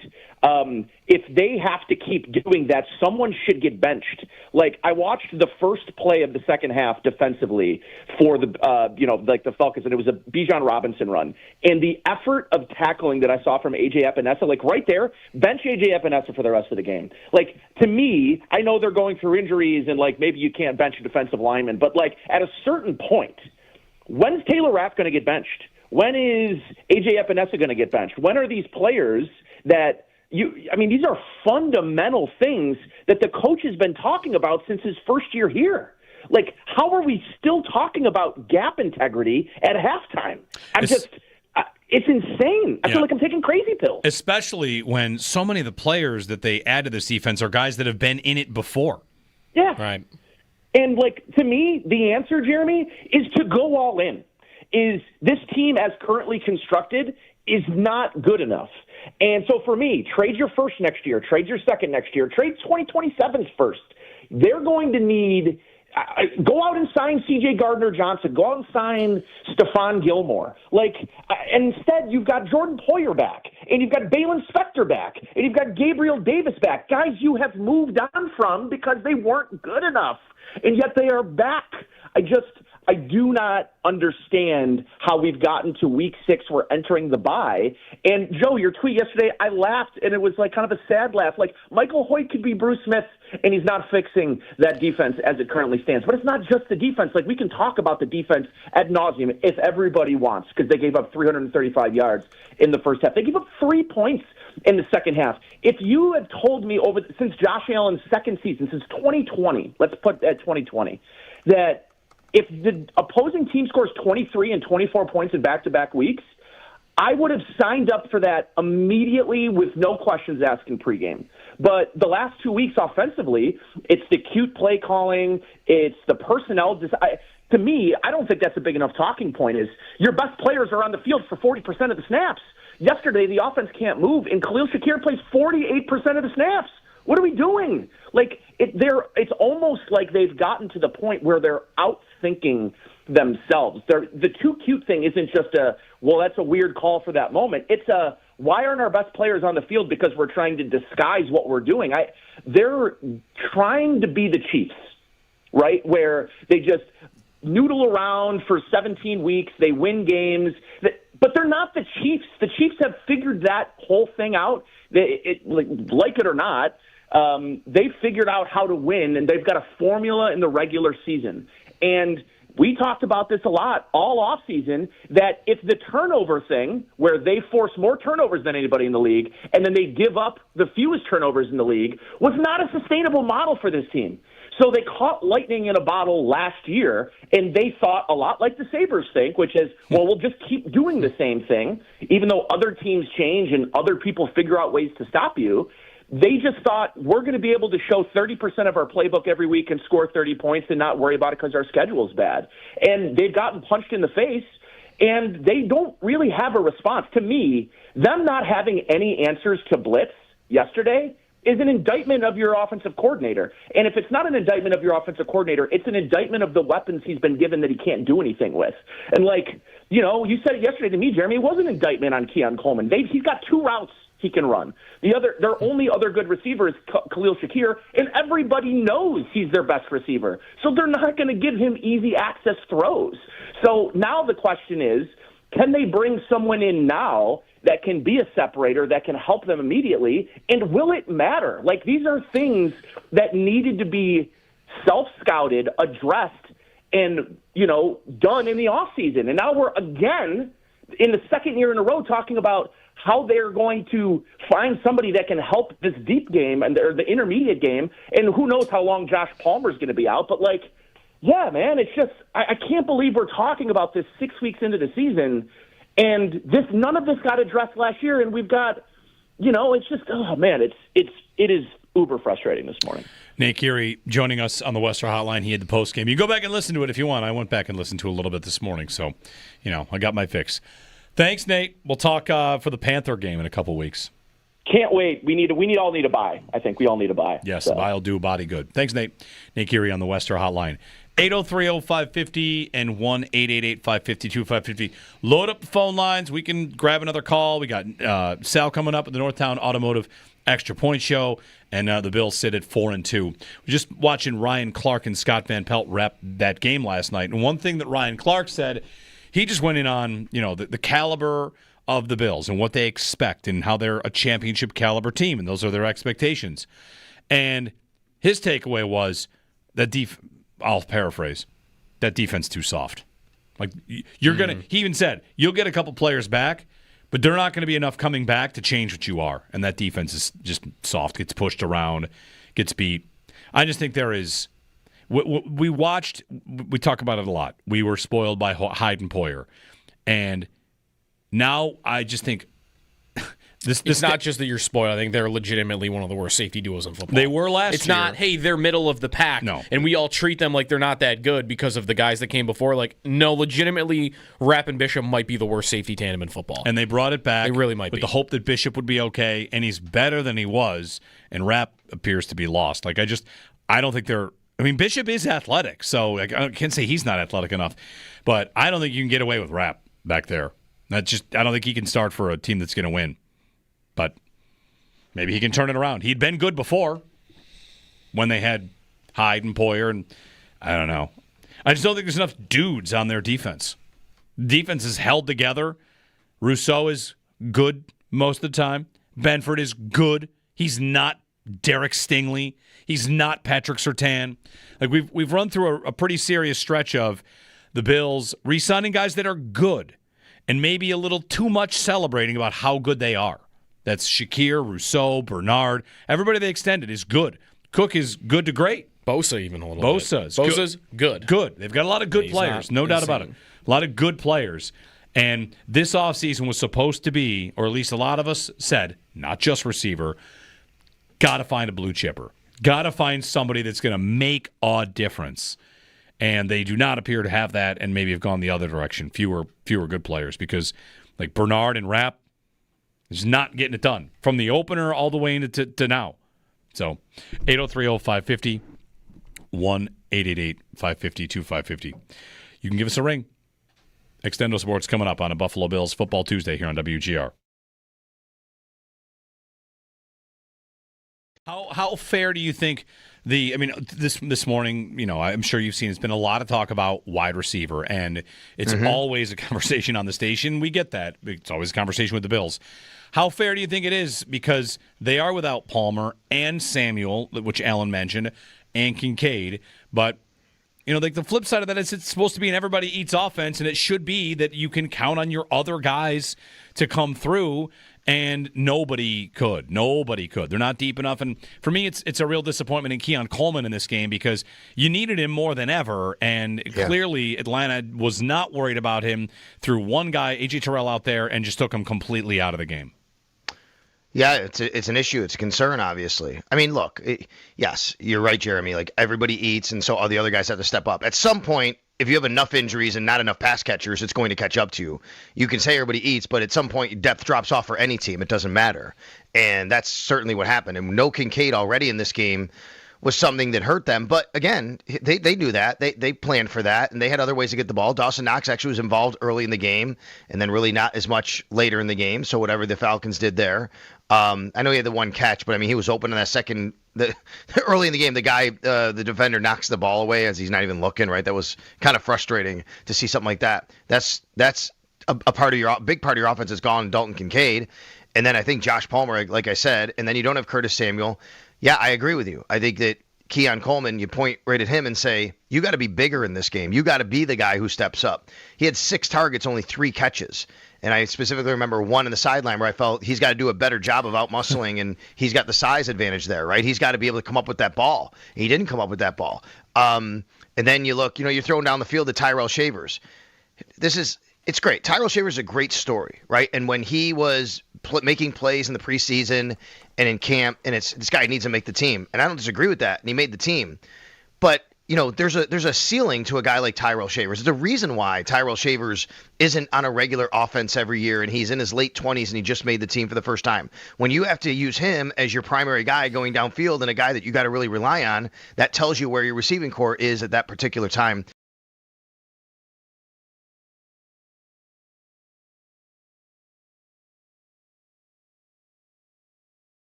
I thought when at the first play of the game, they do the thing we hadn't seen all year. Let's fire it down the field.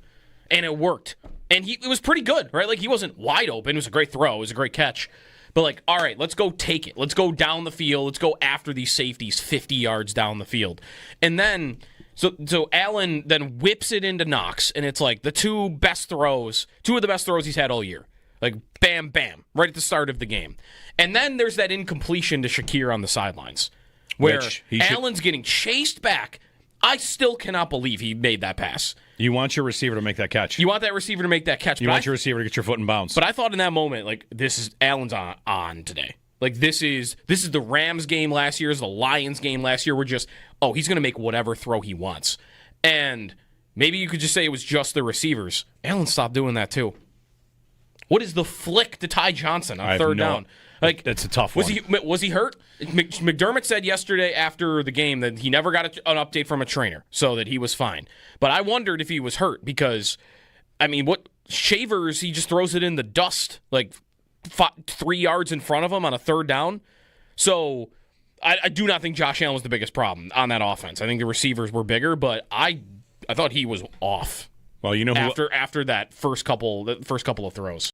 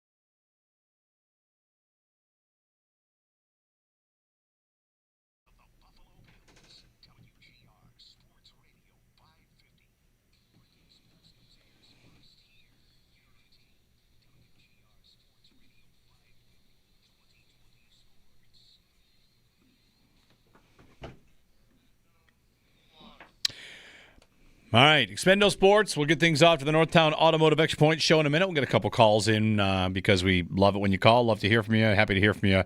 Happy you're chatting with us. Let's go to Luke in Silver Creek. Luke, good morning. Hey, good morning, guys. Happy, time of the season where you get the best odds on the Bills to win the division. I actually just got my buddy to bet me $50 that the Bills won't win. So Did you get odds? I got them. All right, good. So my question, it relies on your thoughts, Jeremy, on if the wide receiver train, if there's a possibility that the wide receiver train is actually preventing Brandon Beane from committing to wide receiver help because of the pride he might feel in proving you specifically wrong. Well, no. Thanks, Luke, for the phone call. Getting a lot of people writing to me today about like that conversation, and having to talk receivers all the time. We haven't played the clip from April. I'm not about to sit here and try and dunk on Beane relentlessly because I don't think the conversation is necessarily about like me or us or this show. I did think that day he made a mistake because he put a target on himself with this receiver corps. It was before they signed Elijah Moore, of course. Mm-hmm. I thought that day he made a big mistake doing that, just kind of doubling down. I thought they made a mistake when they did it the year before, which was, I don't know, this idea that having a good player is bad. I feel like there's been a couple of years of gaslighting about like, oh, no, it's good to not know where the ball's going to go. I've never bought it for a second. I thought it was bogus. I thought it was a temporary spot for the team to live, and I still think that. And eventually they'll find their way back to it. If you want to go deeper, well, if they get a good enough player, sure, maybe. I think it's been missteps at the position since they drafted James Cook. I didn't think that was a good idea. He turns into a great player. Kincaid turns into a nice player. They drafted a. But what if you had Jackson, Smith, and Jigba? That would be pretty nice. I thought they needed a young receiver when Diggs was here. I've thought it for a while. I thought that Josh Allen should just be ripping the ball 50 times a game to separating receivers, and they should score 60. Is that realistic? Maybe not. So, no, I don't think it's anything about us or me. And if he is upset about how often we're talking about drafting receivers, I got news for you. We're going to do it again next year. We're going to be there, right there again.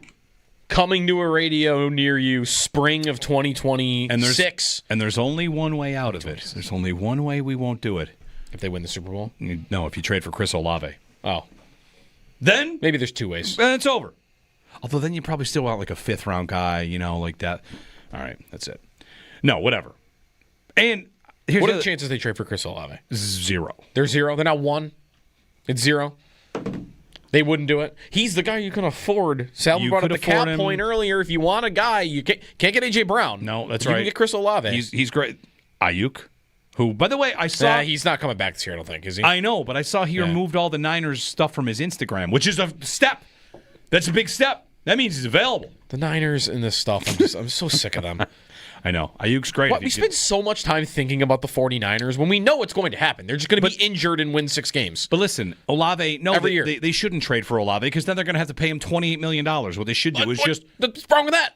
Do it. Nothing's wrong with it. But Go do that. But you're paying... That sounds great. You're paying Palmer and Samuel and Elijah Moore like a combined... Samuel and Moore are going to be off the roster after this year. Also, 28 might be low for Olave. If he's a real true number one, like that's up into the 30s. By the end of this year, the numbers. Like it'll just be Palmer.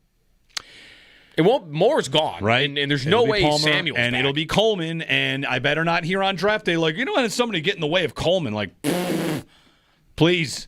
Yeah. Well, I mean, I'm sure we'll get there. I don't think they'll trade for somebody. No, I don't. And Gabe Davis is the answer. I think Gabe Davis is gonna dress. I think you can book it. Count on that. He's got to get healthy, but I think he will dress. Listen, he's not good at getting open, but is he better at getting open than Coleman? Maybe. That might be. I mean, Gabe's entire career, he had a guy on the other side getting lots of attention. Who, remember, it's bad to have that guy. Anyway, I'm getting too snarky. I don't want to do any victory laps because in 2 weeks they could win by 60, and we're like, I guess they don't need a receiver because they're healthy. And Josh Palmer was just starting to find his way. Whatever, they should probably draft a couple more. And we got 2 weeks to talk about this loss, and we got a lot of Sabres games in the meantime. So listen, we're going to need each other. In these 2 weeks, we are going to need each other, folks. Could also use some Sabre wins in the next That's 2 what weeks. that's why I said we're going to need each them. other. We're going to need them. Give us something. Anyway. All right. Sal's up next.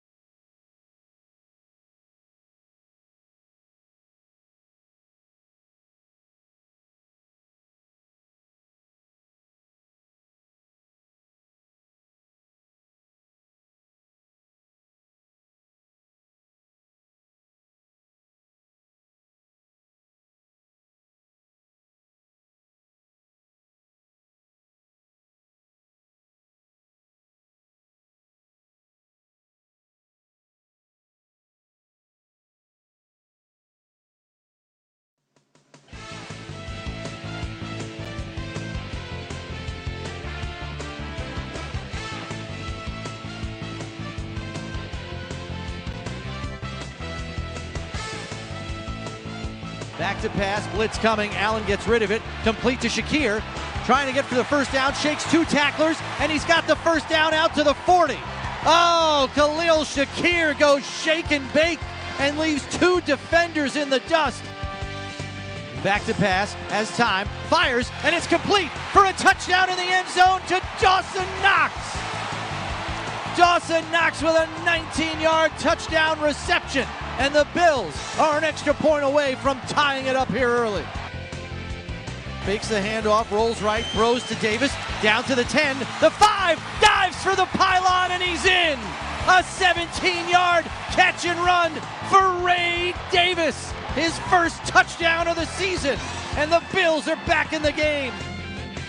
Penix back to pass, looking for London, and he's wrapped up and thrown down for a sack by Ed Oliver. Ride him, Cowboy! Well, at least there were some highlights. You hear him right there. Chris Brown on the Buffalo Bills Radio Network. Not enough of that, though, for the Bills last night in Atlanta, an early Monday Night Football game, an hour earlier than normal because of the other game that was going on as well. Bills drop their second straight game. This one to the Atlanta Falcons, 24-14, the final score in Atlanta. Sal Capaccio with you here on the Northtown Automotive Extra Point Show. Welcome in. We are on a Buffalo Football Monday on a Tuesday, if that makes sense to you. We're going to kind of do all the Monday stuff on a Tuesday here today. So that means streaming right now, live on YouTube. Are we on the Twitch too? Oh, and are we on the Twitch? Okay, good. I don't check the Twitch. I check the YouTube. I see the bullpen there. So howdy, bullpen. What's up? That's the people coming in the chat box. Check us out, WGR 550 on YouTube. You can chat in there with us live as we're talking. You can talk with each other. So thank you very much. Hello, everybody who's in there today. And as it always works, I can see it sometimes when I check in, but I'm going to let you kind of talk there because I got to talk about the game and I got to take phone calls. And that's what this show is about after a game, whether it's a Tuesday, a Monday night game, a Sunday night game, a Thursday night game, a Sunday afternoon game, a Saturday night game, whatever it is these days. We come on the radio. The next morning, we talk about the game. And, oh, sorry, look at that. That is a terrible move by me. By the way, I've been getting way more no-caller ID calls than anything. It was a no-caller ID. Should have showed it on there. And I have a story I wish I really want to tell about that, but I kind of don't want to tell it about, like, spams and prank calls and things like that and no caller ID, but I'm not going to get into it right now, but that could be another one of those. Anyway, sorry about that. All right, so 803-0550. Somebody's calling 803-0550. That is my cell phone, but 803-0550 is the number to call here on the Northtown Automotive Extra Point Show on WGR. And when you do that, no, I did not drop an S-bomb, Michael. I did not say anything. I just said that I don't know what you heard. Anyway, give me a call and tell me what you think. Let me reset what I was about to say a minute ago. That when you call a Monday or Tuesday or Thursday or whatever show after a game, you're going to be emotional, winning or losing, but especially losing. And I'm here to take that for you. I'm here to listen to you, to talk back and give you feedback. We do that here, okay? I always say it, though. Let's try to keep it in a good space where we're not just going crazy and it's not worth it. There becomes a point where if you get too emotional and too irrational, then it becomes kind of just lost in the noise of what we're trying to actually accomplish here, which is talk about the football team in an intelligent way, right? That's what we try to do. But I give you that space today, and I'm going to give you that space. Normally, I am off on a Tuesday because the Bills play on a Sunday, and their day is off on a Tuesday. But not today, because I'm here for you at 803-0550. So give me a call here on the Northtown Automotive Extra Point Show on a Buffalo Football Monday on a Tuesday. Brought to you by and presented by Catholic Health, the right way to care. And brought to you by Northwest Bank. For what's next, get started at northwest.com and by Northtown Hyundai, Western New York's premium Hyundai dealership. Shop online at northtownhyundai.com. We have a lot to get to today, including our injury report, our extra point from the sidelines, our sit-up, our stand-down, our hey buddy, all of that on the table today, normally on a Monday, but today on a Tuesday. I'll set up the rest of the week for you later, but we really need to talk about what happened yesterday.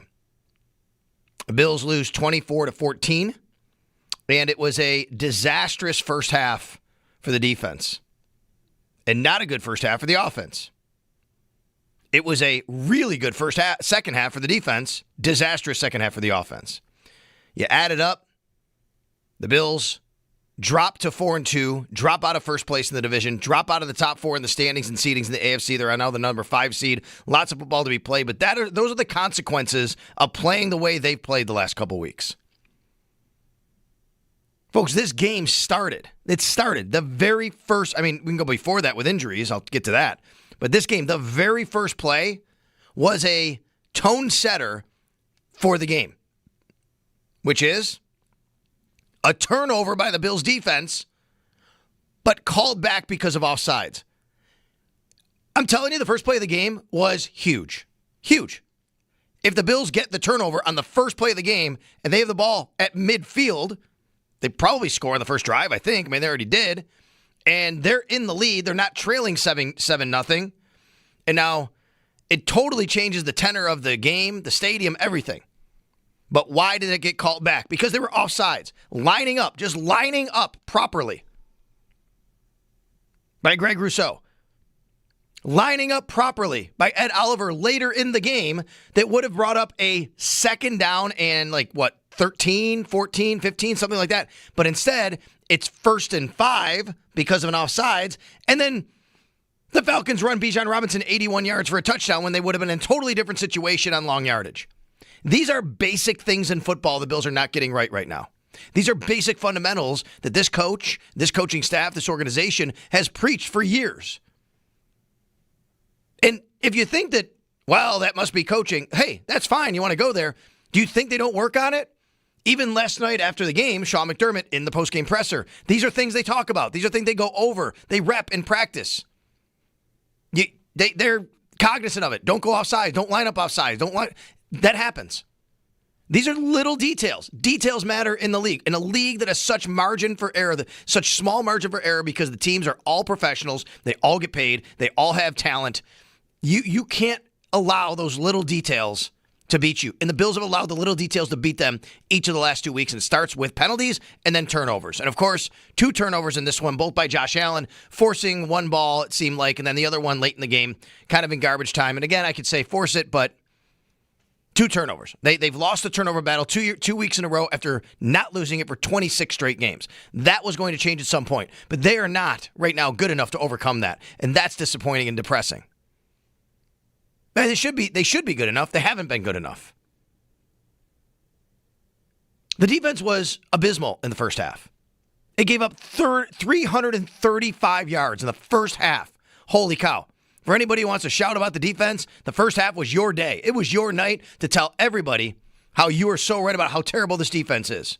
335 yards allowed in the first half alone. Bijan Robinson just getting off. Drake London going nuts, right? Offense was okay, pretty pedestrian, only 7 points. You need more out of them. Second half, holy cow. For all of that you want to say about the defense in the first half, and that counts, first half counts, they were terrific in the second half. The defense was great in the second half. The Atlanta Falcons, second half drives to start the half. 5 plays, 8 yards and punt. 8 plays, 25 yards, blocked field goal. 3 plays, 8 yards and punt. They had 41 yards of offense in the first 3 drives leading into the final drive. You know what that led to? The Bills getting the ball, down 1 score, 3 different times. 3 different times.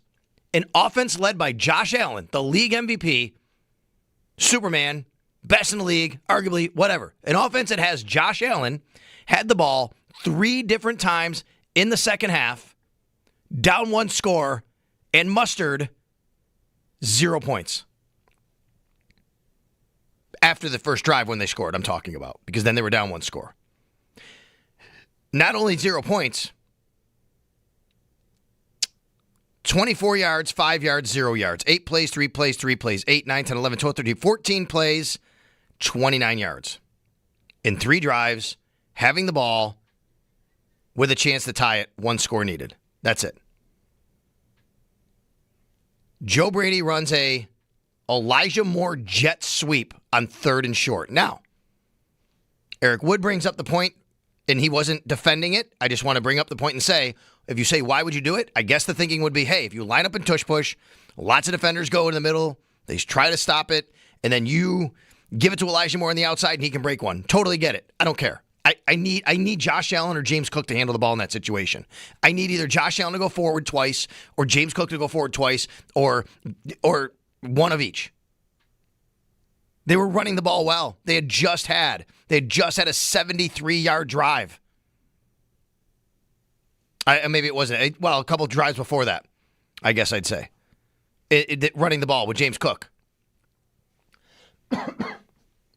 Same as last week. It was the same play, basically, but this time, last week was Dawson Knox. He fumbles. This week, Elijah Moore, he fumbles. And what really hurt is, here's the details again. Here's the details. Even if that gets stopped for no gain, you can go for it. But if you fumble and go back 4 yards, that's when you punt. And that's what happened.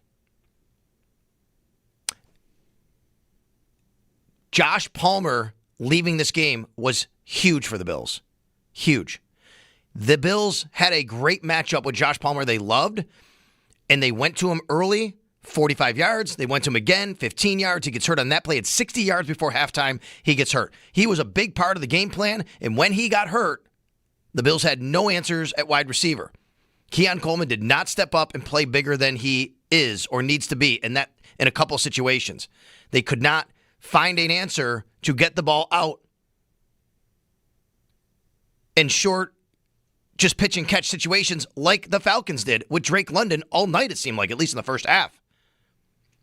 I mean, Drake London was just like kind of, you know what he did? He did the whole thing do you ever play when you're in the street? Go to the fire hydrant and turn around? Like, that's Drake London last night.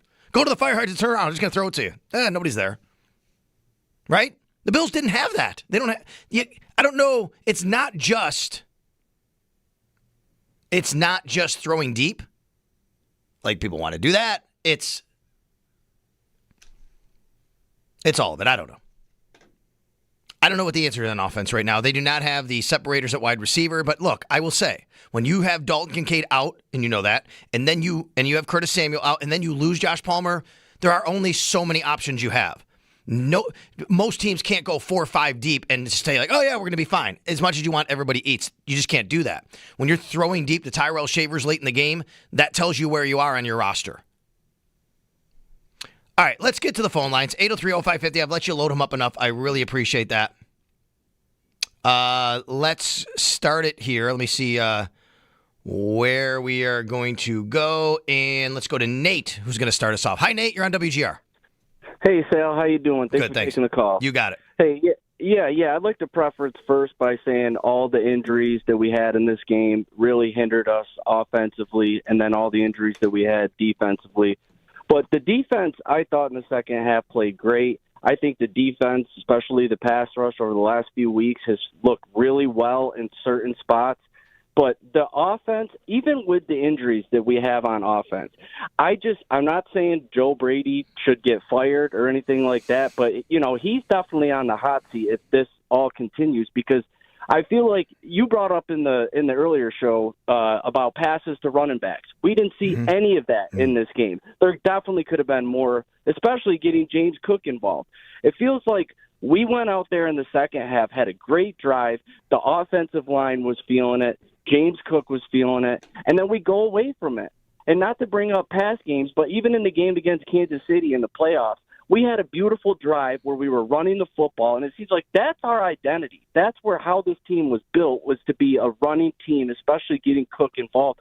And then for whatever reason, they just go away from it. And it seems like Brady has these weird tendencies, whether it would be personnel or he gets into certain plays. I'm not going to criticize him because he knows a lot more about the game than I do, but just from what I see, even with the injuries last night, we still had guys out there that we could have made plays and not gone 3 and out and had a better chance to win the game. All right. Thanks a lot, Nate. Appreciate your call. 803-0550. We are on the YouTube stream at I'm sorry. That's my YouTube. At WGR 550. So many different platforms. Got to keep them all straight. 803-0550 is the number to call. Let's go to Dennis. I think you're talking there. Let's go to Dennis in Buffalo. Dennis, you got me? Yeah, can you hear me? I got you, buddy. I just want to bring up a point with all the other stuff that's going on, receivers, the defense playing one half, we still have a fundamental problem with the head coach who's mismanaging not only time but timeouts at end of half and games. I mean, last night we get the ball back with, I don't remember the exact numbers, but probably a little over a minute left. You're talking the end of the game or the half, just so I know? The end of the game. Okay, gotcha. He makes a great scramble. We get down to the 30. It's probably either about a minute or maybe a little less. I don't remember the exact numbers again. But why wouldn't you kick your field goal there? Yeah. Because either way, you got to get an onside kick. Get the points. Now, if you have a successful onside kick, you have the ball at the 50-yard line. You have potential 3 Hail Mary plays, pass interference potential, whatever. And they took themselves right out of that potential scenario by just trying to pound the ball into the end zone. Yeah, well, they didn't try to pound it. I hear you, and I don't think you're necessarily wrong. I think there's a point about here and we've talked with Sean about this before. There's a point on the clock where they feel that they have to either kick the field goal or they still have time to go for the touchdown. They had 51 seconds still left. So I think their thinking was, and you don't have to agree with this, Dennis, I'll just give you the insight into what they're thinking, because this happened in the Rams game last year. Remember the Rams game, right? And Sean had addressed this, and what they do is they do have the math. They do it, they think about it, and there's a certain point where they say, okay, let's stop going for the touchdown and we can kick a field goal here. I think they felt with 57 seconds at the Atlanta 25, they still had time to get a touchdown, because if they get it, let's just say, I don't know what their time would be, maybe 40 seconds. Hey, once we get under 40, now we need to kick the field goal. Does that make sense? You don't have to agree with that math, but that's how they've done it with their analytics, basically, is that there's a certain point. There wasn't 20 seconds left, there was a minute. So I understand that. Now I understand your point too. Like, I do think it's kind of a moving target on where you are and how much time is left there. But then also, if they kick the field goal, that gives them more time to get the potential touchdown. It does, but it's also either way, you have to get the onside kick, right? That's exactly right. But I understand that. If you kick the field goal, it gives them more time. But what they're thinking is, and again, I'm not defending, I'm just telling you how they view it.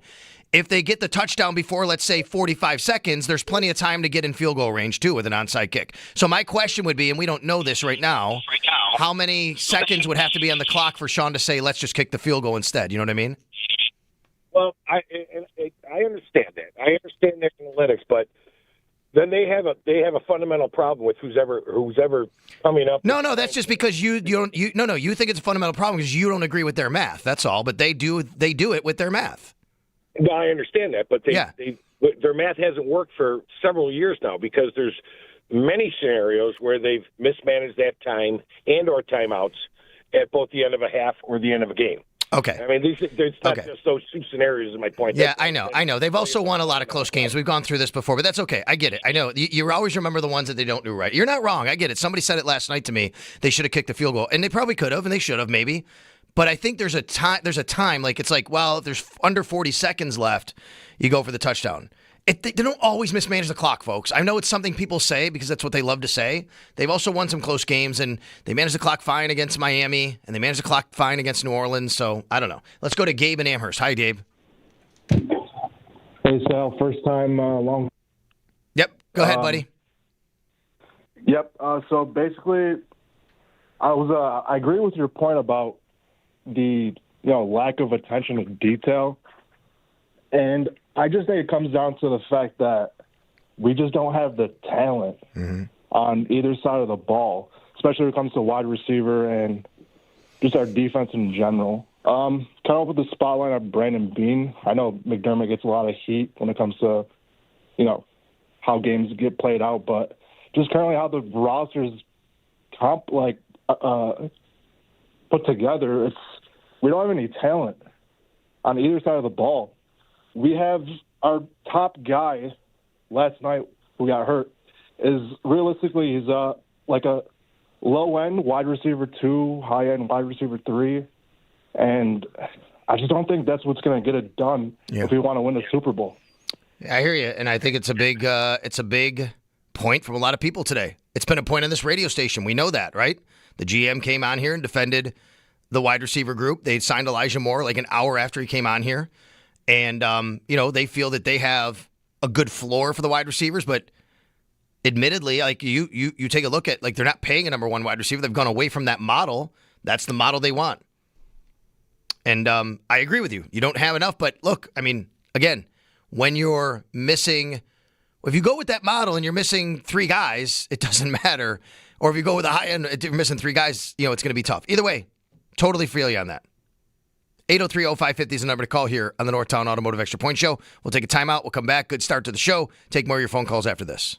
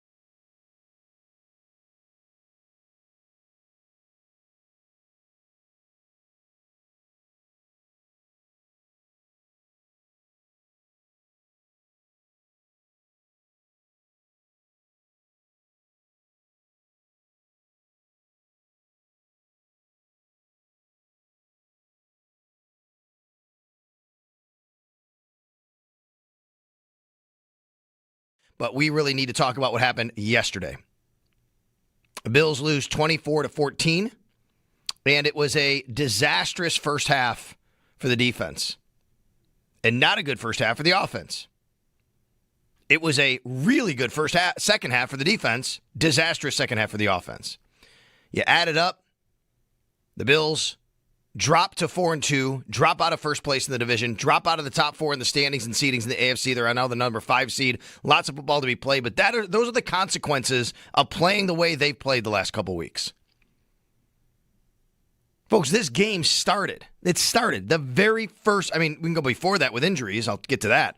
But this game, the very first play was a tone setter for the game, which is a turnover by the Bills defense, but called back because of offsides.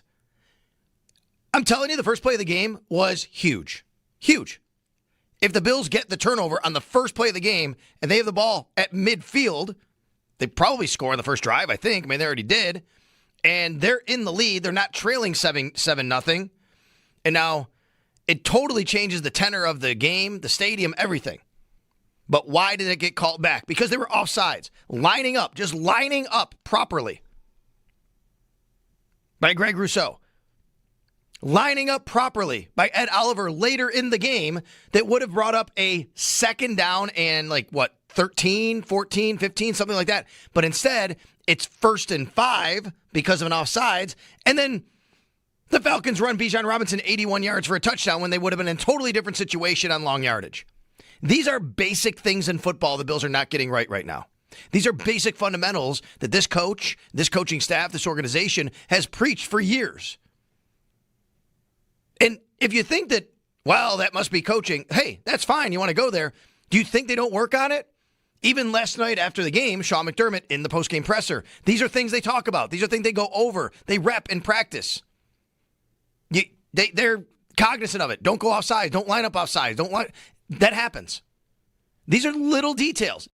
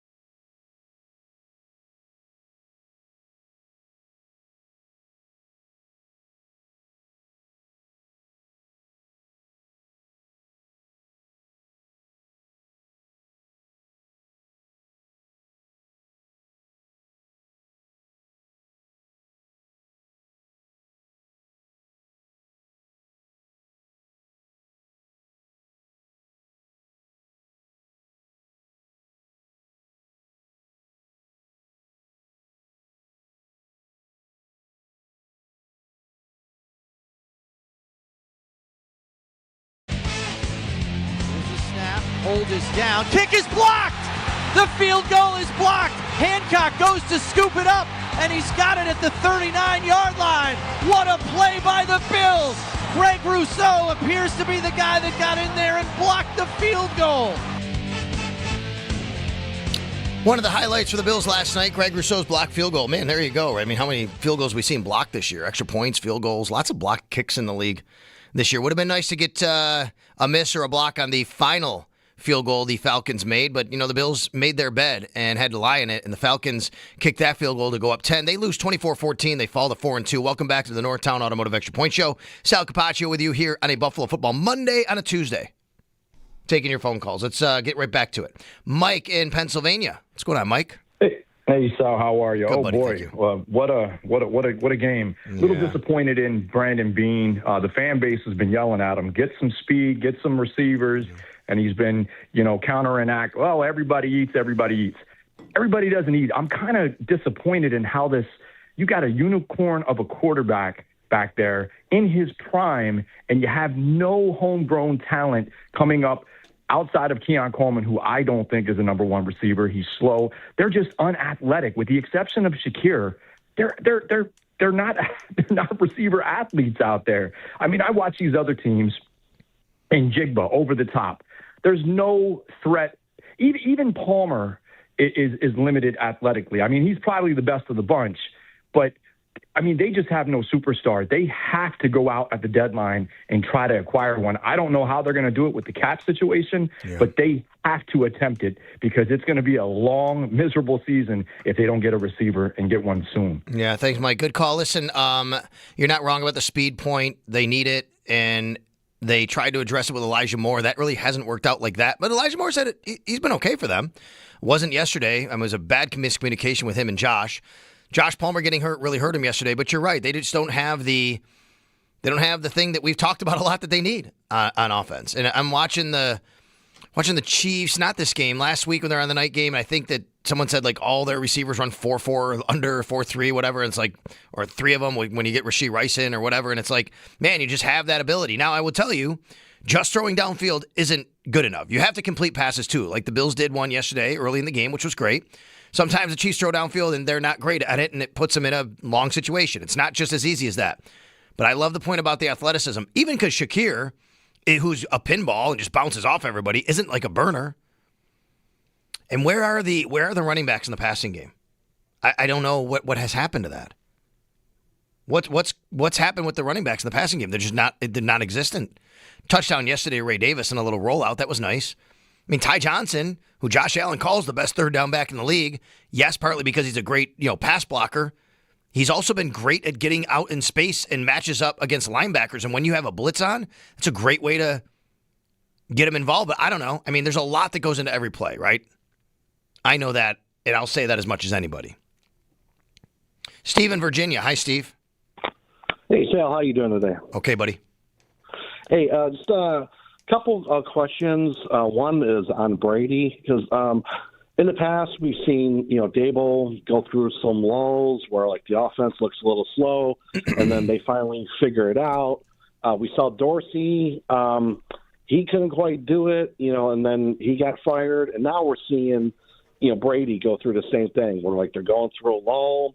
So I mean, I get it. You start off the season, you have a great game plan, and then after a few games, teams start to figure it out. So how long of a leash does Brady have? Like if he can't figure it out and change things up, like does he get the rest of the season, or are they, which kind of leads to my second question. I mean, I don't know the answer, Steve. I don't know the answer. I mean, I'm not the head coach. So what do you think should happen? How much of a leash, like if you're sitting here in 4 weeks and they win a couple games, but they're still struggling or whatever. I mean, last year it was in 2023, it was in like mid-November, early November when they fired Ken Dorsey after the Monday night game against the Denver Broncos. You remember that one, right? I don't know. I don't know the answer to your question, obviously. I don't know. What do you think? Like how long it should be? Oh, well, good question. I mean, I think, maybe like, hey, bye week, see if you can trade for someone possibly or whatever. Because, I mean, I know, hey, don't get me wrong, injuries, but. Right, but that's a totally different point in question, though. Yeah, don't get me wrong, like others are saying. It's like, hey, you got to start doing other things. I mean, I mean, I coached youth flag football, and I get it because we don't play the same teams. And then after like the second or third time playing them, the plays that I initially had against them weren't working. So it's like you constantly got to change. And I mean, I can't even imagine doing that at the NFL level. Like, I mean, I know it's tough, and I'm not trying to be too hard on these guys, but it's a tough job.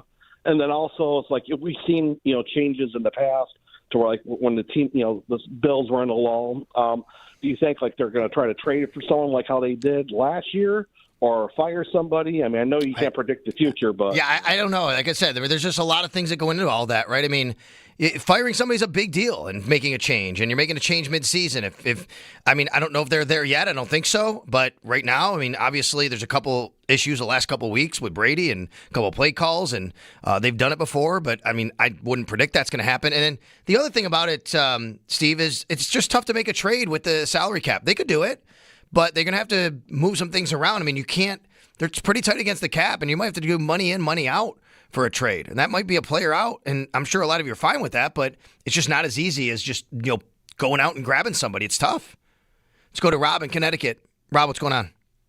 Hey, Sal. Thanks for being my eyes. And, it was a disappointing loss last night. First half was horrible as a fan, but my only gripe was, I thought there was going to be a little bit of hope when Russo blocked that kick, and then we got the ball back, and that, we got cute, with that 3rd and 1. I was like disappointed with that. Yeah. That's my only gripe. A lot of people have been talking about it, but let me ask you this question.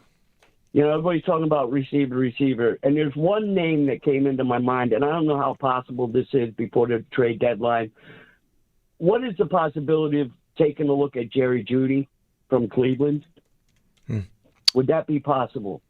I'll have to look up his contract and take a look at it, but it's a guy. It's an interesting name, though. I think he's a guy that's been mentioned before a couple years ago, right? He was in a situation 3 years, 25. Let me see if this was this year. Just looking at it, I just want to look at his contract details. It's a good name. It's a good name to bring up. I don't know. He's got some void years. He's got 3 years left on a deal, but his base salary is really low, actually. He's only making 1.5 each of the next few years. So there you go. Hey, that's a name you like. Hey, that's an interesting name, Rob. Yeah, and I'm just saying, nothing changes if nothing changes, and that we know as fans, and and everybody at WGR 550, we all know that something has to change. I'm not the coach, and I don't want to be the coach, and I'm not the GM.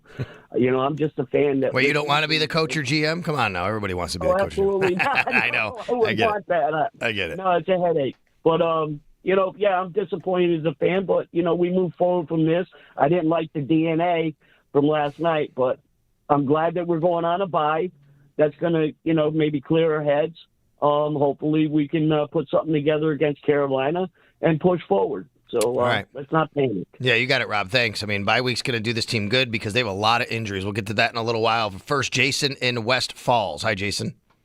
Hey, Sal. I just want to touch base on the observation I made yesterday based on the first step the offensive line made.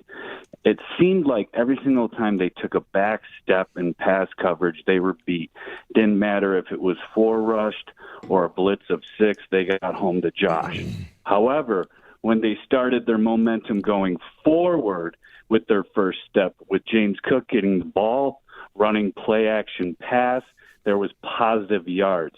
There was a tendency, I don't know why we abandoned the run game, because that's when the Bills were getting all the positive yards. And if they were going to blitz, I agree with you. What happened to the running back pass, dump, wheel routes, get out of trouble? It was panic mode. They were hiking the ball with 10 to 15 seconds left on the play clock, trying to rush when they needed to slow down. Our offensive line was gassed, and we could have won that game at the line of scrimmage if we were under center and we just pushed. But as soon as the Falcons saw we were in an obvious passing formation, they blitzed. They put the pressure on, and our guys were going backwards, and the pocket was collapsing. And I think it's something that the strength of our offensive line. Yes, they were really good at pass pass blocking last year. Maybe it's different, but I don't know. I saw Deion Dawkins winded, ankles twisted, Connor McGovern getting ran into his knee, and they're all trying to stop 6'5", 4 pass rushers, and they couldn't do it. However, when they ran the ball, they got 2 yards, they got 3 yards, they got 6 yards. They were moving the chains. And if they just kept that north-south play scheme going, I think they could have grinded out that game. And that's all I thought I saw yesterday, observation-wise. I like it, Jason. I'm pretty much with you. You know, going into the game, I tweeted before the game yesterday afternoon that the Falcons blitz more than any team in the league by a wide margin. They're 44%, and they're good at it. They get to the quarterback. The Bills would know that. And they also, by the way, had 2 weeks to prepare for this game. You think they didn't scheme some stuff up? Absolutely they did. They had exotic blitzes. But I agree with you. You know, the best way to counter that? Keep running the ball. And they were running the ball well. First drive of the second half, they go right down the field. They score. I would have loved to see more of that. Good call, Jason. I appreciate it. We'll take a timeout here on the Northtown Automotive Extra Point Show. We'll come back. We'll get to your injury update because on the Barnes Firm injury report, there are quite a few names. So I'll try to run through them. We'll give you an update on that and what it might hold for the next couple of weeks. But more of your phone calls. Load them up. We got Alex and Billy and Curtis on the line. We got more of your phone calls on the way at 803-0550 on the Northtown Automotive Extra Point Show on a Buffalo Football Monday on a Tuesday. But we really need to talk about what happened yesterday. The Bills lose 24-14. And it was a disastrous first half for the defense. And not a good first half for the offense. It was a really good second half for the defense, disastrous second half for the offense. You add it up, the Bills drop to 4-2, drop out of first place in the division, drop out of the top four in the standings and seedings in the AFC. They're now the number 5 seed. Lots of football to be played, but those are the consequences of playing the way they've played the last couple weeks. Folks, this game started. It started the very first. I mean, we can go before that with injuries. I'll get to that. But this game, the very first play was a tone setter for the game, which is a turnover by the Bills defense, but called back because of offsides. I'm telling you, the first play of the game was huge. Huge. If the Bills get the turnover on the first play of the game and they have the ball at midfield, they probably score on the first drive, I think. I mean, they already did. And they're in the lead. They're not trailing 7-0. And now it totally changes the tenor of the game, the stadium, everything. But why did it get called back? Because they were offsides. Lining up properly. By Greg Rousseau. Lining up properly by Ed Oliver later in the game that would have brought up a second down and 13, 14, 15, something like that. But instead, it's 1st and 5 because of an offsides. And then the Falcons run Bijan Robinson 81 yards for a touchdown when they would have been in a totally different situation on long yardage. These are basic things in football the Bills are not getting right now.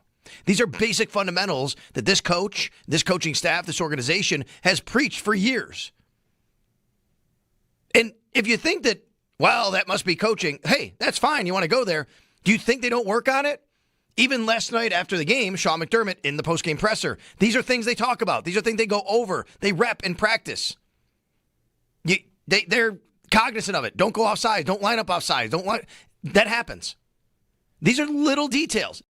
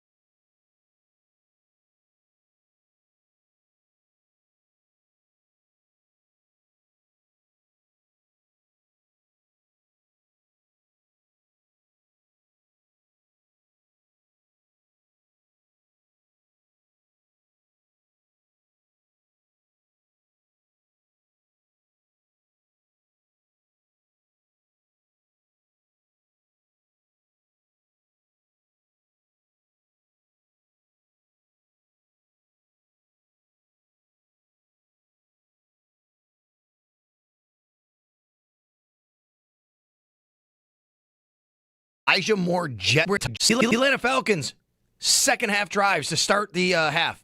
5 plays, 8 yards and punt. 8 plays, 25 yards, blocked field goal. 3 plays, 8 yards and punt. They had 41 yards of offense in the first 3 drives leading into the final drive. You know what that led to? The Bills getting the ball, down 1 score, 3 different times. 3 different times. An offense led by Josh Allen, the league MVP, Superman, best in the league, arguably, whatever. An offense that has Josh Allen had the ball 3 different times in the second half, down 1 score, and mustered 0 points. After the first drive when they scored, I'm talking about, because then they were down 1 score.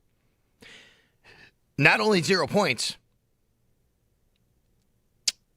24 yards, 5 yards, 0 yards. 8 plays, 3 plays, 3 plays. 8, 9, 10, 11, 12, 13, 14 plays, 29 yards. In 3 drives, having the ball with a chance to tie it, 1 score needed. That's it.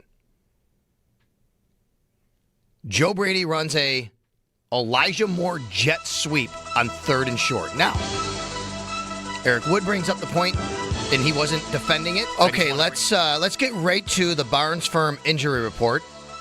Brought to you by the Barnes Firm. Injured for help, call 1-800-8-million. I mean, this started off. The game yesterday already started off ominous because Daquan Jones got hurt during pregame warmups. He, what Sean McDermott said, popped his calf. Let me just kind of run through how this works because people are probably wondering, what do you mean? If he gets hurt, why can't you replace him? So a lot of you might know this already, but a lot of people might not know, so let me explain it. Typically, you have to elevate players from the practice squad on a Saturday by 4 p.m. for a Sunday game. On a night game, a Monday night game, you get till 4 p.m. on Monday to do it. So the Bills, they elevated Jordan Poyer and Jordan Phillips, safety, defensive tackle, respectively, yesterday for the game. Those are your 2 practice squad elevations. So now they had 4 defensive tackles, okay, going into the game. Because Jordan Phillips came up, they had Jordan Phillips, Ed Oliver, Daquan Jones, Deion Walker. At 5:45 p.m., 90 minutes before the game, 90 minutes before every game, that's when your inactive list is declared. Once that happens, once you declare that list and that time hits at 90 minutes, that's it. That's who's playing on your team. You cannot make changes. That's who's dressed. If someone gets hurt during the game, can't change. Obviously, you can't bring somebody in after that unless they're already active. Same thing with pregame warmups. That's what happened with Daquan Jones. Hurts his calf in pregame warmups. So the Bills now are down to 3 defensive tackles.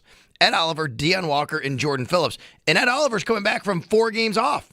You have to think about his conditioning. And that just really hurt the Bills yesterday, obviously, to not have Daquan Jones early on. Now, after the game, he was in a boot. We saw him outside the locker room walking. Sean McDermott said he popped his calf. Don't know what that means. Sean didn't really know what that meant other than the terminology he was given and what he was told by trainers. So that's one. During the game, Josh Palmer looked like a hip drop tackle. The guys told me today it wasn't. Did you see it? Was it hip drop? They told me it really wasn't. We thought it was in real time. No, he didn't come in contact with his legs or anything like that. He was just kind of dragging him down. I got you. That's Joe Cali, our producer, by the way. He's producing audio today. Owen Parker producing on the video side, by the way. So he goes down, and that was a really big, significant loss for the Bills. Josh Palmer, he looked like he was trying to see if he can come back in the game, but he never was able to with an ankle injury. Okay? On top of that, later in the game, Terrell Bernard. He has an ankle injury. Now, he was definitely trying to come back. I see him working out on the sidelines with trainers, bouncing up and down, trying to do some pushing off and cutting, and it just wasn't happening. And he basically, you could see the frustration, and ultimately they took his helmet and said, yeah, you can't do it, right? Can't go back in. At the very end of the game, Taylor Rapp came out. I don't think he finished. The last few plays of the defense. Didn't get a report on him because it was like the very end. And then before that, Cole Bishop was cramping. That's why Jordan Poyer was going in and playing meaningful snaps in this game. Did I miss anybody? Oh, yeah, Connor McGovern left the game, went back in. And then Josh Allen, of course. Now, I didn't try to gloss over Josh, but looked like he hurt his left hand trying to pick up a ball that kind of got loose on a sack. But a trainer came over, he kind of said, I'm good. So there was nothing there. And Sean McDermott said afterwards he didn't have anything on Josh Allen. On top of the fact that Dalton Kincaid was out of this game, Curtis Samuel was out of this game, there's a lot going on. We'll hear from Sean McDermott later today. We'll get an update on injured players from the game. But I'm telling you right now, folks, we know how this works. The Bills don't play for 2 weeks essentially, right? 12 more days. We're not going to get much between now and then. Not until next Wednesday, a week from tomorrow, is the next time we'll know anything about really any injured players and where they stand. In the meantime, they are going to get Michael Hoyt and Larry Ogunjobi back. Their 6-game suspensions are over as of today, officially, so they can rejoin the team.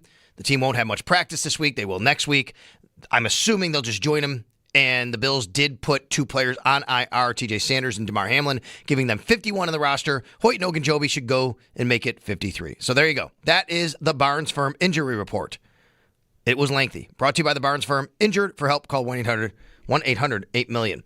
Alexander in Rochester. Hi, Alexander.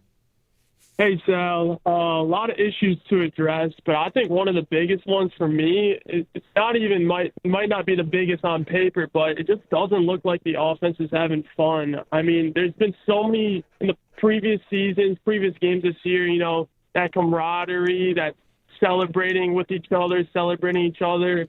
I mean, it just doesn't look like the team's having fun. Josh doesn't look as energetic. There's so many times where you see Josh take off, get a 15-yard run, lower his shoulder, he gets up with a little bit of swag, and it kind of ignites the offense.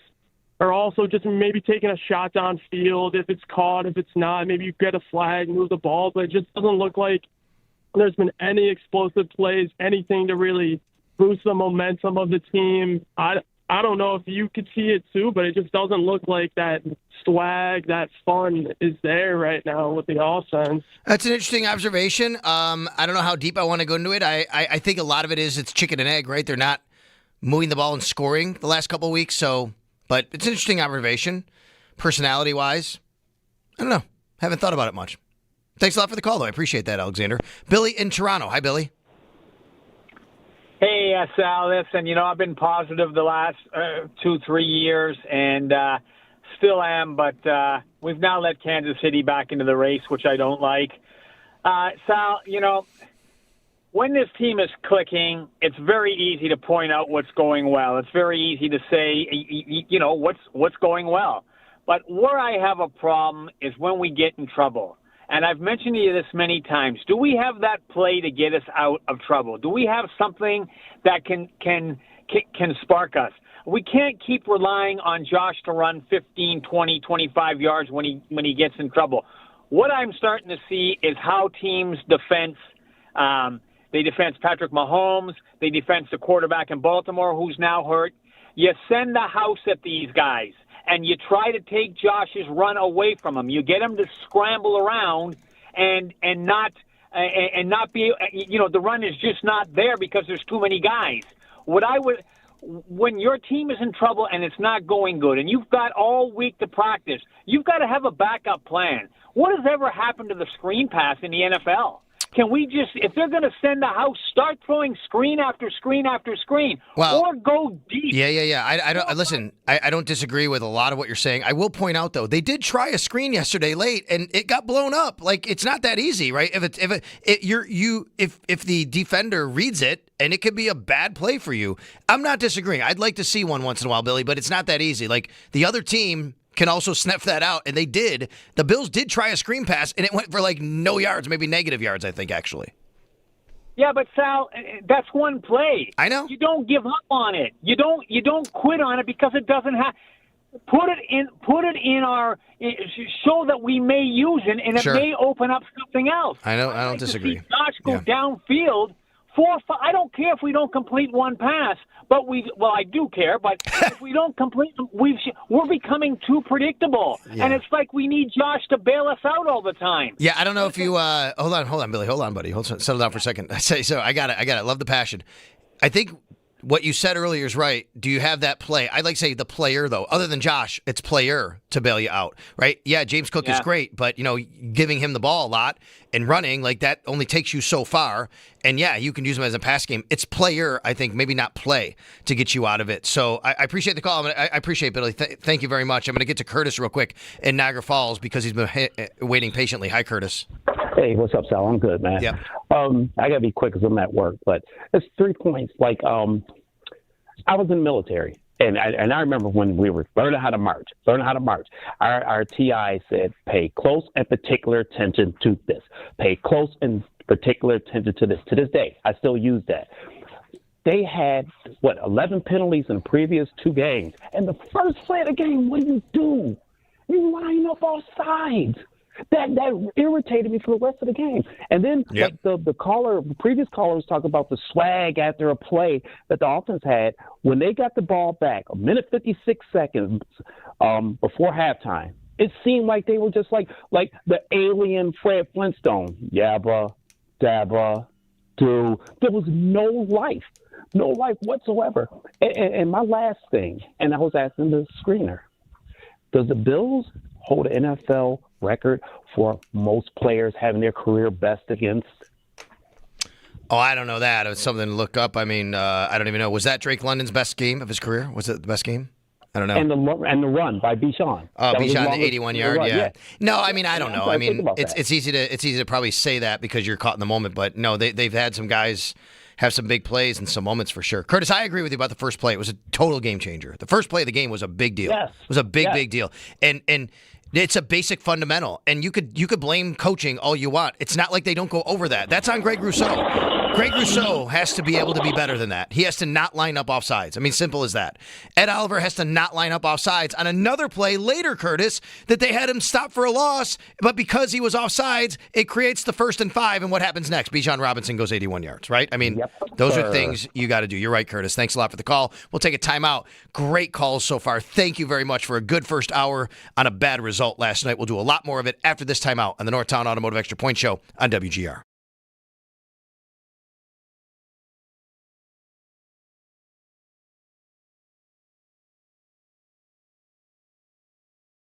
Thinking would be, hey, if you line up and tush push, lots of defenders go in the middle, they try to stop it, and then you give it to Elijah Moore on the outside and he can break one. Totally get it. I don't care. I need Josh Allen or James Cook to handle the ball in that situation.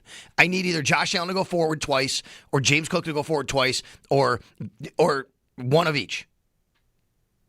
They were running the ball well. They had just had a 73-yard drive.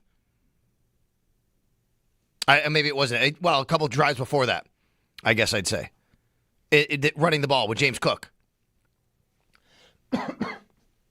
Same as last week. It was the same play, basically, but this time, last week was Dawson Knox. He fumbles. This week, Elijah Moore, he fumbles. And what really hurt is, here's the details again. Here's the details. Even if that gets stopped for no gain, you can go for it. But if you fumble and go back 4 yards, that's when you punt. And that's what happened. But we really need to talk about what happened yesterday. The Bills lose 24-14, and it was a disastrous first half for the defense, and not a good first half for the offense. It was a really good second half for the defense, disastrous second half for the offense. You add it up, the Bills drop to 4-2, drop out of first place in the division, drop out of the top 4 in the standings and seedings in the AFC. They're now the number 5 seed. Lots of football to be played, but those are the consequences of playing the way they've played the last couple weeks. Folks, this game started. It started the very first. I mean, we can go before that with injuries. I'll get to that.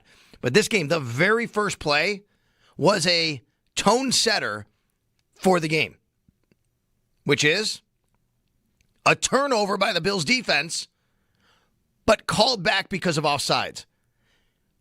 I'm telling you, the first play of the game was huge. Huge. If the Bills get the turnover on the first play of the game and they have the ball at midfield, they probably score on the first drive, I think. I mean, they already did. And they're in the lead. They're not trailing 7-0.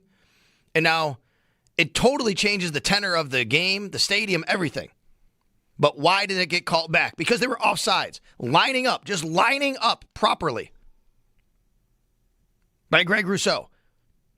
Lining up properly by Ed Oliver later in the game that would have brought up a second down and 13, 14, 15, something like that. But instead, it's 1st and 5 because of an offsides. And then the Falcons run Bijan Robinson 81 yards for a touchdown when they would have been in a totally different situation on long yardage.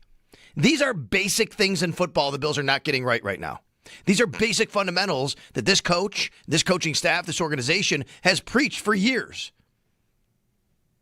And if you think that, well, that must be coaching, hey, that's fine. You want to go there. Do you think they don't work on it? Even last night after the game, Sean McDermott in the postgame presser, these are things they talk about. These are things they go over. They rep in practice. They're cognizant of it. Don't go offside. Don't line up offside. That happens. These are little details.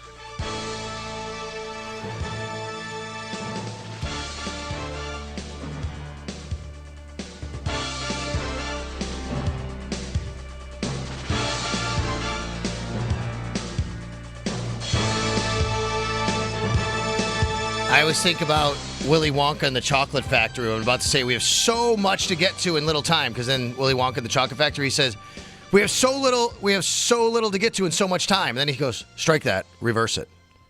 So we have a lot to get to, but a little time. Let's start with this, okay? Welcome back.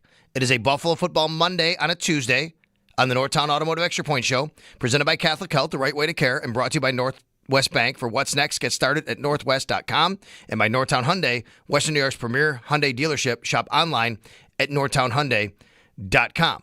All right, next, your chance to come be a part of It's Always Game Day in Buffalo with Matt Bove and me this Thursday night, 2 nights from now.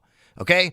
Get this sour taste out of your mouth by enjoying us with some ales, some brews, some great drinks, some food, and some football talk and other talk going on at Old Buffalo Brewery. Buffalo Old Brewery. That is their beer garden now. This is 6:30 this Thursday night. Enjoy discounts on 4 packs of award-winning brews like Iron Island IPA and Cloudy McCloudface Hazy IPA.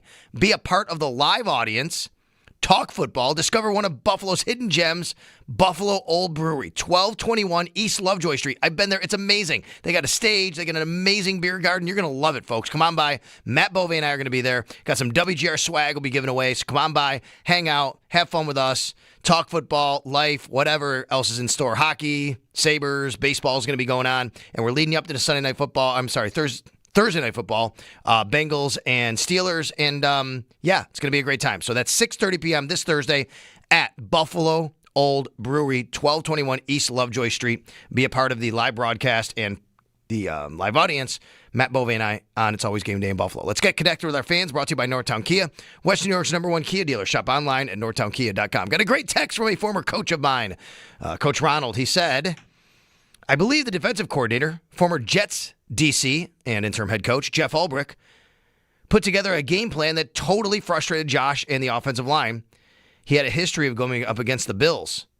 He had a knowledge of having the players execute that strategy. I love that point. I think it's great. Chopin Bulldog asked me yesterday during the roundtable, hey, Bills aren't very familiar with the Falcons, and they're not familiar with the Bills. Like, how does that change things? I said, well, you got coaches that are familiar with each other, though. Jeff Ulbrich's one of them. Great point there, Coach. I appreciate. That's why you're the coach. I'm doing this on the radio and taking phone calls from people like Steve, who's up next. Hi, Steve. Hey, how are you doing today? Thanks for taking my call. You got it. The caller before me mentioned what I wanted to mention, and that's the penalty on the very first play of the game. Yep. Game changer. And, boy, I was annoyed the rest of the night. But the way I countered it, there were 17 points scored by Atlanta after third and fourth down penalties. And I just think we've got to fix the penalty situation. Is that really? Is that right? That I had not looked that up. Is that the stat? There were 17 points after a third or fourth down penalties. Yeah, that's amazing. Yeah, 17-point swing right there.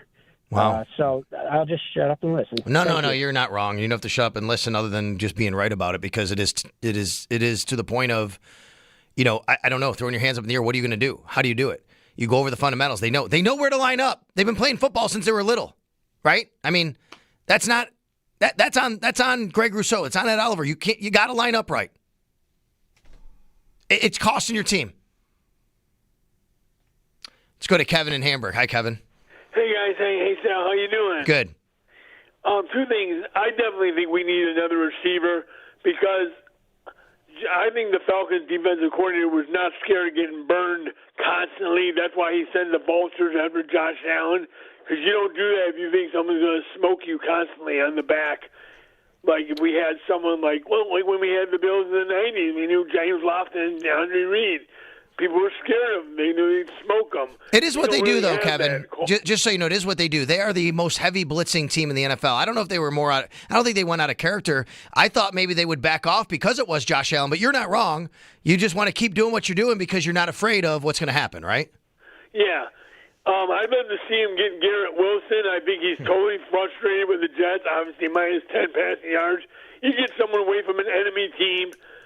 As far as the fundamentals of blunders, it seemed like the same thing over and over again. Too many penalties, 30 penalties in 3 games. I mean, I don't know what to say about that, but I don't know. Sometimes I wonder if McDermott's not tough enough when it comes to things, even people say he is or says he is. 30 penalties in 3 games. I mean, you don't tolerate that from a team that's 4-2 like you would. It's bad enough if you're 0-6 like the Jets. What do you want them to do about it when you say not tough enough? Bench people? Not bench people, just, I don't know. Right. I mean, what are you supposed to do about it? You can yell at them all you want. They have to know where to line up. Oh, I know. But I wonder, sometimes I wonder who's, different coaches have different mentors that taught him, like Andy Reid learned from the Bill Walsh coaching tree. You know not to do that with them because those coaches didn't tolerate that. I wonder if his fundamentals are totally intact that way. You know what I'm saying? Yeah, I mean, but Kevin, I think you're just grasping here. I mean, Andy Reid had a player line up off sides that cost him a huge touchdown against the Bills, a wide receiver, right? I mean, it happens to everybody and every coach. It doesn't, your point is not wrong. You cannot allow it to happen, but I don't think it comes back to, the coach didn't learn well enough from somebody or something like that. It comes down to, the rules of the game, don't do it. Yager in Saratoga. Sorry. Hi, Yager. Jaeger. No worries. Jaeger, thank you. Sorry about that. So everything I have is kind of first half related here. And given the talent on defense right now, right, revisions were made last year. We haven't seen that come to fruition because we got guys on suspension. We have injuries. So I'm not going to even address the talent. But what I am going to address is the coaching. We have penalties. Bishop last night diving at thin air. Steve Tasker said last week, when you see guys diving, it means you're out of position. That's a coaching issue. So at what point last night, with all that zone, and then you had Lewis Riddick and Orlovsky saying, they got to play man, they got to play man. And we started playing man, and things got better. At what point will Babich lose play calling control to Sean McDermott? Because the coaching or the lack thereof is pretty evident.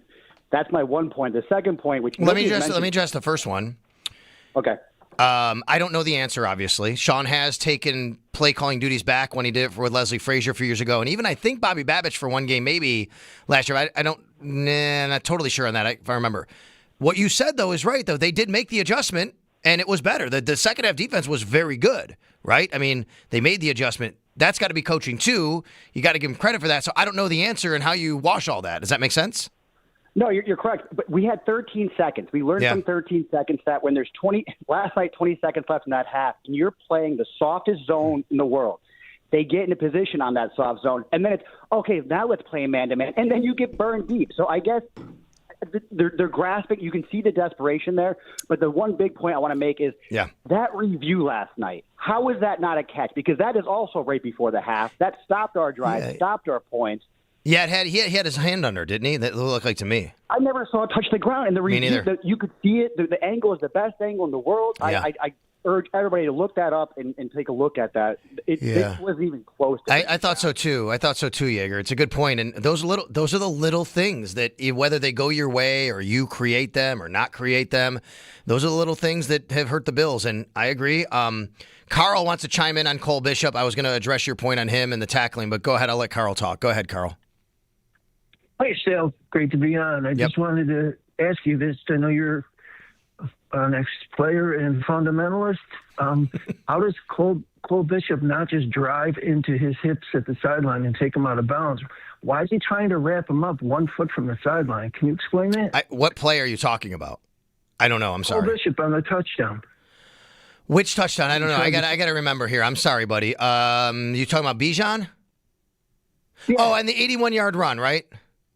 Yeah, I mean, I don't know. I mean, he's got the angle right there. I mean, the angle though, I don't know. Bijan Robinson's a fast runner. I'm watching. I thought he should have dove at his legs. I can't tell from the angle I'm watching there. I don't know, but listen, Carl, it's an overall point you're making, which is right. Which is the tackling's not good enough, right? Whether it's that play or something else, and we can debate that all night long. You're not wrong. I mean, the tackling has to improve, and it hasn't been. And either that's a bad angle from him, or bad position, or bad tackling. But he's the last line of defense. I want to say, though... But you don't have to tackle there. Okay, but here's the other thing I'll say, Carl. We're talking about the guy who's 40 yards downfield instead of the other 10 players who also could have tackled him. Right? Yeah, I'm just saying push him out of bounds. No, I know. No. I understand. But, I mean, he's the last line of defense. There's 10 other guys that you could also say should have freaking tackled him. I get it. Frustrated, too. Hi, Mike. Mike in Buffalo. What's up? Hello. Hi, Mike. Hey, how are you? Good. You're on the air, buddy. Go ahead. I'm good. Yeah. Okay. Good. I'm going to tell you what I've been noticing is, first off, the Bills, they were 4-0, and then they lost 2 games. I'm not really concerned, but what the biggest problem to me is they haven't played to their potential all year long. So that might have something to do with coaching. I don't know. The other thing that really bothered me is Josh. Keep me on here, too, because I don't have my radio on. You got it. When you at least talk to me. Okay. Or if you could keep me on longer, that'd be great. You got it, buddy. Just go ahead. You got it. I got you. Okay. Josh, not one time did he run to the right to throw the football. Not one time. They had him in the pocket the whole time. And that's why he was getting pressure right up the middle, because there were blitzing and things. Well, that's got to be scheme too, right? That's scheme. If you if you go up the middle and you pressure him and you don't let him roll right, because I mean, like, we go back to what I said earlier. Jeff Ulbrich, he's faced Josh and he knows Josh rolling right is deadly. So they probably had some things on and some schemes on to force him more left. You know what I mean? You know, I kind of understand that, but I know that Josh is too good of an athlete. Yeah. He could easily and you know what? Now one naked bootleg, that would have been a perfect call. And then the third situation is, and this has been going on for like almost a whole year. When they're in like a third or a fourth down situation and they only have like a yard or 2 yards to go, he is running some of the stupidest plays I've ever seen. He ran that wide receiver end around. That was crazy. Yeah, we talked about that a little bit earlier, and I don't disagree. It comes down to what they did last week against the Patriots, and you ran with Dawson Knox as a tight end. You did it again this week. That was a big play, and it shouldn't have happened. And if you don't drop the ball there, you're probably going for it on fourth down. But, man, you have Josh Allen, you have James Cook, right? By the way, he did roll right. Josh did. I think if you're talking about running right, like running to his right for like a boot, yeah, you're right. But he did roll right a few times. Thanks for the call, Mike. I kept you on there. I hope that was good enough. And let's go to Ernie in Williamsville. Hi, Ernie. Good morning, Sal. First of all, thank you for carrying on that great Syracuse University tradition of men like Catalan and Murphy and McDonough and Tirico. You do Syracuse proud. My question is regarding injuries. Can you explain to me what the function of the strength and conditioning regimen is for the Bills? I must say I was kind of taken aback when Daquan Jones was injured in warm-ups. And can you fill me in on that? I don't know specifically first of all, thanks for the kind words. I don't know specifically what you're asking. I mean, we're not in the training room with them. Here's what I'll always say about when people bring up strength and conditioning. They obviously have a job and you want to prevent things from happening, mostly soft tissue injuries. You can't prevent football injuries from happening. Like when Josh Palmer gets tackled, that's a football injury. That has nothing to do with the strength and the conditioning staff. When Terrell Bernard gets piled up on, that has nothing to do with the strength and conditioning staff. I think it's easy for people to point to it when they see all the numbers with people. But that said, yes, you had a calf injury.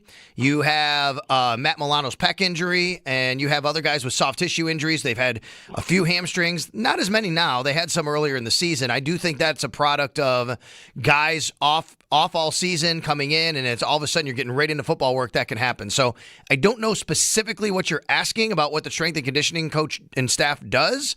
Obviously, there are things you can look at and say, what are we doing differently? What do we need to do differently if there's a calf injury? Now, I'll also tell you, those things can happen sometimes. It doesn't have to be on the coaching staff or the strength staff. He is a veteran, Daquan Jones, right? I don't know what, it's not like he's a new player trying new things. I don't really know. So I'm not really sure how to answer your question. I just want to point out, though, Ernie, it's important to remember most injuries in football happen during football. Does that make sense? Yeah, understood. Do you ever get to question any of the coaches for strength and conditioning as you would a head coach? No. Or no. Okay. They don't make them available to the media. Now you could do a media request, like a story on them. You know what I mean? But we'll see. But we've never. I don't think in any of my years we've ever done that. They don't make them available. There's a lot of people on staff that you don't talk to really. Throughout the season or anything. But what specific question are you asking? Well, I just was trying to wonder if is there any accountability for strength and conditioning? Well, they fired the guy last year. Yeah, that's okay. That's accountability, right? Right. Look, I understand the football injuries, but and I don't know how the Bills compare to all the other teams in the league. But and I guess, like you say, you can't interview these people. Well, here are a couple things, Ernie. Number one, the Bills are probably, I would say, about average on the number of players. I did a look at it last week. Do you know how many? You want to guess how many players were on the Dallas Cowboys injury report last week? 21. I'll tell you, 21. 21. Okay, the Bills had like 6. The Baltimore Ravens are losing players left and right. It's crazy. You see Baltimore, what's going on there, right? I'm not absolving and saying the Bills are great in this department. I'm saying I just think it's the way the league goes. It's the way sports goes.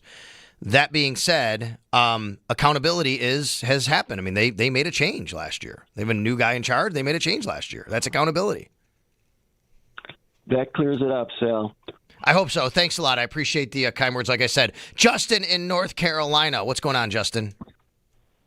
Hey, how's it going, Sal? Good, thanks. So I want to bring up an interesting point. And I don't know, you may agree, you may not agree. Okay. So Josh Allen, honestly, man, I think he deserves better. He's a superstar quarterback. He's he's in the top 10 list. You know what he needs to start doing is he should start demanding from Brandon Beane and Sean McDermott that they get him, better wide receivers, or he needs to start telling them that he's going to walk. Yeah, I would disagree with that. Yeah, I would totally disagree with that he's going to walk. So, yeah. They just signed him to a major, major extension for the next 6 years at a record-setting amount. So I would totally disagree with that. Let's go to Boston and Ed. Hi, Ed. Hey, Sal. Good morning. How are you? Good, thanks. Hey, listen, so I called in last week after the Bills lost to the Pats and had to listen to the Boston media proclaim how great the Patriots are. And now I'm sure it's even worse today. That's right. Oh, no, they've got them hosting the AFC Championship. Of course, so, yeah, for sure. Yeah. Unbelievable. So, as infuriating as last night was, I guess maybe half full, in that the AFC is still pretty wide open. And, you made a point earlier about all the injuries that they've had and the guys coming back. I'm still amazed to some degree, though, how these other teams, and that's a little bit what the last caller said, how some of these teams, they wind up by the time they get to the Super Bowl and they're either still healthy or they have players that have come back from being injured. I can't quite figure that one out. But maybe that's what we have to kind of look forward to. It, as you said before, it's a long season. Hey, last thing I wanted to ask you real quick is, does Dermott do a talk show? Like Vrabel up here does a once a week with the guys on EEI. No, like where yeah. I mean, he does. Like, do people call in his show? Do fans call him? Oh, that would be rare, right? I mean, like you say, a call-in show. Yeah, Sean McDermott comes on every Friday with me. He's on this show. Okay. He's on this show. Wait, do you only listen on the day after games, Ed? Yeah, because you're somewhat therapeutic. I get it. No. He comes on with me every Friday. But by then, you're just really talking about what we're doing is getting the injury report and setting up this week. By the time you get to Friday, the previous game has been long gone. You know what I mean? Got it. Yeah, the interviews up here are a little bit, and I'll listen to yours. That sounds great. They're a little bit. They can be a little bit. Can you imagine when Belichick was here, what they were like? Here? Oh, I'm sure. Oh, it was crazy. So anyhow, yeah, thanks. I got you, buddy. Yeah, thank you. Yeah, keep listening every day, buddy. There you go. I got you. Let's go to Bill in Buffalo. Hi, Bill. Phil, how are you? Good, thanks. So I just got two things. Everybody's talking about the defense. We need to get a cornerback. We need to get the defense fixed up. Well, I mean, what does the defense matter if we cannot score a touchdown? The most ridiculous thing ever is that drive after half. We run it with James Cook. We're running down. We're showing authority. We're demanding the line of scrimmage. We're taking control of it. And then the next drive, we go out there and James Cook's not even in the game. Like, what sense does that make? They completely take it apart. They completely do something completely different. When are we going to say that Josh Allen is the reason why Joe Brady looks good? When is that going to become the conversation? Well, I think people have said it, but you say that about any like great quarterback, right? I mean, like Andy Reid once had the first pick in the NFL draft, and then he got Patrick Mahomes. I mean, Yeah. Like it can be looked at that. I'm not banging on. I think Andy Reid's a fantastic coach, but you get my point, right? Like the great quarterback makes any coach look great. Brian Daboll, right? He had look at Brian Daboll's history when he didn't have Josh Allen, right? His numbers were not good as an offensive coordinator in Cleveland or Miami or other places he was, Kansas City. Yeah. So yeah, I don't think that's an indictment on this particular coach. I think it's just the way it works, right, Bill? But that being said, let's go back to your first point. I agree. I think sometimes somebody called earlier and said sometimes they outsmart themselves. Well, it's like, yeah, Ty Johnson's a great third down back, so we put him on third down. But what about when things are working with James Cook? I'd like to see him in there a little bit. If he's cooking, why take him out? Right, exactly. If he's on the oven, he's in the pan, why shut it off? Yeah, you got it. We needed him in the kitchen, though, getting that touchdown, Bill. Thanks a lot. We'll take a time out here. We'll be back with more of your phone calls. We still got to get the sit up, stand down, hey, buddy, extra point from the sidelines, all on your way on the Northtown Automotive Extra Point Show on a Buffalo Football Monday on a Tuesday on WGR. Atlanta Falcons second half drives to start the half. 5 plays, 8 yards and punt. 8 plays, 25 yards, blocked field goal. 3 plays, 8 yards and punt. They had 41 yards of offense in the first 3 drives leading into the final drive. You know what that led to? The Bills getting the ball, down 1 score, 3 different times. 3 different times. An offense led by Josh Allen, the league MVP, Superman, best in the league, arguably, whatever. An offense that has Josh Allen had the ball 3 different times in the second half, down 1 score, and mustered 0 points. After the first drive when they scored, I'm talking about, because then they were down 1 score. Not only 0 points, 24 yards, 5 yards, 0 yards. 8 plays, 3 plays, 3 plays. 8, 9, 10, 11, 12, 13, 14 plays, 29 yards. In 3 drives, having the ball with a chance to tie it, 1 score needed. That's it. Joe Brady runs a Elijah Moore jet sweep on 3rd and short. Now, Eric Wood brings up the point, and he wasn't defending it. I just want to bring up the point and say, if you say, why would you do it? I guess the thinking would be, hey, if you line up and tush push, lots of defenders go in the middle, they try to stop it, and then you give it to Elijah Moore on the outside and he can break one. Totally get it. I don't care. I need Josh Allen or James Cook to handle the ball in that situation. I need either Josh Allen to go forward twice or James Cook to go forward twice or one of each. They were running the ball well. They had just had a 73-yard drive. Maybe it wasn't. Well, a couple of drives before that, I guess I'd say. Running the ball with James Cook. Same as last week. It was the same play, basically, but this time, last week was Dawson Knox. He fumbles. This week, Elijah Moore, he fumbles. And what really hurt is, here's the details again. Here's the details. Even if that gets stopped for no gain, you can go for it. But if you fumble and go back 4 yards, that's when you punt. And that's what happened.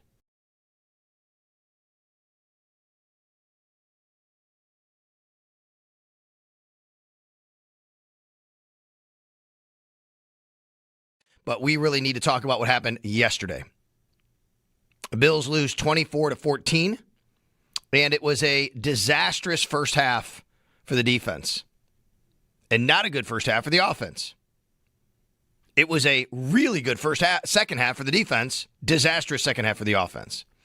You add it up, the Bills drop to 4-2, drop out of first place in the division, drop out of the top 4 in the standings and seedings in the AFC. They're now the number 5 seed. Lots of football to be played, but those are the consequences of playing the way they've played the last couple weeks.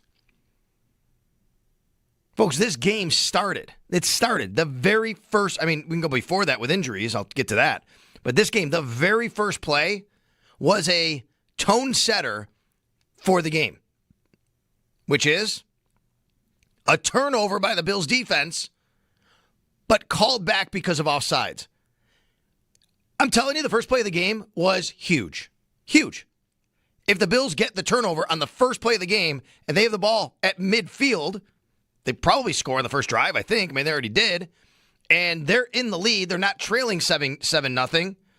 And now it totally changes the tenor of the game, the stadium, everything. But why did it get called back? Because they were offsides. Lining up properly. By Greg Rousseau.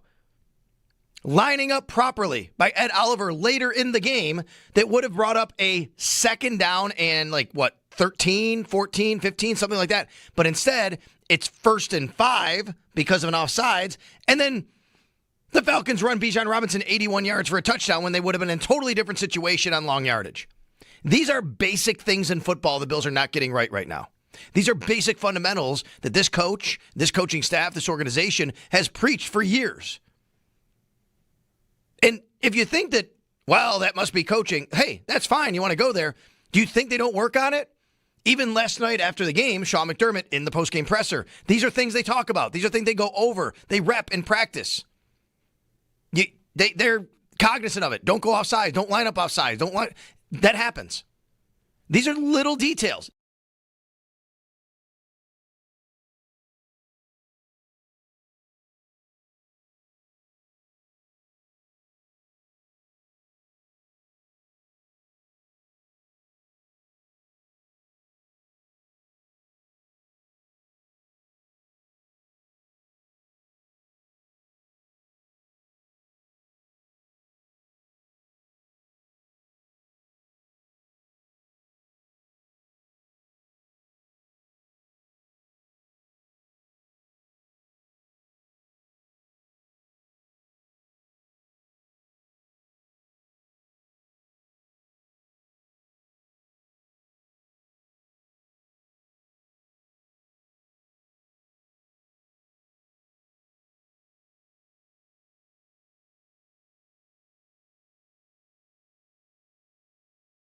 Lines brought to you by Catholic Health. Catholic Health, the right way to care.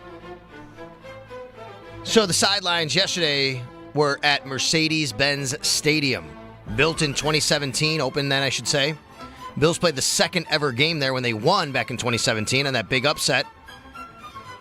The year they broke the drought. In that game, they couldn't open the roof because there was actually some mechanical issues and like screws were falling down or whatever. This game they did. They opened the roof. And it was pretty cool kind of looking up and seeing the eye kind of open. When we got to the stadium yesterday, it was closed, and then they opened it. I didn't see it open, but I walked back out. It was open right before fans started coming in. And it's a fantastic stadium. It really is. But one thing that's really interesting is they have those club seats right behind the benches where you go into the club, you can stand behind the bench, you can watch the game there where the players are, and then there's all the food and drink right there too. And it's beautiful. Beautiful. I have lots of good pictures. You can follow me on Twitter /X at Sal Sports. You'll see what I mean. You'll see what the stadium looks like. And a lot of that, I think, that stuff there, that's kind of what we're going to get here at New Highmark Stadium. But it was a fantastic stadium. Really nice. They host basketball, Final Four, lots of soccer as well. And there were amazing amount of Bills fans there yesterday. Amazing amount. Unfortunately, they went home with a loss. Always tough to see. So that's our extra point from the sidelines. Brought to you by Catholic Health. Catholic Health, the right way to care. Welcome back to the Northtown Automotive Extra Point Show. It is a Buffalo Football Monday on a Tuesday, presented by Catholic Health, the right way to care, and brought to you by Northwest Bank. For what's next, get started at northwest.com, and by Northtown Hyundai, Western New York's premium Hyundai dealership. Shop online at northtownhyundai.com. Tomorrow, got a treat for you tomorrow. I'm back here tomorrow on the show because there's no Bills practice. Tomorrow, we are going to talk to, it's going to be cool, there's a big exhibition basketball game coming up October 25th. Here in Buffalo at KeyBank Center between Syracuse and UB. And we're going to talk to both head coaches tomorrow on the radio. I got Adrian Autry, Red. He's going to be joining me from Syracuse University, head coach of the men's basketball program, joining me. And George Halkovich is going to be joining me from the University of Buffalo, head coach of the basketball program. Not at the same time, 2 different times. We'll do that. Going to try and get Paul as well as the Sabres look to get their first win of the year. Oof. Tomorrow. Right? They play tomorrow against the Senators, right? Is that what it is? Tomorrow's their next game, yeah. I lost track of time on it. The Monday thing is weird. There's been a lot of Sunday games. Monday night games are kind of weird. I lost track of time here, Joe. So I do kind of like it, though. It makes the week, it's like flying already. It would be even better if they won, though, make even that go better. But now you got to sit with this freaking loss for 2 weeks, you know? And a lot of you are calling up about it. 803-0550. Rob in Utica. Hi, Rob. Hey, Sal. How you doing? Good, thanks. I was just calling about the lack of separation from the receivers. Coleman and Shakir, they just don't seem to get to shake the cornerbacks or D-backs, and I didn't think they really schemed well enough with some bounce routes to try to create that separation, especially with how much pressure the Falcons were bringing. Yeah, I mean, listen, I think there's a lot of different ways you can look at how to combat the pressure. We knew they were going to bring pressure. Tweeted about it yesterday and said, look, they're 44%. That's high, real high in the league, highest of any team. A lot of people said, yeah, but Josh Allen kills the blitz. And he generally does, but you got to protect him, and you got to have beaters, way to beat it. And not enough of that yesterday on either side, in either realm. Mike is in Buffalo. Hi, Mike. What's going on, buddy? Hi, Mike. You there? Give Mike a chance. Mike, you're on the air. Let's go, buddy. All right. Well, you already got me, Sal. I just called you about 20 minutes ago. You did. I still had you. You just didn't hang up. Okay, I love you, Mike. Thanks for hanging out. I love that. I'm going to keep him on hold because he said he wanted to hear the show. That's what it was. I thought it was a new caller. I didn't know. Me too. Wait, when he said keep me on, I thought he meant like after I was done talking to him. And then he was going to hang up. But he's fine. He can stay on the line there. I mean, he's gobbling up a line. That's okay. We only have a couple others that are on there. We got a couple ringing. You can take those. We'll do those. Let's squeeze a couple in here as we move forward. Hey, want to remind everybody again, one more time, all right? I said this earlier and want to remind you again. You can join me and my Always Game Day in Buffalo podcast co-host, Matt Bove, Thursday night at Buffalo Old Brewery's Beer Garden. We're going to be there 6:30 p.m. before Thursday Night Football. Discounts on 4-packs of award-winning brews like Iron Island IPA and Cloudy McCloudface Hazy IPA. I want to laugh every time I hear that. It's so funny, but it's great. Be part of the live audience. Talk football. Discover one of Buffalo's hidden gems, Buffalo Old Brewery. It really is. It's amazing. What a great building. You're going to love it, folks. Get there. There's a nice stage. They have music playing there a lot, but we're going to do a podcast right there. Going to have you. Going to have beer, obviously, the IPAs. 1221 East Lovejoy Street. Go check. It's amazing. Come on by. Thursday night, 6:30, WGR swag. We'll be giving away stuff as well. Let's go to Adam in Amherst. Hi, Adam. Hey, good morning. Hey, McDermott last night. I mean, the glasses. I mean, it's like a metaphor for this team. I don't know if he's seeing what we all can see, but the lack of discipline on this team really begins to show that this team is not ready for prime time. I mean, especially beginning of the game, Dorian Williams strips that ball from Bijan, and you got Rousseau offsides. I mean, this team has a lack of discipline, and if they don't fix this, come the bye week, they're going to be in the outside looking in the AFC East, let alone the playoff run here. So they've got a lot of work to do in this bye week, and if they think a all-pro corner is just going to fall in our laps at our doorstep, the fans, if they think that way, they're sadly mistaken. If they can get a Rasul Douglas like they did a few years ago, great. But this team needs a lot more than corner help, Sal. And, Hoyt and Ogunjobi, okay, they haven't played in 6 weeks. Hairston, is he going to be ready by week 10? I mean, I think this team has an uphill battle here, and the schedule, as you know, is only going to get tougher the second half of the year. Thanks a lot. We touched on a lot of that. I agree that the discipline to just simply line up is not there right now. And you have to be better than that. Whether you want to blame coaching or players, I think that you know this since you're a little kid, right? I have no idea what the glasses have to do with anything, but let's go to Anthony. Hi, Anthony. You're on the air. Hey, Sal. Anthony from Jamestown. Just Hi. wanted to let you I got a question, roster construction-wise. When we go after free agents, draft prospects, what kind of say does Sean McDermott have with, potential signings and draft picks? And going into the future, do you think the lack of production from these people that he'll lose some of that, equity in picking guys and helping sign guys? I mean, it's a conversation with him and Brandon Beane. The way I understand it, they have a conversation. What do you need, right? It's more like you tell me like what you need, and Brandon Beane looks at the roster, feels what he needs. They have a conversation. Where can they get better? It's not a Sean McDermott say. It's not a Brandon Beane say. Brandon Beane ultimately has to look in the contracts part of it. That's not Sean's part of it. Sean McDermott may say, hey, I really want this or that, but Brandon Beane can come back and say, I can't get that because it costs too much money. You know what I mean? Different things like that. So no, I don't think that there's. If you're blaming the roster construction because guys haven't performed on Sean McDermott, I think that's misguided. But I think the entire organization has to take fault in that because it's all conversation with the entire organization. So I don't think it would be like, oh, I'm not going to let you tell me and have a part of the conversation. Not at all. I think it's just something that they do overall together. 803-0550 here on the Northtown Automotive Extra Point Show. So we got sit up, stand down, and hey, buddy. We'll do that coming up, and we'll look around the NFL and what happened over the weekend as well. Thanks for being with me, Sal Capaccio, here on the Northtown Automotive Extra Point Show on a Buffalo Football Monday on a Tuesday.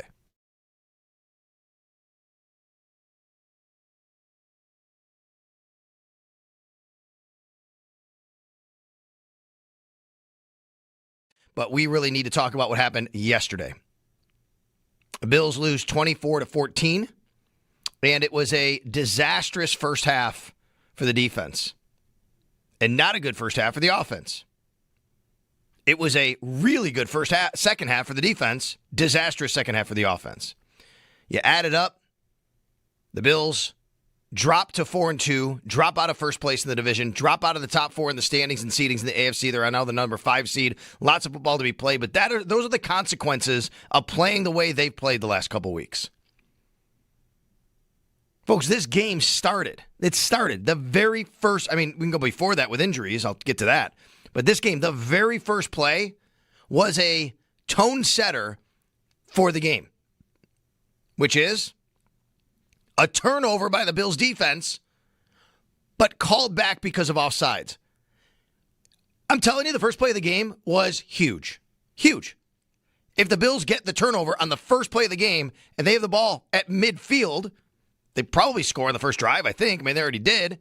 And they're in the lead. They're not trailing 7-0.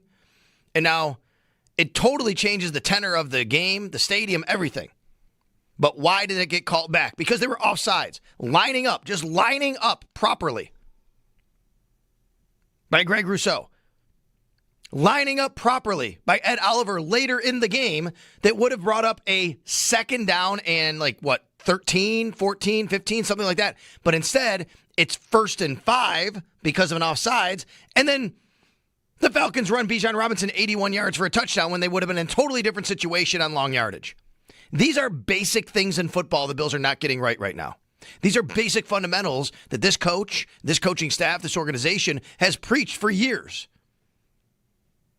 And if you think that, well, that must be coaching, hey, that's fine. You want to go there. Do you think they don't work on it?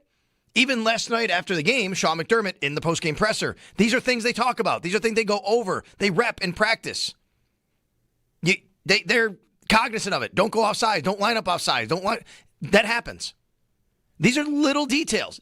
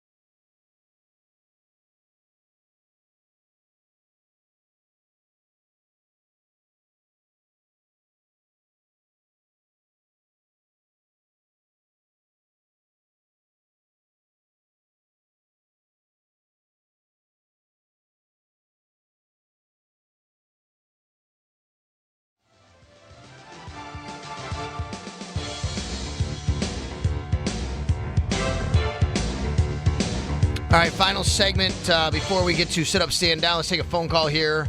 Lauren is up. Hi, Lauren. Go ahead.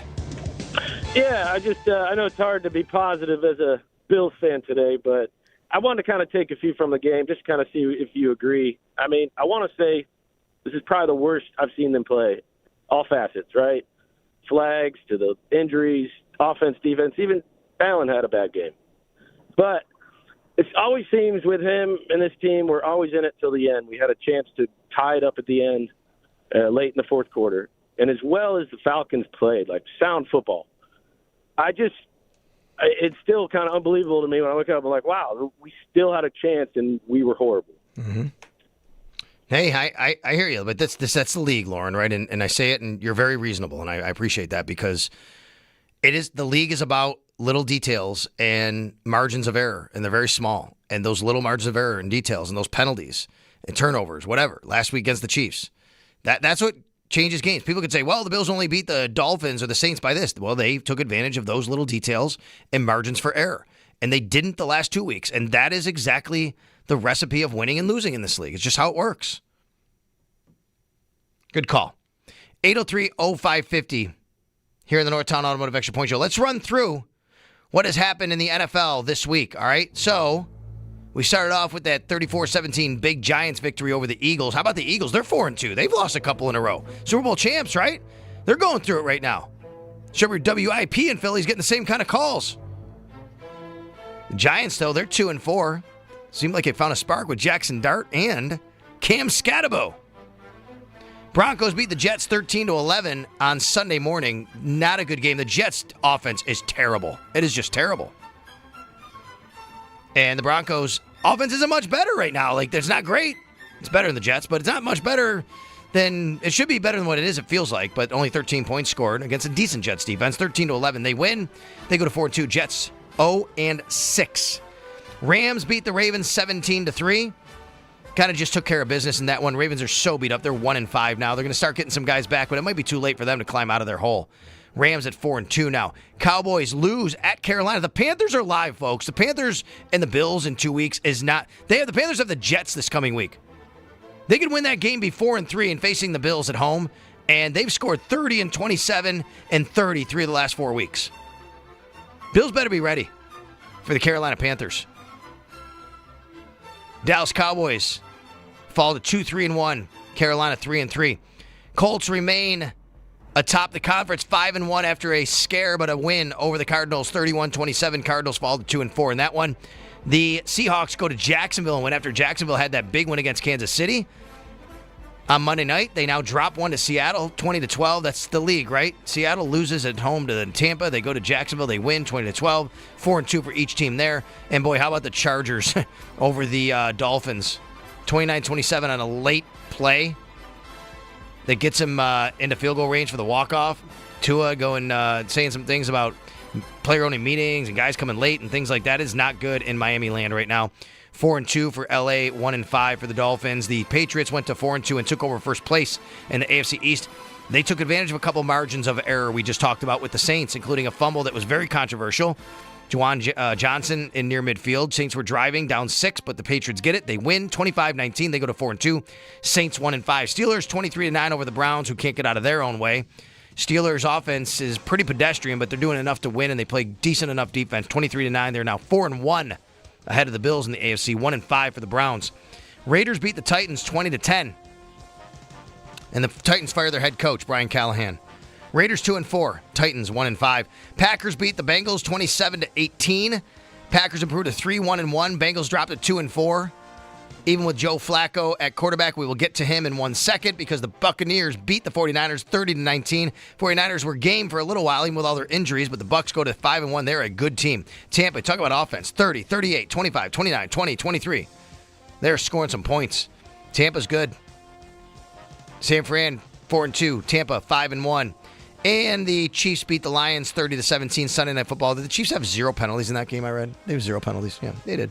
And they beat the Lions 30-17. Wild play to start the game with Jared Goff and the controversial play, touchdown that wasn't a touchdown, right? Chiefs 3-3, and they're getting Rashee Rice back.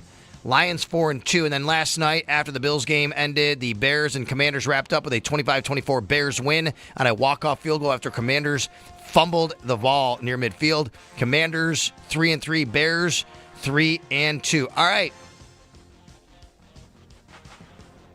Sit up, stay down, stand down. And then, hey, buddy, all right, what are we going to sit up on this week? I'm going to sit up on the Tampa Bay Buccaneers and everything they're doing. I just told you, they're a really good team. And they're going to come to Buffalo, and they're going to be a very, very tough out for the Bills, even with all their injuries. 5-1, the way they're playing football, the way they throw the ball, the way they run the ball, they just have guys. They have guys all over the place. I mean, they lose Bucky Irving. Here comes Rashad White. They lose Chris Godwin. Here comes Emeka Egbuka.